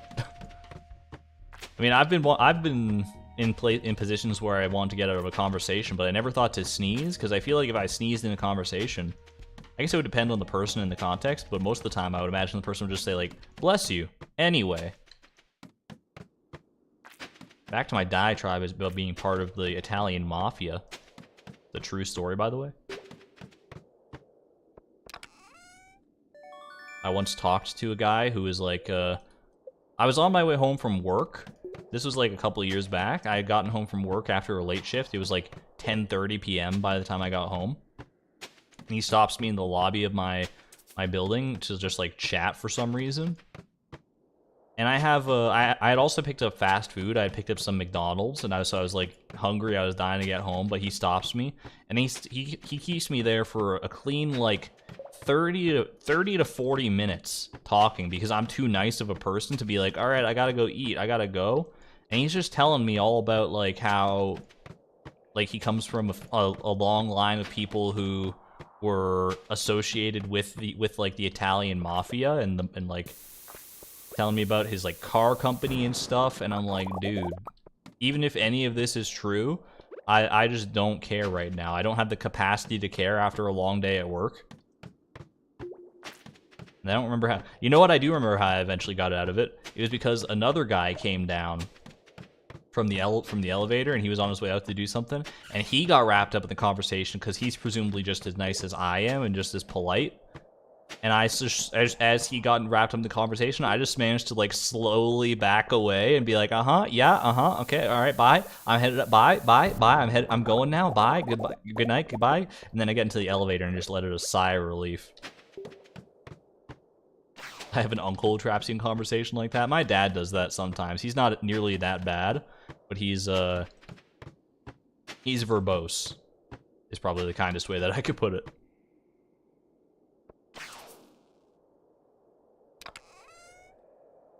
Some bombs here. You know what? We'll take the bombs over the copper. Don't mind if I do.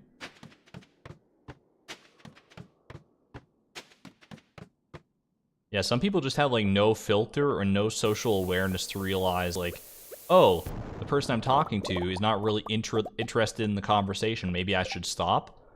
Like, a lot of people just don't have that rationale. They just automatically assume that, like... I mean, I don't even know what they really think. But in my head, I'm like, you're just assuming that I care about everything that you're talking about. And I care, like, to the level that society dictates I probably should care about a random conversation with a random person.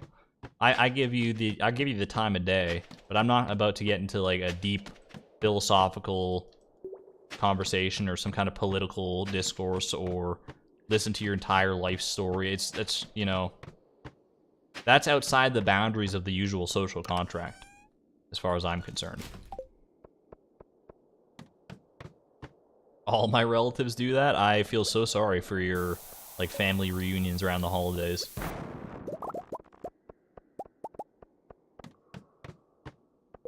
That's gotta be quite exhausting, if you're anything like me. I was once at a friend's house as a teen and got socially tired, and was like, well, I should get heading, and then she was like, no, you can stay till 7, and I was so dumbfounded I didn't know what to do.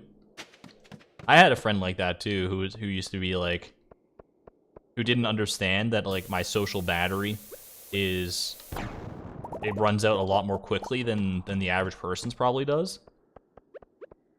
And so I would just get dragged into these horrible, like, long parties, and she'd take me out to, like, nightclubs and stuff, and it was just like, oh my gosh.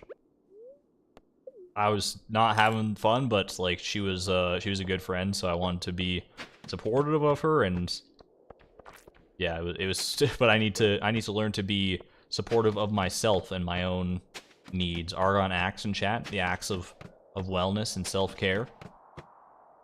Hope everyone's doing all right in that front.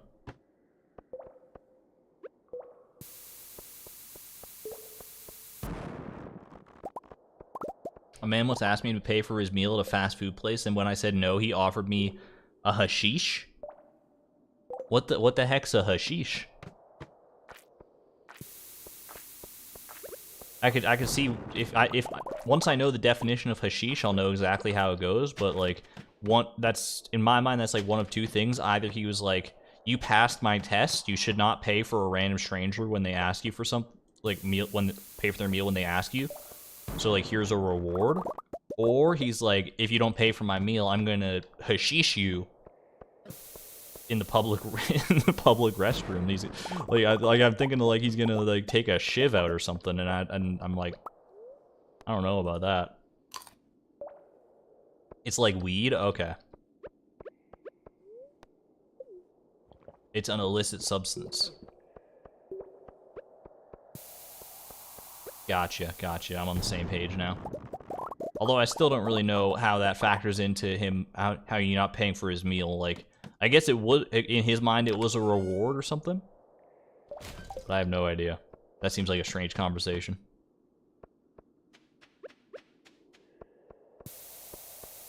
But this stream has been full of strange conversations, so, you know, par for the course. What else do you need for perfection? We still need to ship 3 things. We need to cook 5 things, I think. And we need to get the last star drop via the rare seed, which will only be available to us in year 13. Exclamation point cart. I should probably, like, expand on exclamation point cart to include the year 13 knowledge. So as it is right now, doesn't it just say, like, we're just waiting on the traveling cart? But Blade, our man in the code, has told us that that a 600 gold cost rare seed will not show up from the traveling cart until year 13. That's what we're waiting for. Trade offer. I receive money for food. You receive drug. Oh, I see. So when you said no, he was trying to, like, negotiate with you. He's like, hey, if you do pay for my meal, got a little something, something. A little skunk weed for you. A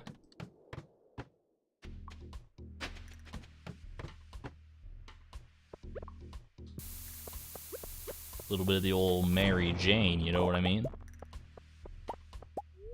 I know some of the lingo. I don't partake myself, but I know a decent amount of people who do. What's the third thing to ship? Void mayo? Let me see. Or is it only 2 things to ship? It's only 2 things to ship. It's egg and sweet gem berry, yeah. So that was just me misspeaking. That's my bad.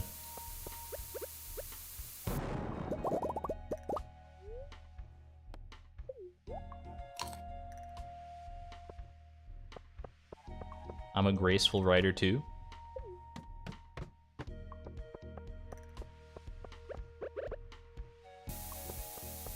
I'm trying to think, because just the word graceful made me think of the DK rap, because there's a lyric that's about him being graceful or something.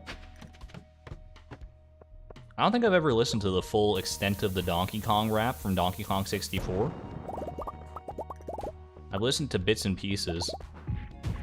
Like, I know that it's, that he's finally here and about time too. It's the first member of the DK crew. He's got I think he's got a coconut gun that shoots in spurts.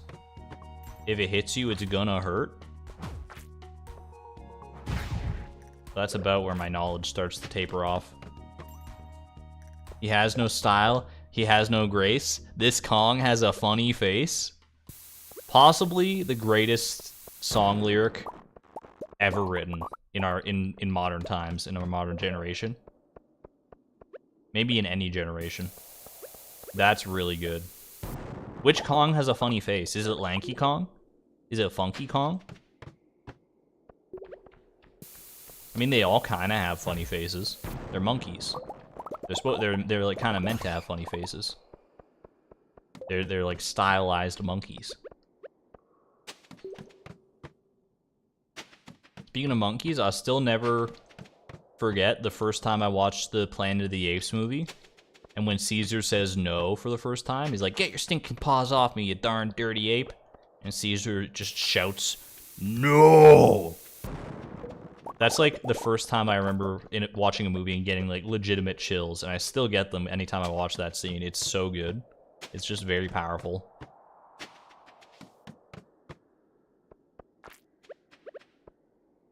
Don't remember much else about that movie or the franchise. I remember enjoying it, but it's been a while too. Funky has so much style. How dare you? Look, I was a Funky Kong main in Mario Kart Wii. I respect Funky Kong's brand and brand identity, but he does have a funny face, and that's part of it. It's just part of the package. Pamplemousse? Why are we talking about grapefruit?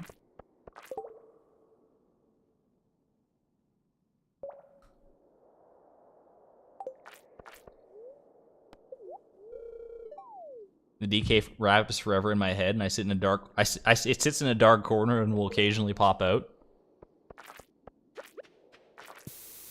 Strangely, it's like that for me too, despite having never really heard it in any great capacity. Haven't listened to the whole thing. I should probably remedy that, I guess. Actually listen to the proper version one of these days. I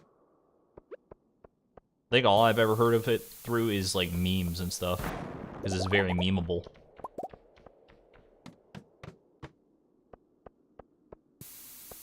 By the way, for the record, there definitely does seem to be something to just going deeper into Skull Cavern and then Chi Bean hunting first. Because we got about the average that we get for Chi Beans on a day, based on like the past few days of evidence. And we started considerably later than we normally do in the cavern, so I think there might be something to that. It will require more testing, more empirical evidence, but the data favors it. The chi mask is so funny. I'm kind of desensitized to it right now.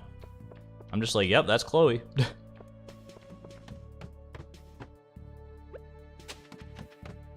It'll be nice to see her face when everything is said and done, though. She has no style. She has no grace. This farmer has a funny face. At least right now she does.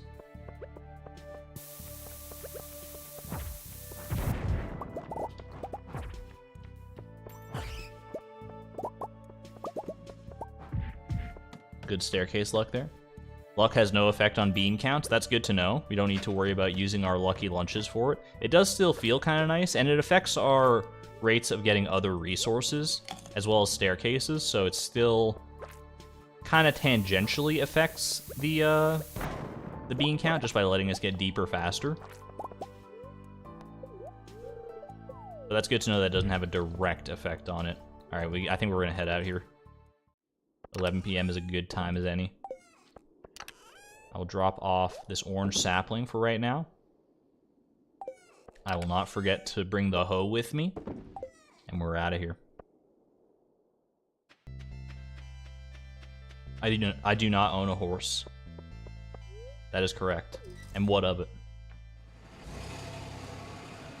I'm looking out the window every so often, by the way, and I've literally been through like every season today. Like when I first started, the sun was bright in the sky, not a cloud in sight. And then it like turned to rain, and then now it's like just a blizzard out there. I don't know what the heck is going on. I guess I live in Canada, so you know what? What else could I expect? Alright, we're going to Ginger Island to plant our 15 extra chi beans here. And I think we're well on our way to 500, aren't we? Is that guy still at your window? No, he was only there for like 3 minutes. The window's nice and clean now, though, I will say that much.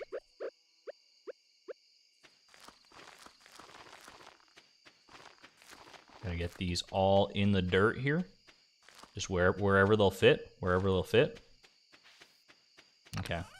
And then we speed grow it up.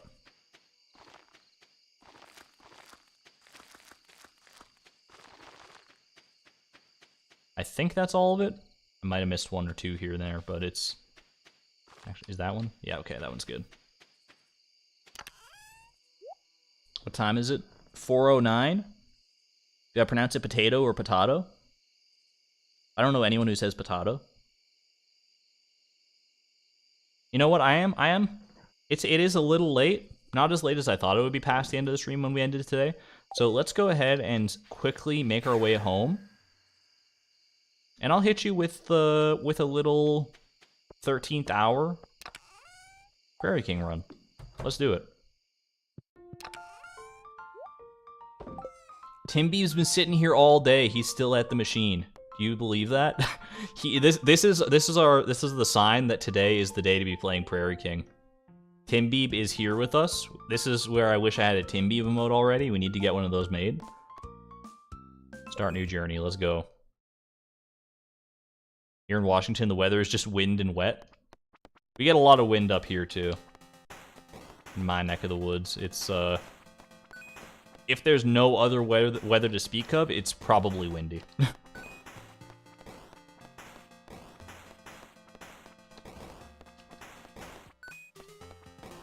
I was watching Easy Lily's video of Prairie King earlier today before the stream.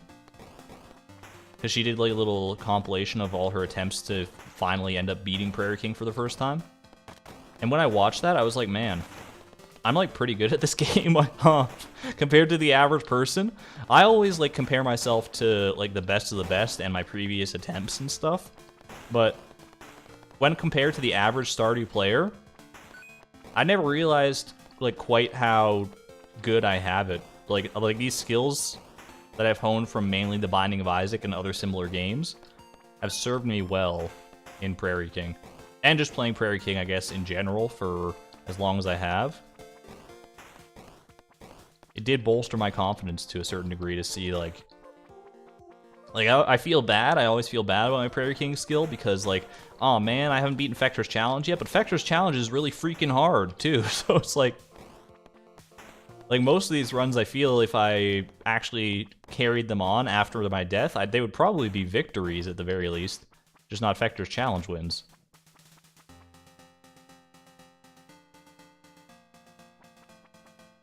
The real question is, do you say potato or popped or potato?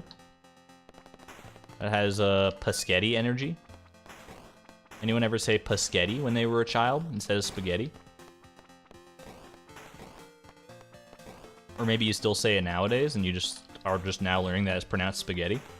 If so, I'm happy to be the bearer of good news? I'm not sure if that's good news or bad news.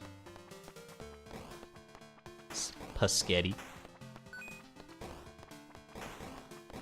I think that's one that I used to say as a child. I was trying to think like where I'd heard that before, and I think it's just like a thing that is part of my life. It's Argon lore, it's not any other kind of lore.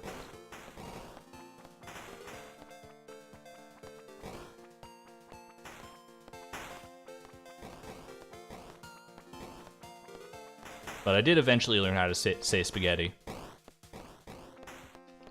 I said Paschetti probably, like, you know, up until the age of, like, 24 or so.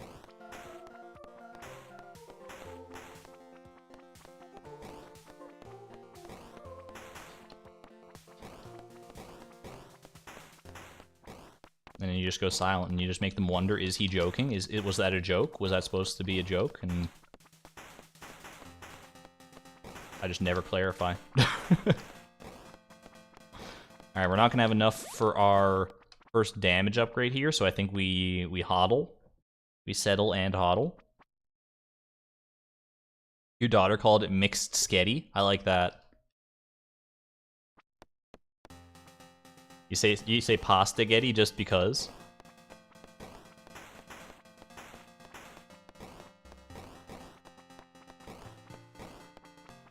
Anytime my mom makes spaghetti, she calls it spaghetti in a hurry.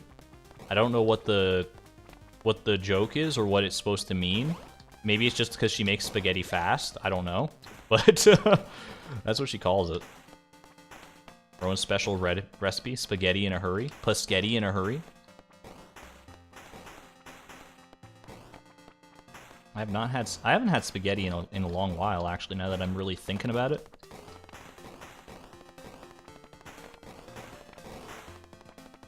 Spaghetti on its own, I'm not like the biggest fan of. It's still good, but it's not like the be-all end-all of great pasta dishes.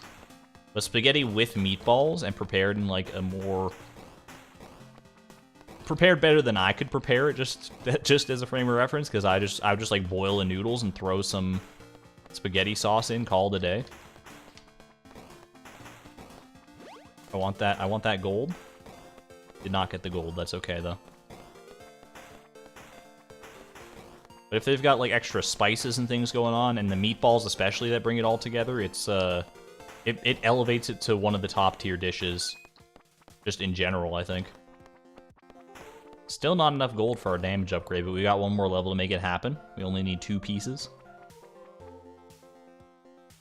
I once had a grown damn adult stunned that the word was pronounced wolf and not woof. I have heard a lot of people say woof. Like, oh, it's the great gray wolf sif. Like, they just skip the L entirely. And I'm just like, have you ever seen the word written down? And maybe I'm privileged. Maybe maybe not everyone gets to see so many words written down. Argon, your privilege is showing. Ooh, I want that. I want it. I want it. Okay, there we go. Ooh, a little spooky, but it's alright, we made it work.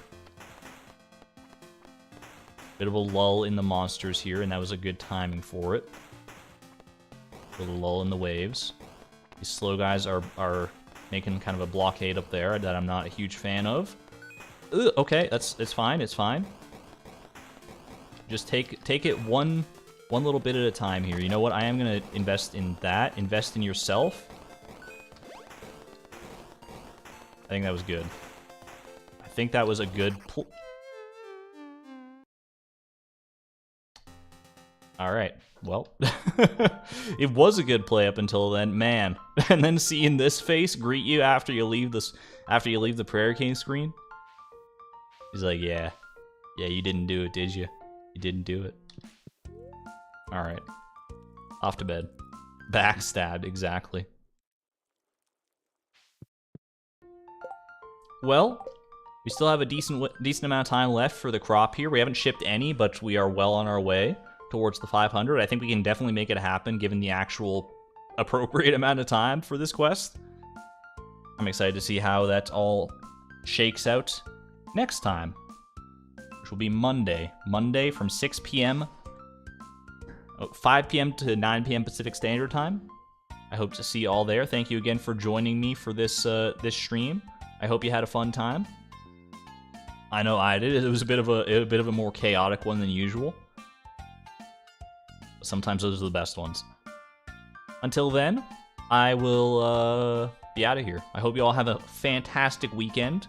It's May long weekend. I don't know if any of you have like plans for that. I don't really make plans for weekends, so I'm sure I'll figure something out though. But whatever you're going to be doing, enjoy. If you did enjoy today's stream, by the way, please leave a like down below. It really does help out the channel. Subscribe if you might want to be notified the next time I go live. Like I said, it'll be a Monday. And until then, you have a good one. I'm going to send you off with the fan art compilation as per usual. This is Argon Matrix, signing out. Thank you and have a great night. Bye-bye.